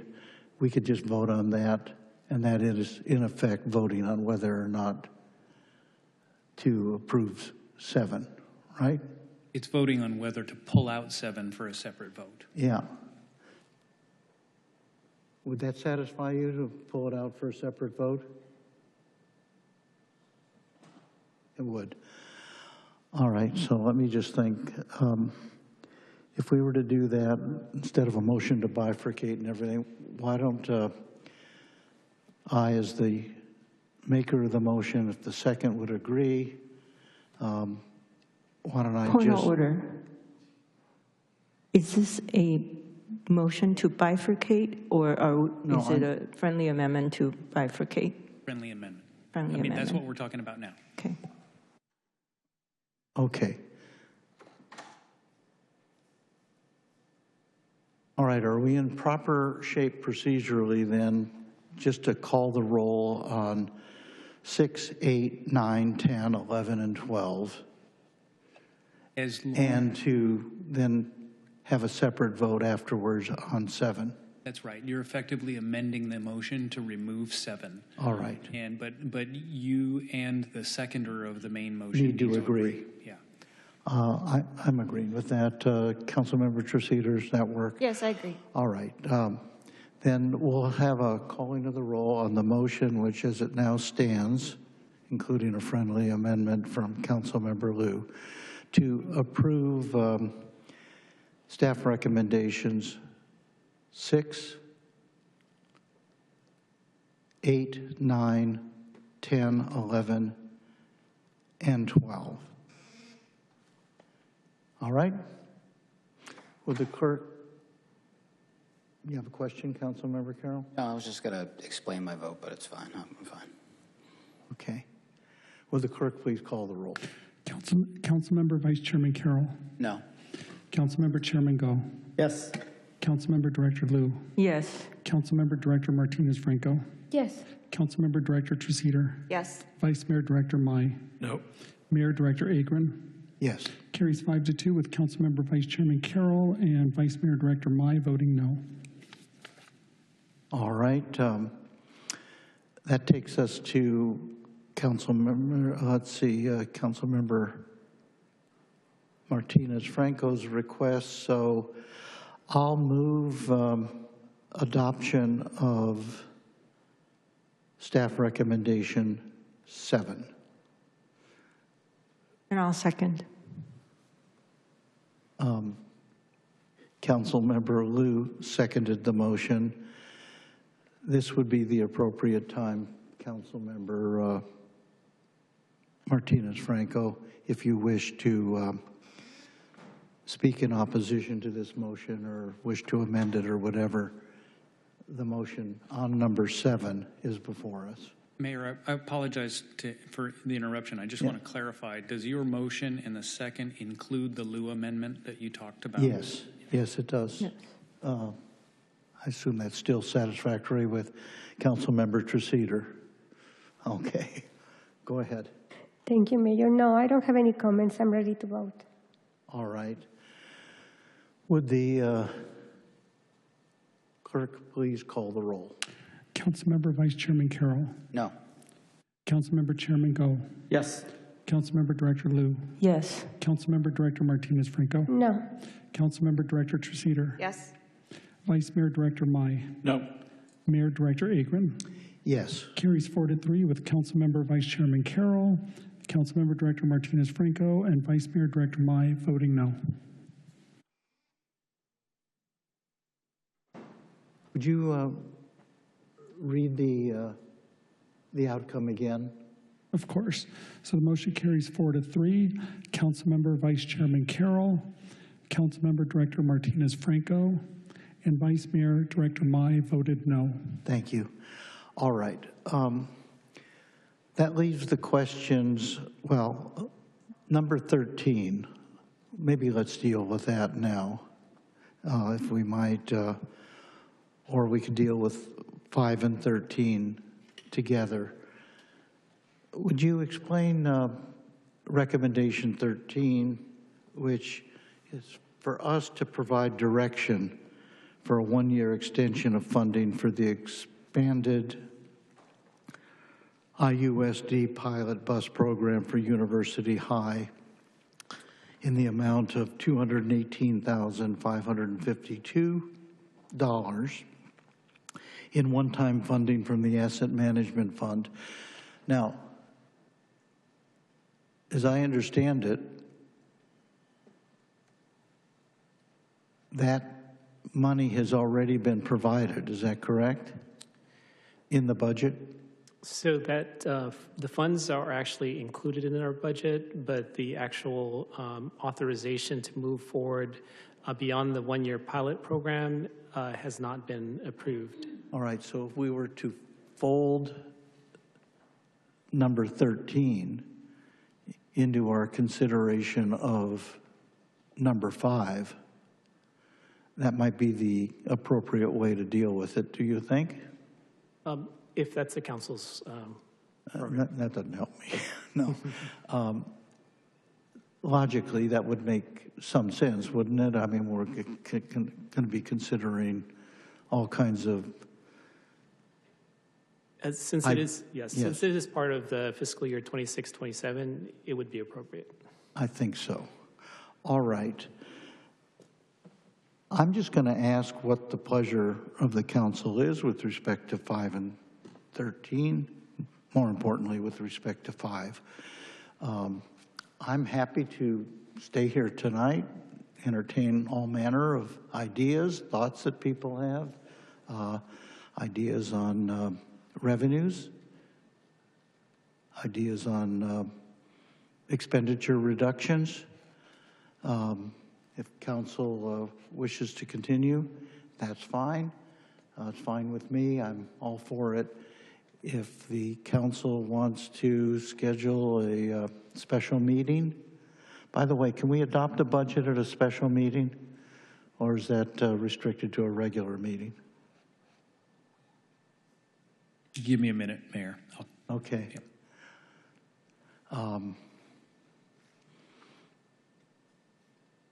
I'm guessing we can. But we could wait, consider all these things on the 23rd or at a special meeting, or we can dive into it further tonight. What's the pleasure of the council? Councilmember Carroll. Thank you, Mayor. Yeah, I would be in support of deferring this. Like my other votes on some of this stuff. We heard tonight that we have a $5 million plus, they call it good guy, bad guy in accounting, and you're sitting with CFOs. There's a $5 million good guy coming with Steve Torelli that we haven't heard about, nor we approved. As the person that led 13, as resident in my area, Ms. Creation talked about in the public comments, this is a great program. I'm reluctant to do it only because I'd like to have the opportunity to ask, and I guess I'm asking right now, Mr. Torelli can go find $218,552 in that additional parking charge at the Great Park for out-of-town residents. Then I will happily support 13, but again, not really knowing where things are landing, it makes it hard. We're already shipping $13 million to Irvine Unified right now, and I'm all for this. It's fantastic. It's my neighborhood. It's my neighbors. It'd be great if we could put this off. I guess I'm requesting that. Just so maybe we can have some good news coming in at the Great Park Board meeting with regard to parking. It just as an example of somewhere to kind of fill the gap here. That was just my thoughts there. So you're suggesting we have a special council meeting, or that we take this up on the 23rd at our regular? Yeah, the regular meeting, unless there's some, I don't think IUSD can, I think they can probably wait for the decision, in 2 weeks. And again, we'll be considering a parking program. And we don't know if the council is going to pass a parking fee program for out-of-towners. to pick up additional revenue that could be really helpful. That's largely why I was kind of wanted to hold back on some of these fee increases. Thank you. Thank you. So let me just ask, what is the status of our negotiations or discussions? Have they been initiated with IUSD?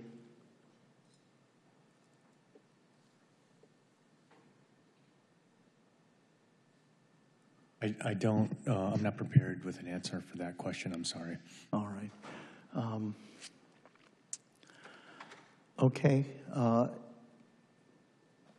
Any others have thoughts? Would somebody like to move that this matter be continued? The balance of the recommendations of this matter be continued to the meeting of June 23rd? That's 5 and 13, sorry. I'm sorry, what? Point of order, sorry, 5 and 13. Numbers 5 and 13. Yes. Oh, okay. Yeah, I would move that. Second. All right, it's been moved and seconded that this matter be continued.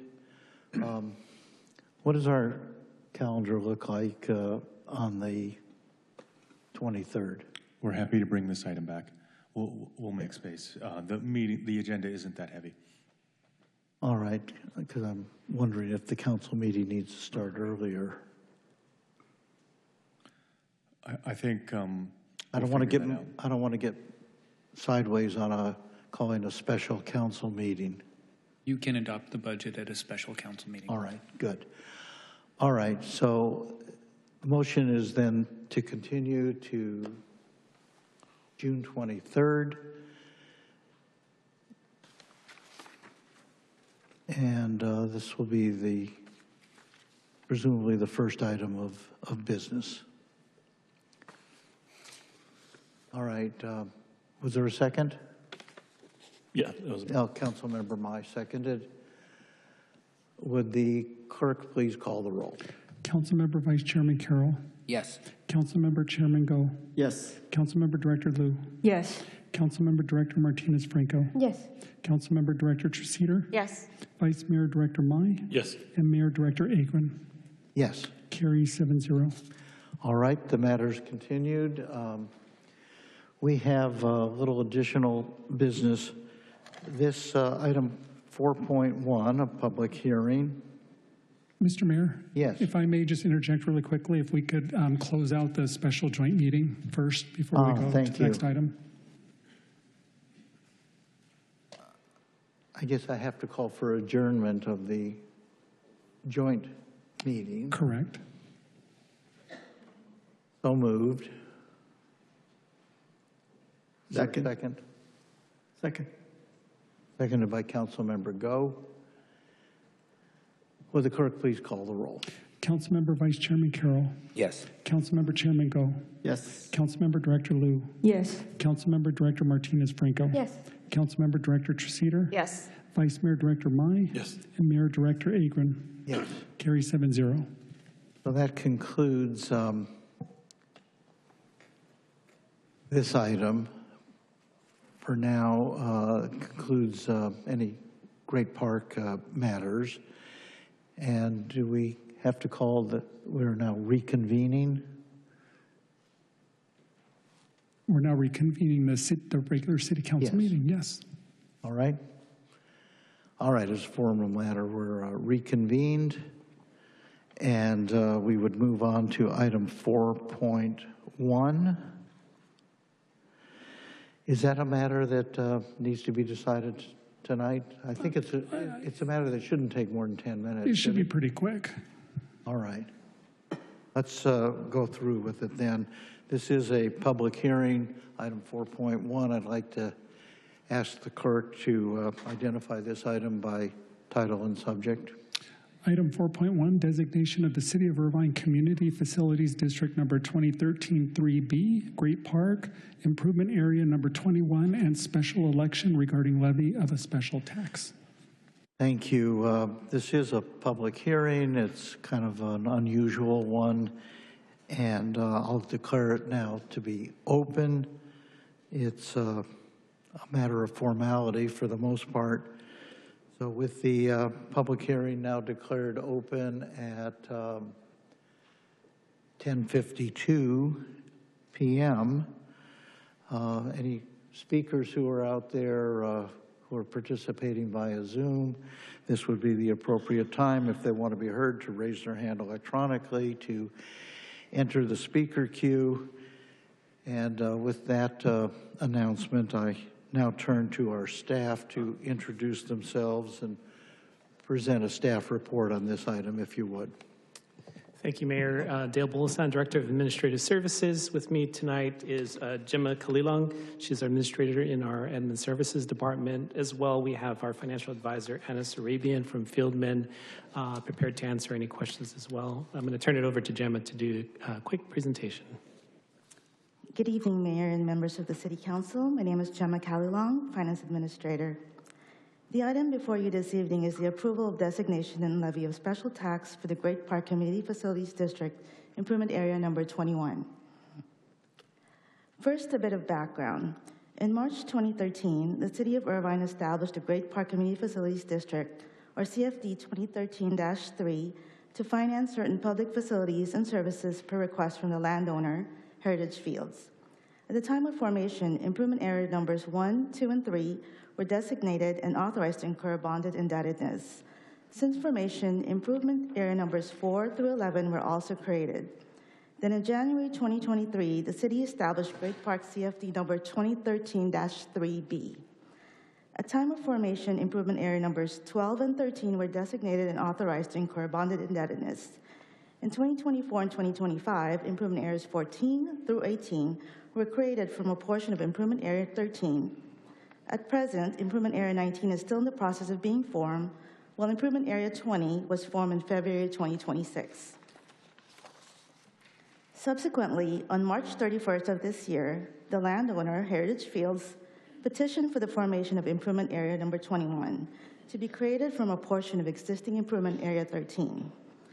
Improvement Area 21 consists of approximately 17.7 acres and is planned for a congregate care facility that will include 980 independent living units and 115 assisted living units. In terms of location, Improvement Area 21 is north of Barranca Parkway and south of Marine Way. For clarity, the location of Improvement Area 21 is shown in this map inside the red circle. There are two steps for the formation process. Step one is the approval of intention, which occurred on April 28 when the City Council approved two resolutions to designate Improvement Area 21 and authorize the levy of special taxes. The resolutions approved at the last meeting also called for a public hearing on June 9th, which is today. The required notice of public hearing was published on May 21st. Step two is the public hearing. The public hearing is for the approval to designate Improvement Area 21 and determine the need to incur bonded indebtedness. Improvement Area 21 has a maximum bonded indebtedness of $17 million, payable from special taxes used to fund authorized facilities and services within the area. We will return to the City Council on a future date for the bond issuance upon the landowner's requests. Before you tonight are the recommended actions. 1, conduct a public hearing. 2, designate Improvement Area 21 and authorize the levy of a special tax within the improvement area. 3, determine the necessity to incur bonded indebtedness within the improvement area. 4, call for a special election for the purpose of approving a special tax, the issuance of bonds, and the establishment of an appropriations limit for the improvement area. 5, conduct a special election and request the city clerk to announce the results. 6, if approved by the voters in the special election, declare the results of the special election and direct the recording of a notice of special tax lien on the improvement area and notice of cancellation of the special taxes within Improvement Area 13. Number 7, if approved by the voters in the special election, introduce the first reading of an ordinance levying special taxes within Improvement Area 21. The second reading of the ordinance is scheduled for June 23rd, at which time the designation of Improvement Area 21 will be completed and all relevant notices shall be recorded. This concludes my presentation. I'll now turn it over to you, Mayor. Thank you.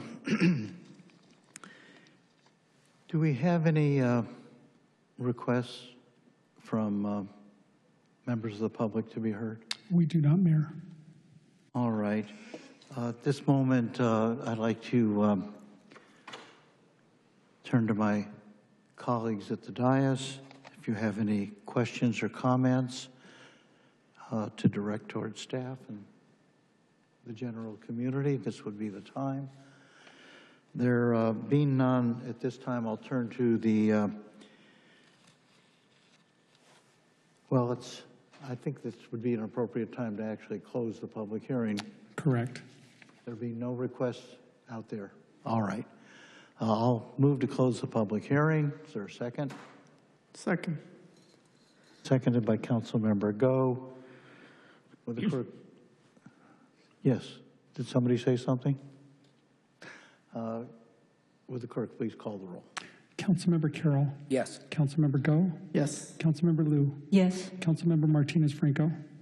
Councilmember Treceder. Yes. Vice Mayor Mai. Yes. And Mayor Agron. Yes. So Carries 7-0. Thank you. We'll now proceed with recommended actions in the order that staff has prepared them for us. What I'd like to do is turn now, however, to the city clerk and ask him to explain the process here for this item going forward. Thank you, Mayor. As Ms. Kellogg noted, the first part of the process includes City Council consideration of recommended action item numbers 2 through 4, which are resolutions authorizing the levy of the special tax within Improvement Area 21, determining the necessity to incur a bonded indebtedness and submitting a proposition to the qualified electors thereof, and calling a special election for the purpose of approving a special tax in Improvement Area number 21. Thank you. These all being resolutions, a simple motion would be in order at this time. Correct. I'll move adoption of council recommended action, staff recommended action items 2, 3, and 4. Is there a second? Second. Seconded by Councilmember Treceder. Any discussion? All right, I think a roll call vote is in order at this time. Thank you, Mayor. Councilmember Carroll. Yes. Councilmember Go. Yes. Councilmember Liu. Yes. Councilmember Martinez Franco. Yes. Councilmember Treceder. Yes. Vice Mayor Mai. Yes. And Mayor Agron. Yes. Carry 7-0. All right, this being like the Academy Awards, we will now have the clerk disclose the election results. Thank you, Mayor. And for this one, we only have one ballot from Heritage Fields El Toro, LLC. They didn't rank their choices, huh? I'm sorry? They didn't rank their choices, they just voted all one way? I believe they just voted all in one. And all votes are in the affirmative. They had a total of 18 votes. All right. So the next step in the process, Mayor, would be for you to call for a motion to adopt the resolution declaring the results of the election, which is listed as recommended action item number 6. All right. Having disclosed these results, we move now to action item number Action item 6, which is to adopt the resolution declaring the results. All right, please. I'll move action item number 6. Is there one following that? No. That's it for this motion, just action item number 6. Yeah, I just move action item number 6. Second. Moved and seconded by Councilmember Go to approve action item number 6. Would the clerk please call the roll? Councilmember Carroll. Councilmember Go. Yes. Councilmember Liu, Yes. Councilmember Martinez Franco, Yes. Councilmember Treceder, Yes. Vice Mayor Mai, Yes. and Mayor Agron. Yes. Carry 7-0. All right. So now the next step would be to call for a motion to introduce an ordinance. Is that correct? Correct, and I'm happy to read that into the record if you'd All like. right. This is an ordinance related to improvement area number 21, listed as recommended action item number 7. So if the clerk could read the title of the ordinance into the record at this time. Thank you, Mayor. This is to introduce for first reading and read by title only an ordinance of the City Council of the City of Irvine, California, acting as the legislative body of the City of Irvine Community Facilities District number 2013-3B, Great Park, levying special taxes within improvement area number 21 of the City of Irvine Community Facilities District number 2013-3B, Great Park. Thank you. I'll move adoption of the ordinance as read into the record. Is there a second? Second. Seconded by Councilmember Go. Any council discussion? There being none, would the clerk please call the roll? Councilmember Carroll. Yes. Councilmember Go. Yes. Councilmember Liu. Yes. Councilmember Martinez Franco. Councilmember Treceder. Yes. Vice Mayor Mai. Yes. And Mayor Agron. Yes. Carry 7-0. I think our work on this item is done. Please report to our friends at Heritage Fields that the vote came in and they won. All right? Will do. Thank you. Okay. All right. I'm going to turn to my colleagues. We can move right ahead, beginning with Council Business Item 5.1. We have several remaining items of business. I think we should maybe just take a minute or two to decide what it is we wish to cover tonight. It's 11 o'clock. As a matter of council policy, this is a time at which we consider whether to move forward for one more hour or to take another course. In the absence of any preferences expressed here, I'm going to suggest we move forward. But first, I want to turn to, I guess it's Councilmember Treceder. You have several items on, and I don't think we're going to get to all of them. So I want to ask you what you would like us to do. Thank you. I think 5.1, we may have a bit of a time crunch there. I hear that some of the council members may wish to consider putting it on a ballot, and so I think it's probably good for us to discuss that this evening. That being said, 5.4, my item about the resolution, I'm happy to just defer that to another meeting. So 5.4 will be removed then, effectively removed. 5.2, Mr. Melching, can that wait to the 23rd, or are these resolutions that we should be adopting tonight? Mr. Mayor, if I may, we could wait till the next meeting. I prefer to do it tonight, and I think I could be quick, but I'll defer to the council on that. But we could do it either way. All right. These resolutions relate to the calling of the city election in connection with the statewide general election in November. Everything about this seems to be pretty routine. Why don't we take this right away and see if we can dispose of this in just a few minutes, Councilmember Treceder, and then turn to 5.1 after that? Yes, that sounds fine. All right. Item 5.2, would the clerk please identify this item by subject? Thank you, Mayor. Item 5.2 are resolutions calling the general municipal election to be held November 3rd, 2026, requesting consolidation with the statewide general election, and establishing regulations for candidate statements of qualifications and the cost thereof.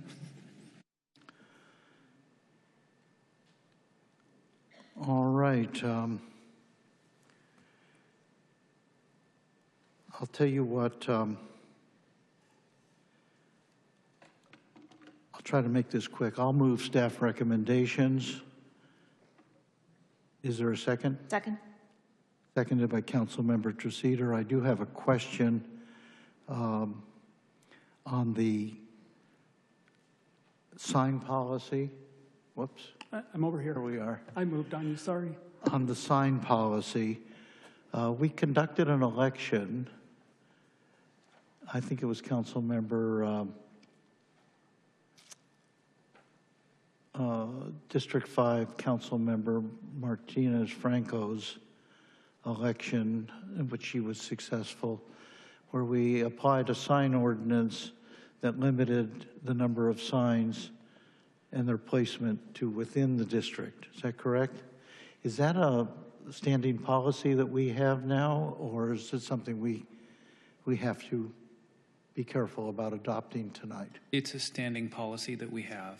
All right. And it applies to signs within the district, and then it has an allowance for signs at freeway exits for roadways that would be heading into the district but aren't in the district.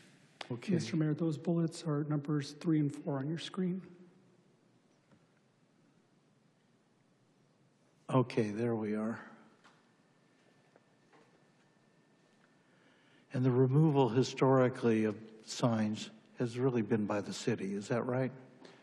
It hasn't, not necessarily. We asked the candidates, the way the ordinance reads now is that candidates remove their signs within 10 days. There have been times where the city does go out when they haven't been picked up. Okay, we can revisit that. One of the concerns often expressed by residents is all the sign pollution and drives people nuts, and signs aren't picked up. And I think maybe between now and the election, we ought to revisit this, and probably pretty soon, to make sure that we're either doing enforcement on the one hand or just committing to the city picking up signs on the other. That's, I think, my only concern at this point. Anybody else have anything? All right, there's motion properly before us. Did you want to add something further? I just want to add one small thing, just for clarity of the record, that the council is aware that they're approving a 200-word candidate statement and not a 400-word candidate statement. Yes, And that's that's correct. historically what's been done before. And no rebuttal. Okay. Councilmember Carroll. Oh, thank you, Mayor. Hi, Mr. Clerk. Quick question for you. Is there, what's the affordability factors on the candidate statement? Do we do anything for people? I think there's something in there, right? So the council hasn't done it since 2018, where they limited the financial obligation for candidate statements. But I'll go back to the slide that talks, or that has the, there they are. For a 200-word statement, the costs are before you. So for mayor, it's $1,534.33. That's obviously a lot more than the district candidate statements, because you're covering citywide versus a limited jurisdiction. But the costs are there before you. The council has, well, when I say historically, back in the, I think it was 2012, 2014 to 2018, there were limits between $500 and $800 per candidate. And that was their financial obligation, and then the city paid for the rest if the candidate statement cost was higher. Council hasn't done that, though, since 2018. Okay, but this is just a pass-through, essentially? Correct. To the ROV? Correct. Okay, thank you. Mm-hmm. I do want to point out, too, just below that, there is an electronic-only option that's $461.46. If a candidate decided they only wanted an electronic-only statement, it would be limited to the registrar's website and the city's website, but not printed in the voter information guide. Thank you. Anything further of Mr. Peterson? There being no further questions, I see no requests from my colleagues to be heard further on this matter. There is a motion properly before us. Would the clerk please call the roll?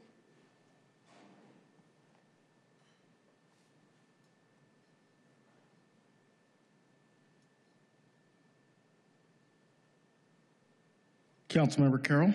Yes. Councilmember Go? Yes. Councilmember Liu? Yes. Councilmember Martinez Franco? Yes. Councilmember Treceder? Yes. Vice Mayor Mai? Yes. Mayor Agrin? Yes. Carries 7-0. Thank you. That concludes that item. This item 5.3, by the way, is that a matter that needs to be taken up tonight? It does? All right, let's do that and then come back to We'll be very quick. All right. 5.3. Would the clerk... We'll be very fast.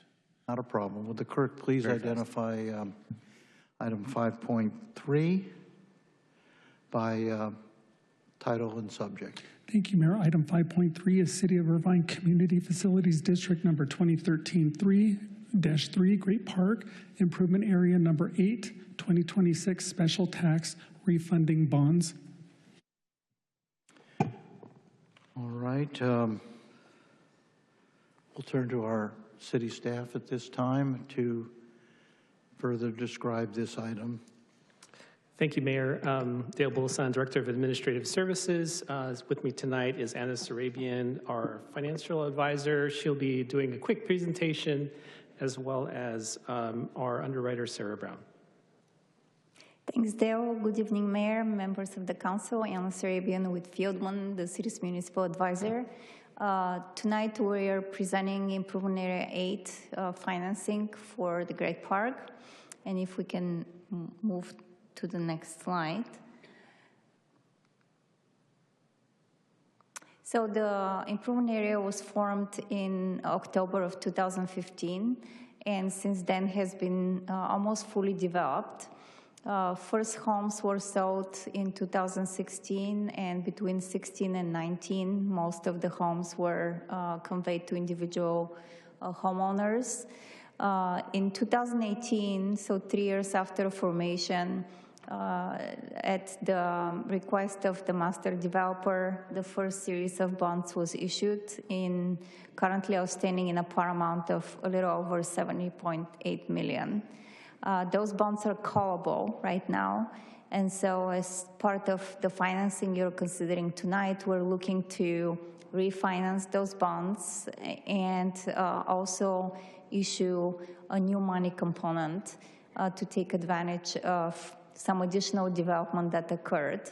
Originally at formation, there were 727 single-family or parcels planned for single-family units, and since then, Taylor Morrison acquired 105 additional units. Those units are almost fully developed right now. There were 8 homes remaining, or 8 parcels as of April 1st, and by the end of June, they're all supposed to be conveyed to individuals. Moving on to the next slide, the financing will be comprised of a refunding component, which maintains the original series of bonds' final maturity date of 2051, and a new money component, which extends the 30 years through the end of the special tax in 2057, the facility special tax. We're looking to, based on current market conditions, generate about a little over $29 million in new money proceeds from the new money component, and the refunding generates about a little over $2 million in net present value savings, or 3.3%. We are asking for an authorization of not to exceed $115 million for the combined new money and refunding. Right now, we are looking at the par size of a little under $98 million, but because we will determine the final size at pricing, we want to allow for additional cushion there. The bonds and the financing were presented to S&P, Standard & Poor's rating agency, and we secured a AA- rating by S&P. They are secured by the special taxes in IA-8, and so that's the sole security for the bonds. Moving on to the next slide, you can see here the location of the improvement area.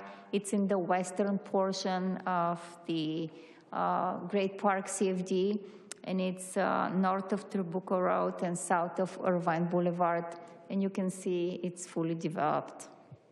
And with that, I'll hand it over to our underwriter, Sarah Brown, to give a brief market overview. Thank you. Thank you. Thank you, Mayor and members of the City Council. I'm Sarah Brown with Stiefel, the underwriter for the Improvement Area 8 bonds. I'll speak very briefly on the interest rate environment for municipal tax-exempt bonds. As you certainly are aware, the U.S. Treasury market is sort of the benchmark for fixed income interest rates. In the municipal bond market, we focus on what's called the Municipal Market Data Index, or MMD.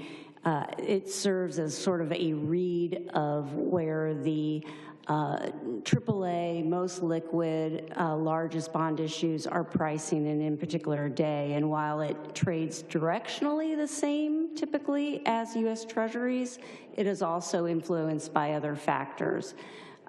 This slide shows you on the right the 30-year yield curve for MMD, that's the dark blue line. The dashed blue line is the high of the year. The dashed orange line is the low of the year. And as you can see there, we're kind of sitting in between the two. The shaded gray lines is where MMD is traded over a 20-year history. Again, we're kind of in the middle or upper middle area of that. I think maybe more interesting, more recently, certainly more current, is the movement in MMD over the last 3 months during the course of the conflict in Iran. We did see interest rates move higher initially pretty sharply, particularly in the shorter end of the yield curve. So the graph on the left shows the cumulative movement in MMD. The orange line is the 10-year, the green line is the 30-year. And so that's the cumulative movement in those interest rate benchmarks over the course of the period. The good news is that we have seen some stabilization in the municipal market since the ceasefire. So that cumulative movement is kind of coming down, or MMD is coming down to closer to the conflict levels, in particular in the long end where most of the principal amortization is for the bonds. The last final comment is just on the market demand for these types of bonds. Over the last 3 years, we sold 3 different Great Park CFD bonds of about $100 million each, amassing to about $318 million.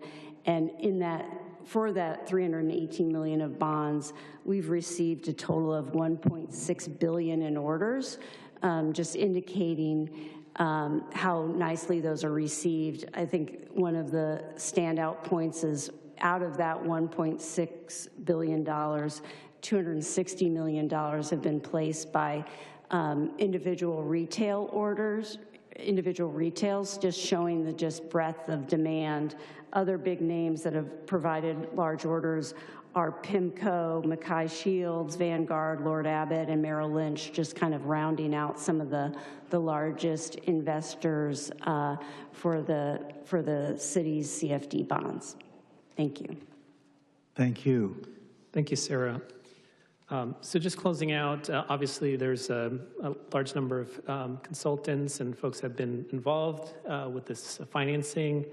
The finance timing, like was shared, we received a AA- rating May 28th. We reviewed with the Finance Commission on June 1st. They approved for recommendation for approval for council. We would post, if approved by council tonight, to post our official statement June 10th, pricing approximately June 17th, and closing July 2nd. And with that, would recommend the approval of the CFD for Improvement Area 8 for the special tax refunding bonds. That concludes our presentations. I'd be happy to take any questions you may have. Thank you. Any questions of staff? Questions, comments? I'll move staff recommendation. Is there a second? Second. Seconded by Councilmember Liu. Any discussion of the motion? There being none, would the clerk please call the roll? Mr. Mayor, if I may, just to clarify for the record, there are no requests to speak on this item. Oh, thank you. Of course. Failed to call for them. With that, again, please call the roll. Councilmember Carroll. Yes. Councilmember Go. Yes. Councilmember Liu. Yes. Councilmember Martinez Franco. Yes. Vice Mayor Mai. Yes. And Mayor Agron. Yes. Carry 6-0 of the members present. Thank you. That measure having passed, thank you to staff, consultants, and so forth. Much appreciated. All right, we're ready to go on 5.1. This is, I think, Councilmember Treseder's item, along with two others. Am I the only one, or could we use literally a 5-minute break? I certainly could. All right? We'll take a 5-minute, we'll come back, we will start the meeting at 11:30 sharp, all right? We're in recess for 7 minutes.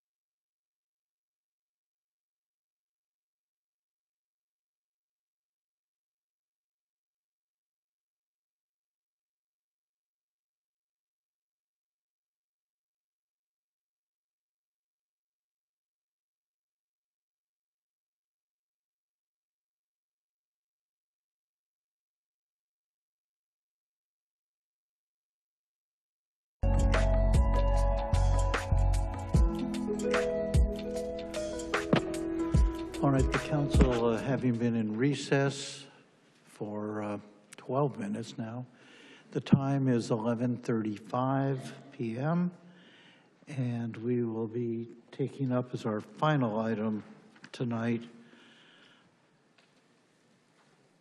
item 5.1. Would the clerk please identify this item by title and subject? Item 5.1 is ranked choice voting ordinance and associated cost analysis.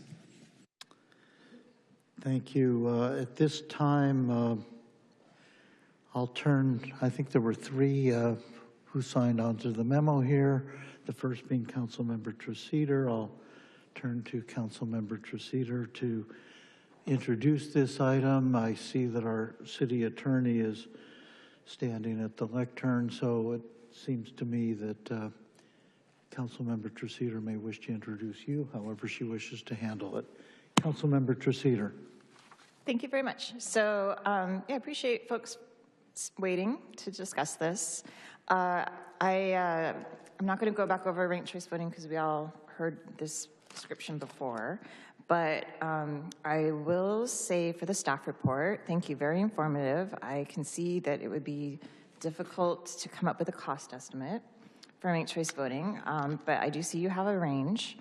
That's, for me, it's a bit higher than I would feel comfortable with voting on just as a council member, given our budget shortfalls right now. And so I'll just say that I am most likely going to support putting this on the ballot as an ordinance to ask the voters, you know, they get to weigh, it's their tax money, they get to weigh whether that's worth it to them or not to do the ranked choice voting, given what our estimates are. And so that is all I want to say at this point, and I'm looking forward to hearing from the public commenters. Thanks. Thank you, Councilmember Treseder. I guess I'll turn to our city attorney. Do you wish to make a little bit of a presentation, or do you just stand ready to respond to questions? What's your pleasure? Mayor, in all candor, everything I was going to say is in the staff report you've already read. I'm happy to dispense with it. I don't know if Carl feels the same. I had the first part. I had the part about the ordinance. Carl has the part about how much it all costs. So I'm happy to sit down and get straight to the public comment and council questions if you like. All right. Well, there were two others who signed on to the introductory memo. If they wish to be heard now, I'm happy to call on them. Otherwise, I think we can just proceed to the public. All right. How many requests are there, Mr. Peterson, from public commenters to be heard? We have 19 requests to speak. 19. How many are in person and how many are via Zoom? 13 are in person and the rest are on Zoom. All right. Why don't we begin with the first? What I'd like to do is 19. Why don't we set the time at 2 minutes? If somebody needs a few more seconds to conclude a thought, that would be fine. That way we'll be able to hear from just about everybody. And let's get started. Thank you, Mayor. If I could call forward Scott Purley, Susan Sayer, Doug Elliott, Alan Meyerson, and Don Geller. I do believe Ms. Sayer went home, as did Mr. Meyerson. So we'll start with Mr. Purley. Welcome. Thank you, Council. I'm still awake. It's all right. My name is Scott Purley. I'm a 50-plus year resident of Irvine. In my opinion, ranked choice voting should be rejected out of hand. It would replace the one person, one vote democracy principle with one person, 5 votes, or one person, one vote, and a couple of bogeys, or not bogeys, mulligans. Of the benefits asserted by its proponents, ensuring majority support, and preventing strategic voting are demonstrably false. The other benefits are vague and not measurable. Creating majority support out of thin air, the word majority takes on an entirely new meaning. And to infer that a voter supports a candidate ranked 2, 3, 4, or 5 is a stretch. If the initial count does not produce a true majority winner, it's not possible to manipulate the process to suggest that any candidate won a majority of the votes without disregarding the votes of many voters. As to strategic voting, the ranked choice process actually increases the options rather than eliminating them. The fact that it would require a significant voter outreach to educate the voters should be a clue as to what's going on here. It is not an improvement of the voting process and does not justify the increased expenditure of funds. Thank you. Your time is up. Go ahead, finish your thought. There are no real benefits, only costs. It's complicated and not worthy of further consideration. Thank you. Thank you for your comments. Doug Elliott. Welcome. Thank you, Mayor, and good evening, everyone. I am Doug Elliott. I'm Vice Chair of the Community and Library Services Commission, speaking only for myself. And frankly, as an attorney, what was just described as one person, one vote is not at all what that phrase means. It simply means that all voters are treated equally as a matter of constitutional law. It doesn't literally mean you only get one vote. When we had at-large voting for the council, we each got 2 or 3 votes. And ranked choice is very much in line with that.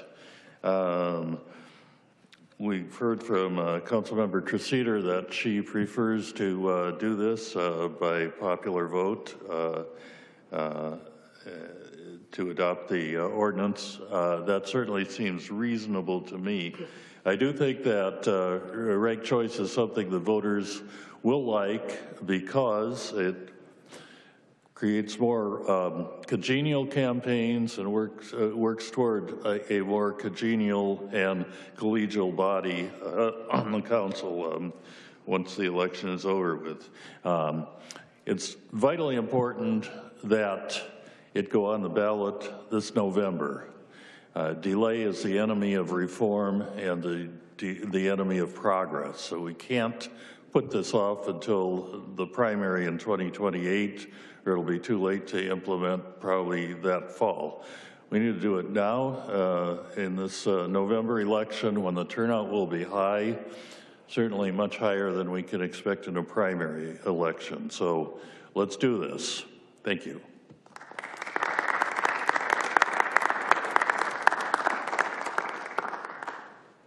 Don Geller, and if I could call forward Pam Wyckoff, Jeremy Ficarola, Siddharth Mehta, Shariar G., and Ryan Dack. Welcome. Good evening, Mayor, City Council members. Don Geller, Chair of the Finance Commission, speaking only for myself. I support ranked choice voting for Irvine's municipal elections, just as 7 other cities in California have chosen to adopt it: San Francisco, Oakland, Berkeley, San Leandro, Albany, Redondo Beach, and Eureka. But there is one very important difference. Every one of these cities did so through the voters.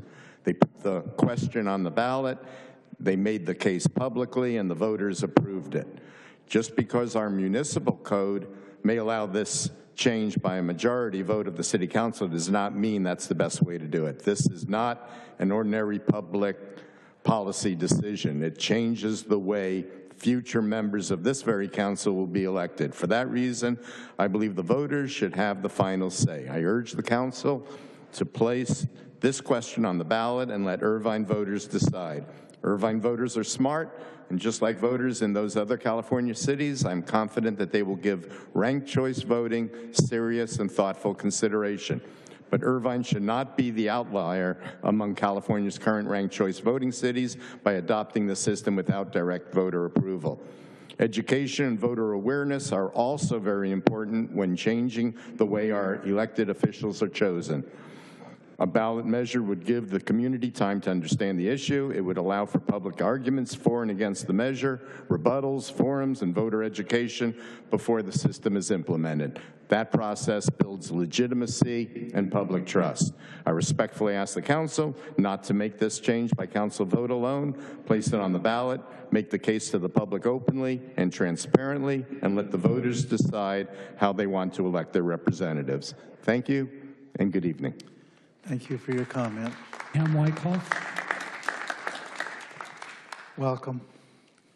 Mayor and council members, well, maybe we're getting our way. Maybe we can be like San Francisco and Minneapolis and Oakland. When was the last time you were in Oakland? Last time I was there, Hagenberger Road is like a ghost town. Every business just about is closed. The hotels, the 2 gas stations that are still open have to have guards. All those restaurants along Hagenberger. The only in and out in California that went out of business, that left because of the crime, was on Hagenberger Road by the Oakland airport. So these cities that you are quoting, oh, we got to be like San Francisco, are the worst cities. So let's get that out of the way right away. All right, ranked choice voting is the same as an instant runoff election. All right. So the long shot candidate will never win. They don't have a chance. Jesse Ventura beat Norm Coleman and Skip Humphrey in Minnesota around 1992 or so. And if you don't know who those people are, you're too young to be in politics. Okay, you can't vote against someone. You know, you have to vote for everybody. And there's only maybe, I don't want to tell you how many people I would vote up, that's up there right now, that I would vote for. But how would you feel if you had to vote for Trump, you leftists? Okay, voting is strategic. Oh gosh, moderates are squeezed out, sending their votes to the more extreme candidates. There's ballot exhaustion. Unless you list all that's on your ballot, then it's, your vote may not count. So let's say we have 3 candidates, A, B, and C. And so C gets the fewest amount of votes, okay? So everyone who voted for C in first place, they're thrown out. So their second choice gets pushed up, right? So technically, those people get 2 votes. They technically got 2 votes. So it's not inclusive. There's low participation in all these cities, San Francisco, Minneapolis, lowest voter turnout ever since they put in ranked choice voting. It's confusing, and there's no way you're ever going to make hand recounts possible. The fraud. Thank you. Thank you for your comments. Jeremy Ficarola. Welcome. Yes, good evening, Jeremy Ficarola. I think many of you know who I am, and I'm going to keep it short. Strong supporter of ranked choice voting.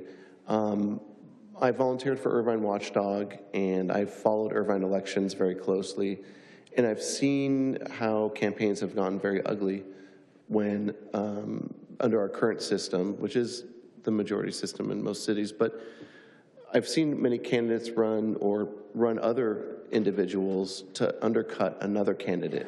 I've seen the elections, campaigns get very ugly, and I truly believe that ranked choice voting is not going to completely solve it, but will at least take away a lot of these sort of quagmires in which a voter has to essentially vote for somebody who they don't really necessarily want winning because of the circumstances. And I think ranked choice voting, it just gives more power to the voter. I like having those choices and ranking. I think Irvine is actually the perfect city to adopt ranked choice voting. It's a very educated city. The voters here can understand a new system, and this new system is not complicated.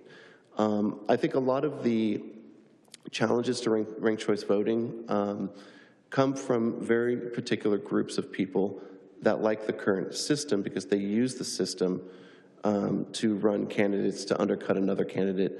They use that system to perpetuate their own interests, but it's anti-democratic. What is democratic is giving more options for voters in ranking who they want and inevitably avoid the one candidate that they truly do not want to be elected. Lastly, I know there's a lot of pushback as well from special interests that behind the scenes will use, again, shadow candidates or dummy candidates. Finish your thought. Go ahead. Thank you. Yeah, so I just think that this is a step in the right direction, and a delay is a tactic of special interests. So I think we need to get it on the November ballot this November. Thank you. Thank you for your comments. Siddharth. Welcome.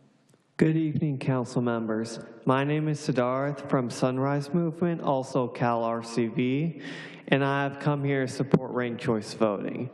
I finally moved to Irvine just this year alone, so I hope to get to see better representation. I know one counterpoint that anti-RCV advocates like to say is that RCV is too expensive. Well, I would like to clear the record that it is not.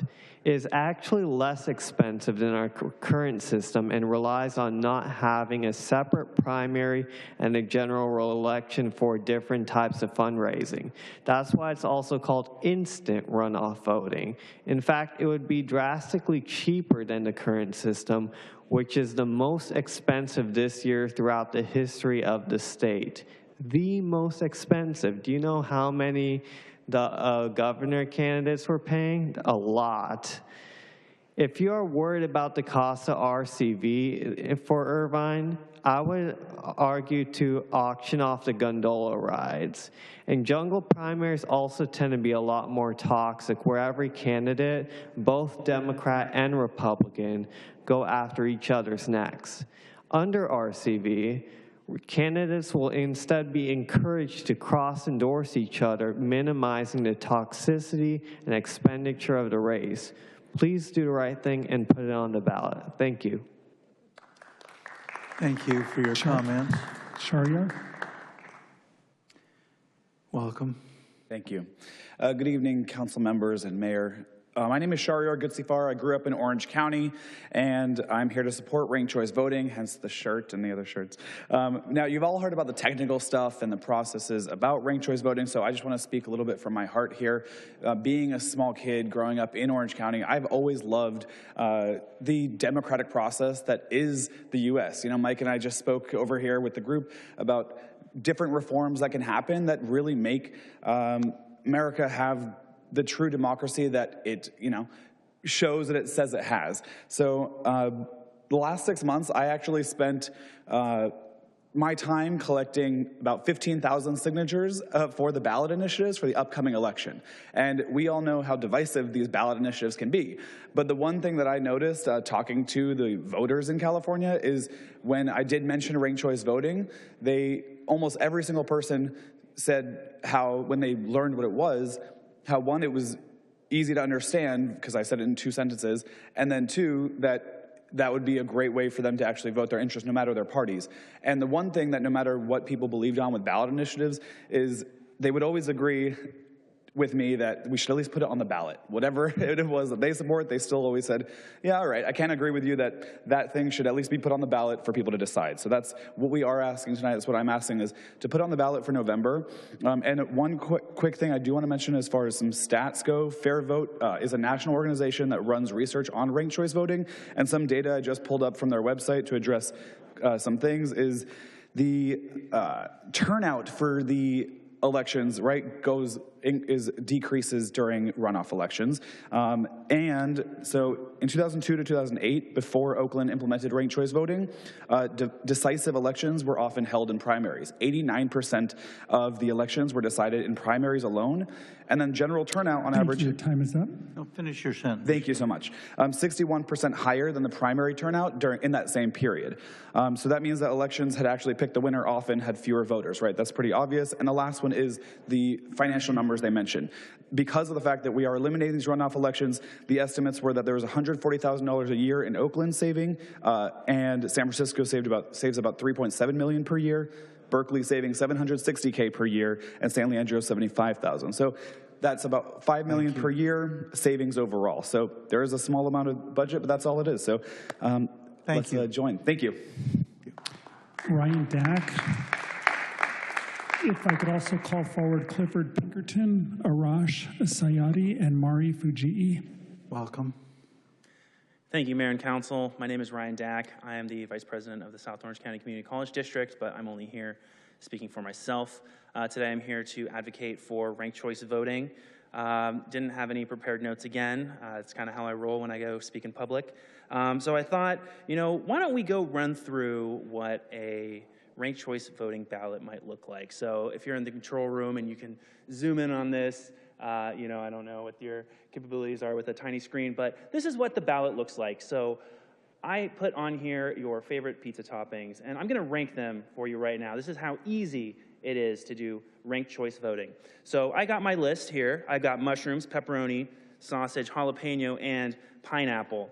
So to address a concern I heard earlier here tonight, if I just wanted to vote for one of these and say, you know what, I'm really just a mushroom man, I'm gonna just select mushroom as number one, I can do that, and I can turn my ballot in, and I'm acting as if it is just a regular, first past the post ballot with one thing, and you can do that. They're not gonna arrest you if you just vote for one thing, so please don't feel compelled to fill out other options you don't think are great. If you really hate pineapple and you don't wanna rank it, you don't have to.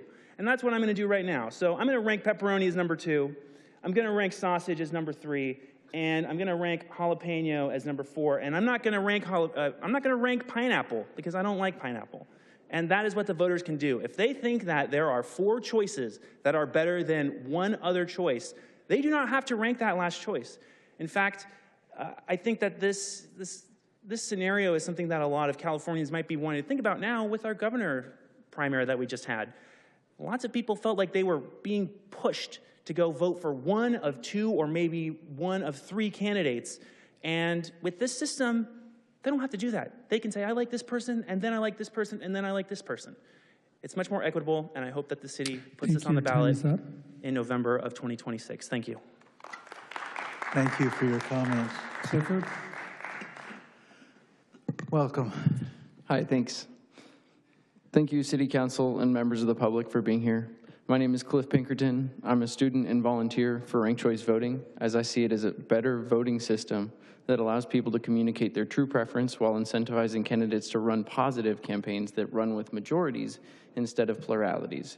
This system saves cities limited resources by preventing wasteful runoffs as well. It's as simple as that. To be frank, I'm not sure what's worse, electing people who should be losers or wasting millions in the process.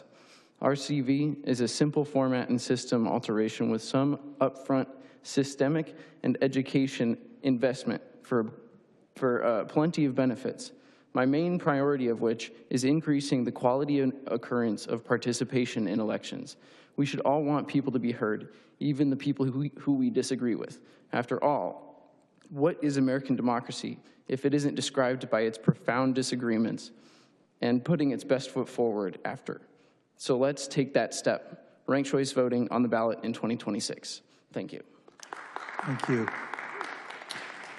Mr. Mayor, I made a mistake a little bit earlier. Mr. Sayadi and Ms. Fujii have presentations, so I'll go to the Zoom speakers and then we'll call them back after we get through those speakers. All right, go right ahead. Thank you very much. Our next speaker is Tomas Castro. Tomas, you may unmute your mic.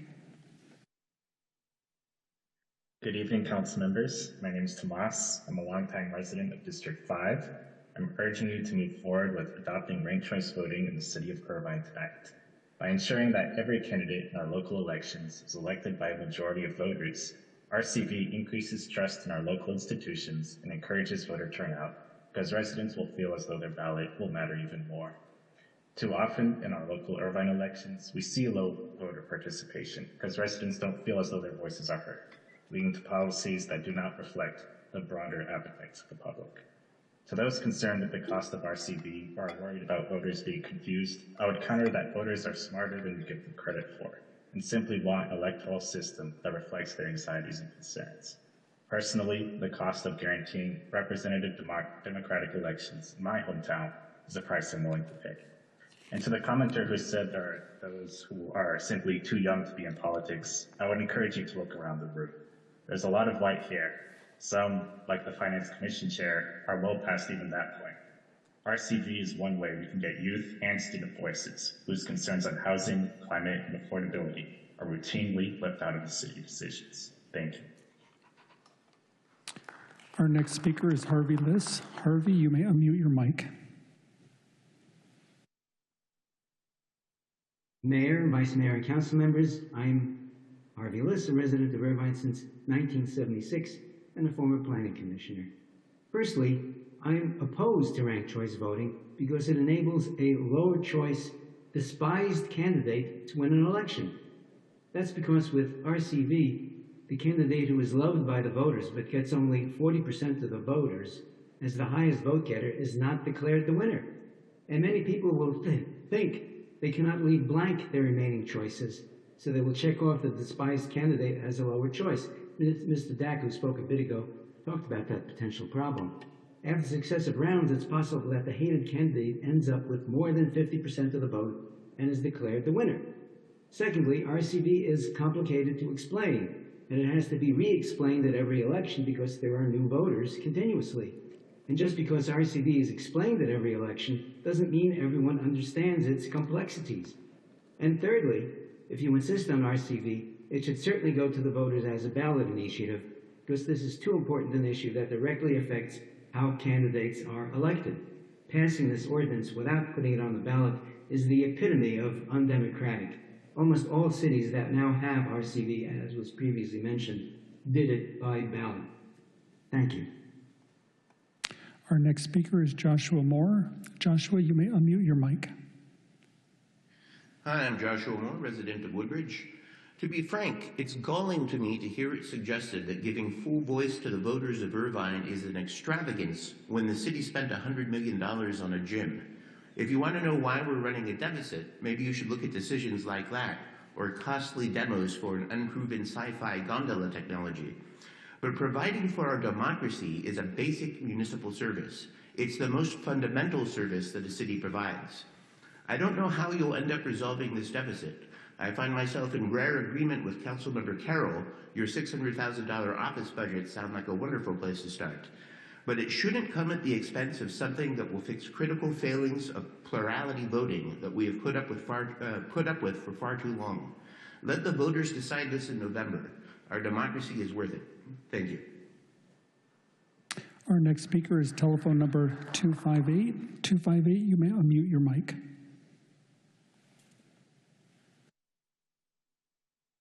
Good evening, this is Manesh here. So I want to speak about the budget issue with this ranked choice voting proposal. How can the city add this large unknown line item cost to the budget without going through a budget process? If this were almost any other proposal, I don't think it would be pushed forward this way. Week after week, we hear calls for fiscal emergency steps and even hiring freezes from you. And now, some of you want to spend over $4 million on one election day every 2 years to change a voting system that has been in place since 1971.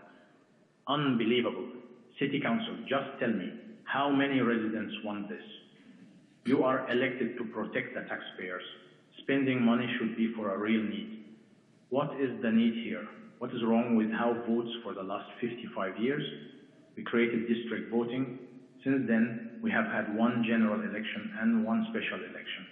Now the goalpost is moving again. And you, the new people who won, want to manipulate the voting system. Wow, just send it to the Finance Committee.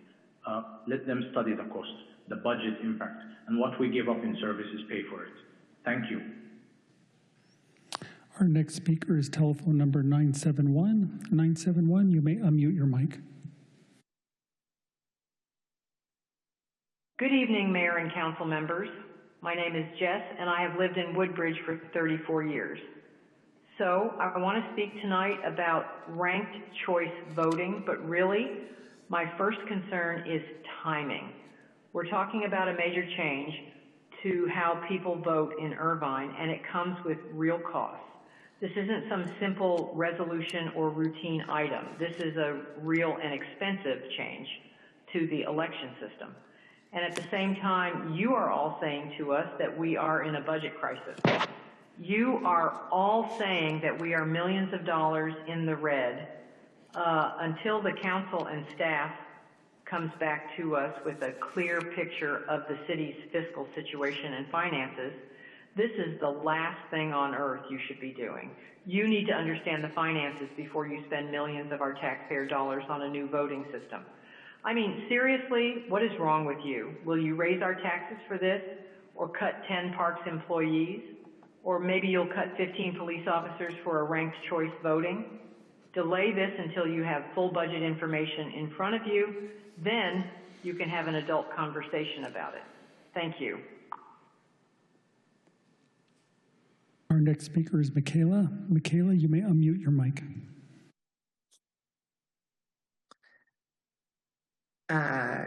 Thank you, council members Jacider, Martinez, Franco, and Lou for bringing this item forward. And thank you to you all, staff and council, for your endurance tonight.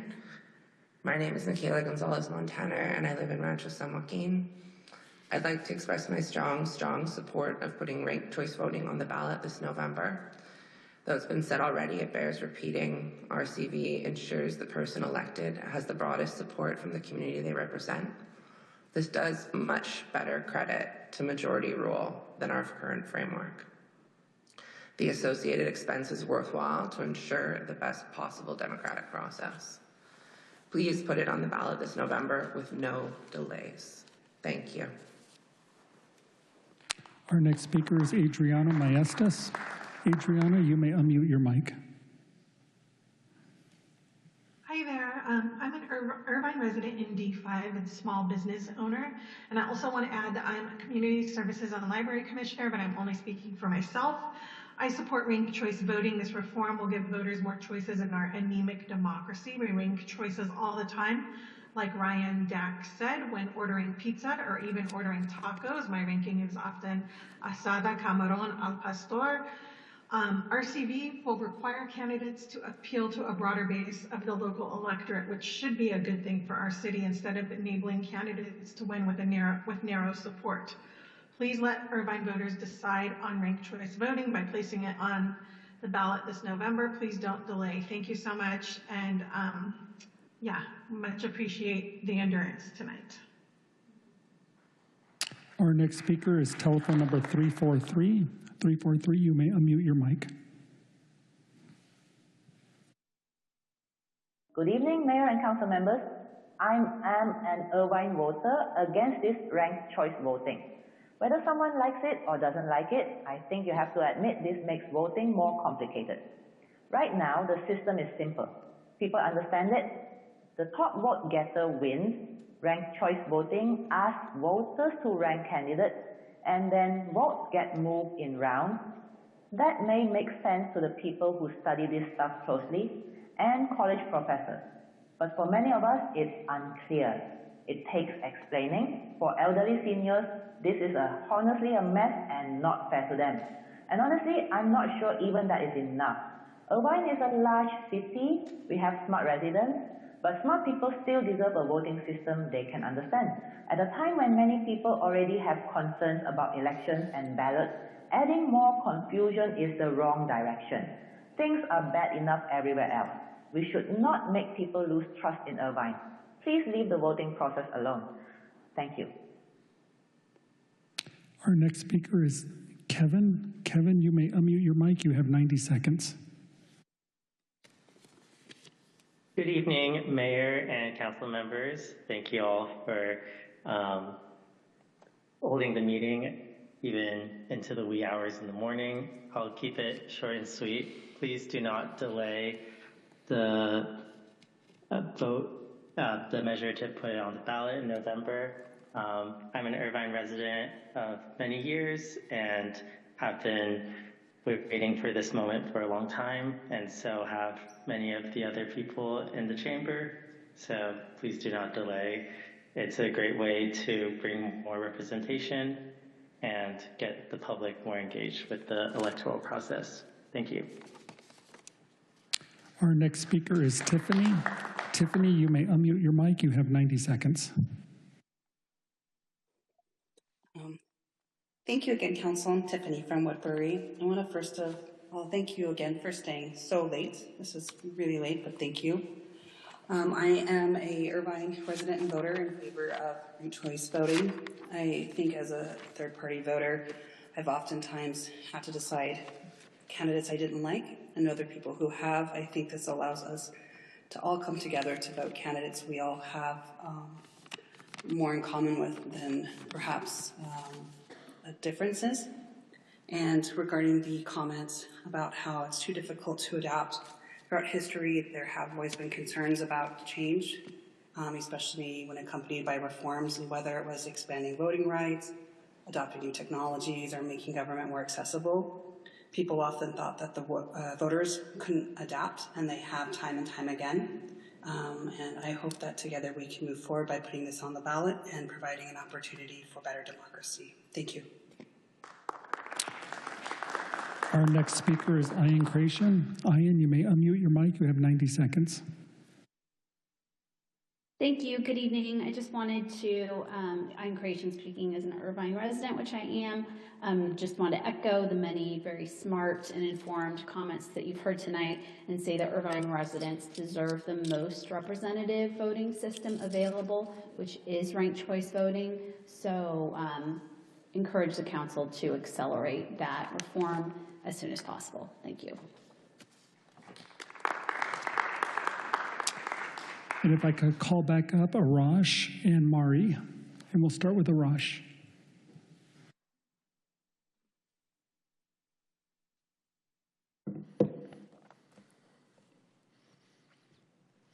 Good evening, Mayor and council members. I am also grateful that you've gone so late this evening. My name is Arash Sayari. I am a board member as well as the local coordinator for California RCV Institute. And I'm here tonight for a number of reasons. First of all, I have been a long-term Orange County resident since 1983. I lived in Woodbridge from 2005 to 2008. And I want to, first of all, thank all of you for being visionaries in implementing RCV for your city. Next slide, please. What I want to talk about are a number of points that have been brought up in the past. I know that there have been questions about RCV's adoption, ease of use, and getting the implementation right.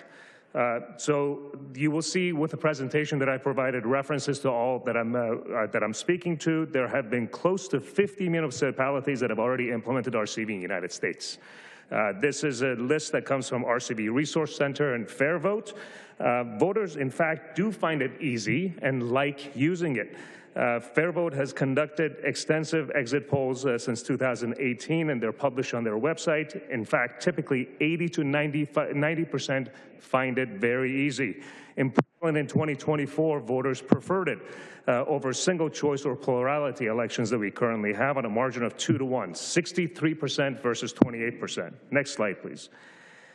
There are, in fact, larger voter turnouts in RCV elections. There are multiple studies that have been done on this by Fair Vote, there are publications on Science Direct, as well as research that's been done in Iowa and Wisconsin, showing that there is at least a 17% increase in voter turnout. There's especially a larger increase in younger voters turnout, and the reason for that is the positive campaigning as opposed to the negative campaigning that we typically see. Last slide, please. And, oh, I apologize. I did want to mention that what you saw on the previous slide was a reference to larger number of voter turnout for plurality. May I finish? Yes, go ahead. Thank you. The last piece is what we've essentially done as an institute for the city. We are here to be as a resource. There are a constellation of resources available to you. Fair Vote and RCV Resource Center I've already mentioned, which provide education, training, as well as studies, and audits of RCV elections. CalRCV also provides legal assistance with understanding how to devise the ordinance or the language of a ballot measure, and we're happy to continue to do that. Thank you again for considering RCV for your city, and I'm grateful that you've stayed this long to consider it. Thank you. Mari. Welcome. The last speaker, right? Mari Fuji, a 35-year resident. We use RCV every day, constantly ranking priorities in our lives, what to eat, what to shop, where to buy. And RCV is a natural extension of what we have to rank our choices due to limited time and money. Irvine is one of the most educated cities in the country, and if voters in diverse cities like Minneapolis and Salt Lake City can understand RCV, I'm positive that Irvine residents will too.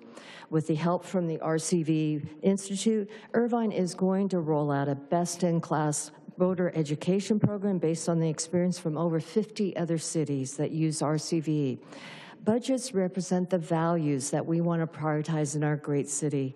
The RCV cost is a tiny fraction of the city's budget, ranging from 0.07 to 0.23% in 2028, decreasing to 0.003 to 0.05% in subsequent years. Our city should prioritize the value of RCV for our elections and place the ordinance on the November ballot for the voters to decide.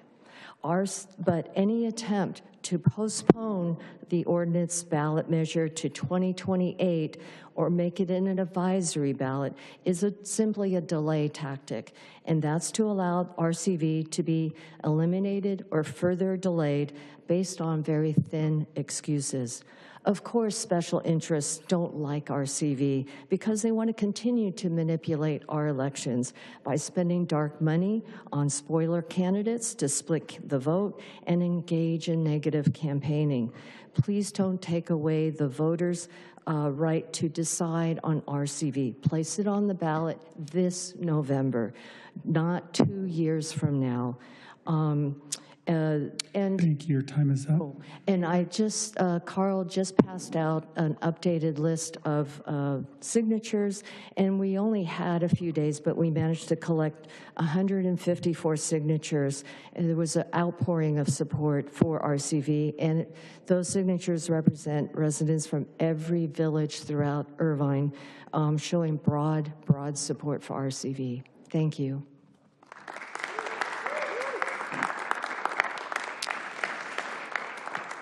And that is all, Mayor. Thank you to all the commenters, and thank you all for staying here in person very late, and for those at home who called in, we appreciate their comments as well. At this point, I think I'd like to turn to Councilmember Treseder or to the others who authored their memo. But maybe before that, I actually have a few technical questions. Do others have questions or thoughts regarding ranked choice voting that they'd like to pursue, maybe with some of the experts here or with Councilmember Treseder? Am I the only one? Well, I'm going to get my questions answered. Fair enough? Okay.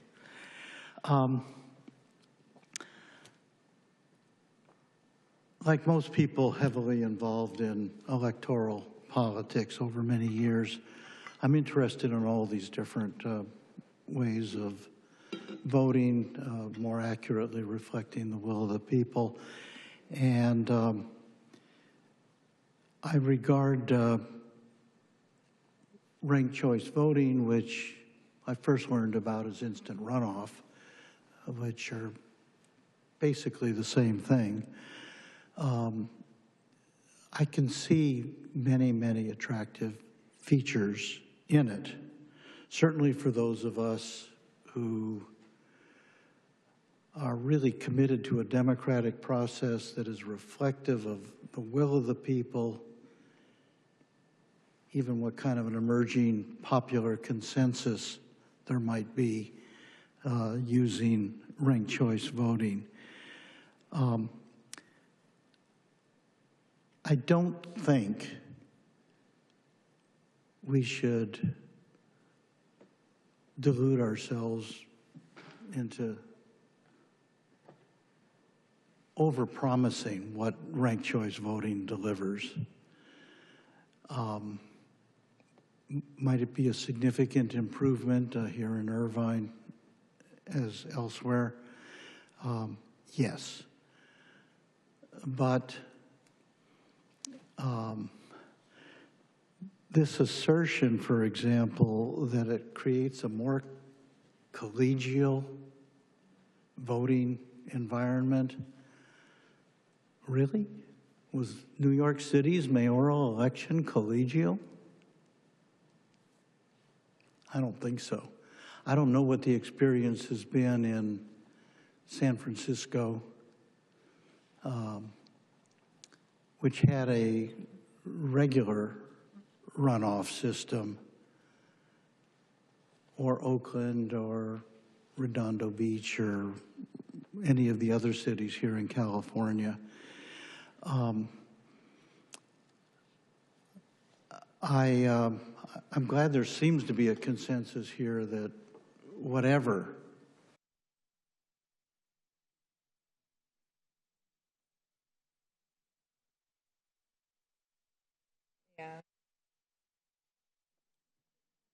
Shut us off after 12:30. Okay, microphone's working now. Okay. All right. Yeah, I was curious to see what the other council members were thinking, and it looks like folks are pretty satisfied with the discussion from what I can tell. And so what I'm interested in doing, and I would love to ask Mr. Melching what he recommends. I would like to move in just a little bit that we put the city council ordinance draft on the ballot for November. And the ordinance draft is in the agenda packet. So the heading is City Council Ordinance number 26-XX, so you can all see it. This ordinance was created without the thought of putting this ordinance on the ballot for the voters to vote on, whether they want to adopt ranked choice voting. And so I'm hoping that we can just add a preamble here, just change a couple of sentences maybe in this ordinance to say that we're asking the voters to do this. Do we need to do that, or? Me too. Yeah. We should, we do need to change the ordinance to reflect that it's an enactment of the people instead of an enactment of the city council. But the body of the modification to the municipal code and the recitals that explain the purposes for what the ordinance is would remain the same. And then, of course, there would be a package of resolutions that would need to be brought forward to have the city council put the matter on the ballot. Okay. So we need to have so the resolutions won't be on the ballot. We would pass the resolution, putting the ordinance on the ballot. Correct. That's the way it works. Okay. All right. Excellent.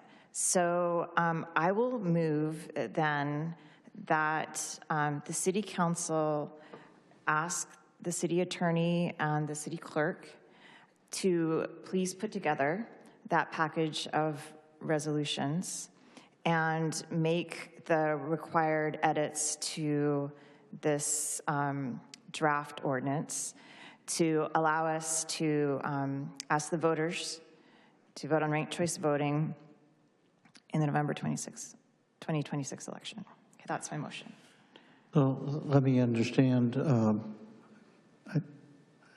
I think I understand. We're giving direction to the city attorney to prepare the requisite resolutions. Yes, the resolution and forth. modify the ordinance, yeah. All right. and to all the authorizing resolutions for impartial analysis, and then the selection of there's a pecking order for who can argue in favor, who can argue opposed, beginning with the council, as I recall, correct? That's correct. And so the motion then is to give the direction. That's right. To To the give city. the direction to And the to come city. back to us, I would assume, at the next council meeting.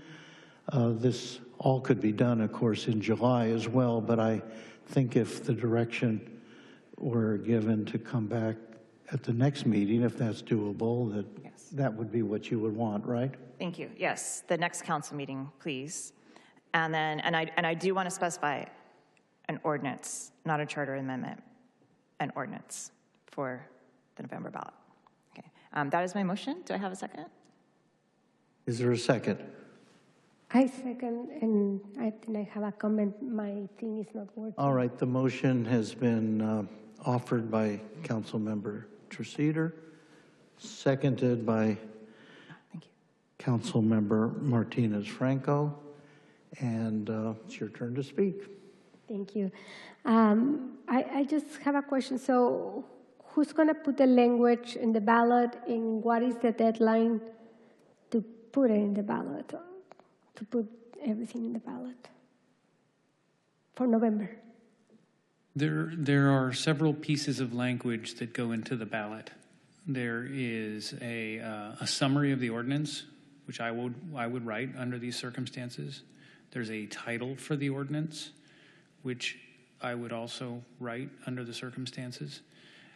There is a ballot question that is, take it back. Yes, a ballot question that will be written. I will write that. All three of those things, well, two of those things, those last two things, the title and the question, will be part of the material that come back to you. So I'll write it, but you'll review it and approve it, or revise it and then approve it.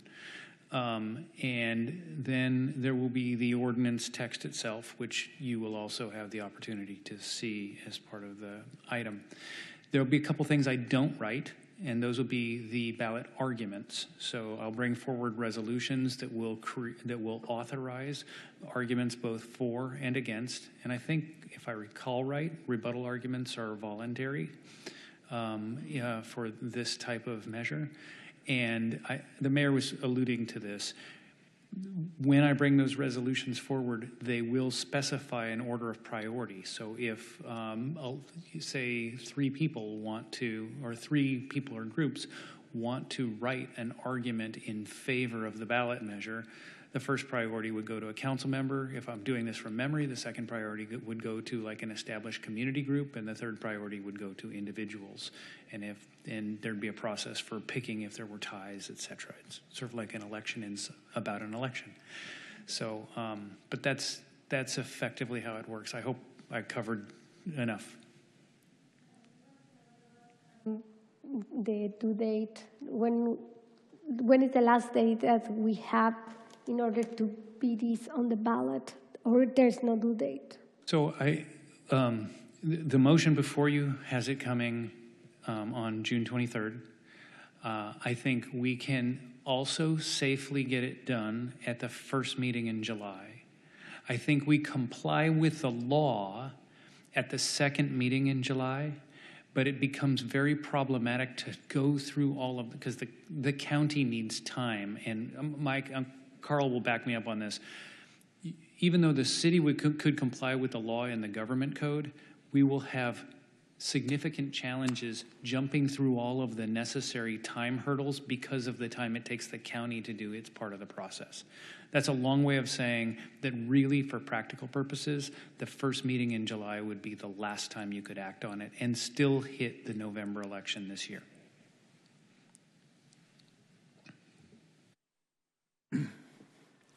Yes. Councilmember Carroll? Oh, okay. Thank you, Mayor.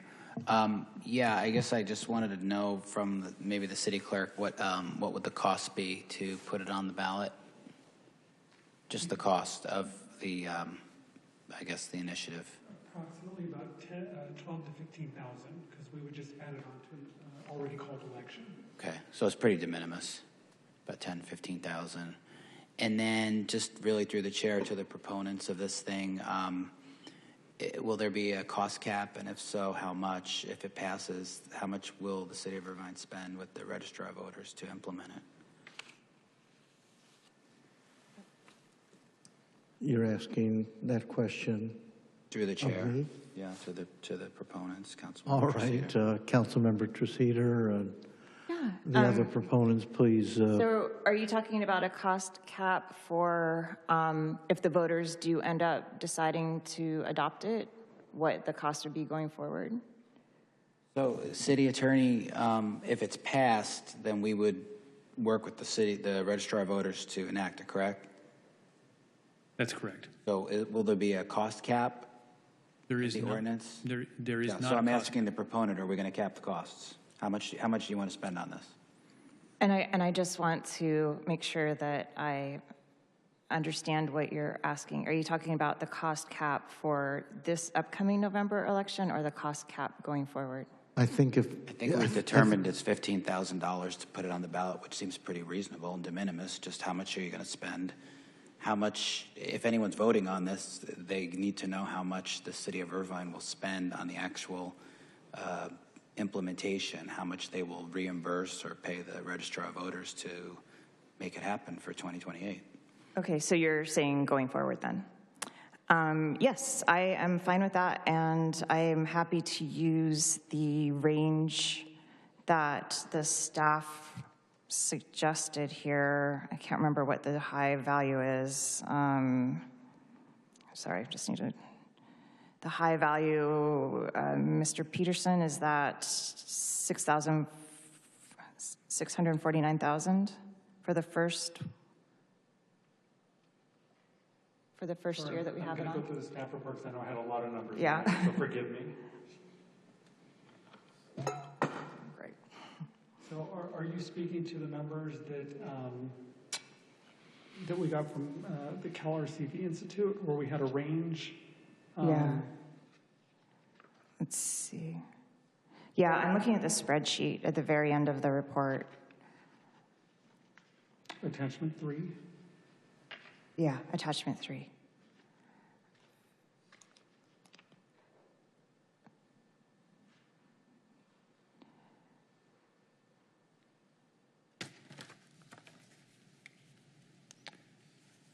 So the high end from Cal RCV, if I'm reading this correctly, high end for 2028 was 710,440. Is that the number you're referring to?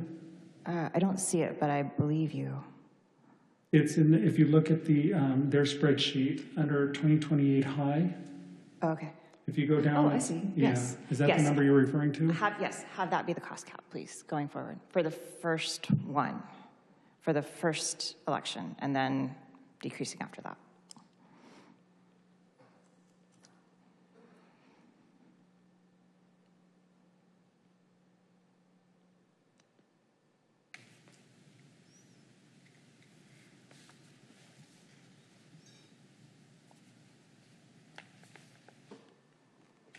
Your answer is 700 and something thousand. That's what I'm seeing in the spreadsheet that I believe Councilmember Treseder is referring to. And that's a number that came to us from the Registrar of Voters? No, from the Cal RCV Institute. The attachment 3 to your staff report has their estimates. I couldn't get an estimate really from the ROV. They were unable to provide really a good estimate because we've never done it here before. Right. And well, obviously that's going to be a matter of some interest to voters who would vote on this in November. And I don't know where those numbers are secured or if there's talk about a cap, how that would be determined. The cap would be 710,000. Oh, wait, sorry. Yeah, 710,440.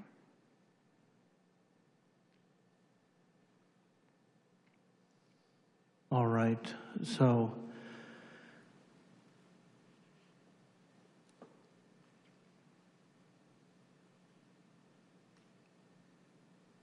I don't know, I guess the analysis, the impartial analysis includes a reference to costs, doesn't it? Estimated costs? It does. I don't know how that would be put together, but obviously, if this motion passes, you're charged with that responsibility, Mr. Melching. That's correct. Yeah. And an impartial analysis, do we have to ask for a financial analysis separate from an impartial analysis, or are they one and the same? In this instance, it would be one and the same. There is a separate process in the case of a tax measure for a financial analysis. All right. This would be one and the same for this. All right. All right. Just to clarify, so if the registrar of voters comes back and it's $711,000, it doesn't get implemented?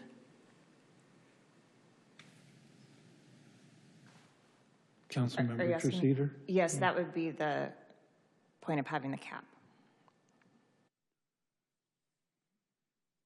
I'll talk to my friends in the purple shirts after the meeting, but so I'll just, okay. All right. Again, if you would just repeat the motion so it's clear to everybody, and those who are tuning in late will understand what we're voting on in a moment. All right? What is it? Direct the city attorney and the city clerk to put together a package of resolutions to submit the ordinance to the voters. And you did specify, Councilmember Treceder, it was an ordinance, not a charter amendment, to allow, to ask voters about RCV on the 2026 November ballot and bring it back at the next, bring it back to the next meeting. And there's the cap of the $710,440. All right.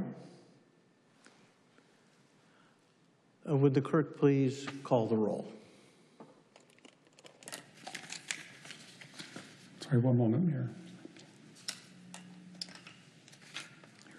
Councilmember Carroll. No. Councilmember Go. Yes. Councilmember Liu. That's okay. Yes or no? I'm sorry. Yes? Oh, thank you. Councilmember Martinez Franco. Yes. Councilmember Treceder. Yes. Vice Mayor Mai. Nope. Mayor Agron. Yes. Carries 5-2 with Councilmember Carroll and Vice Mayor Mai voting no.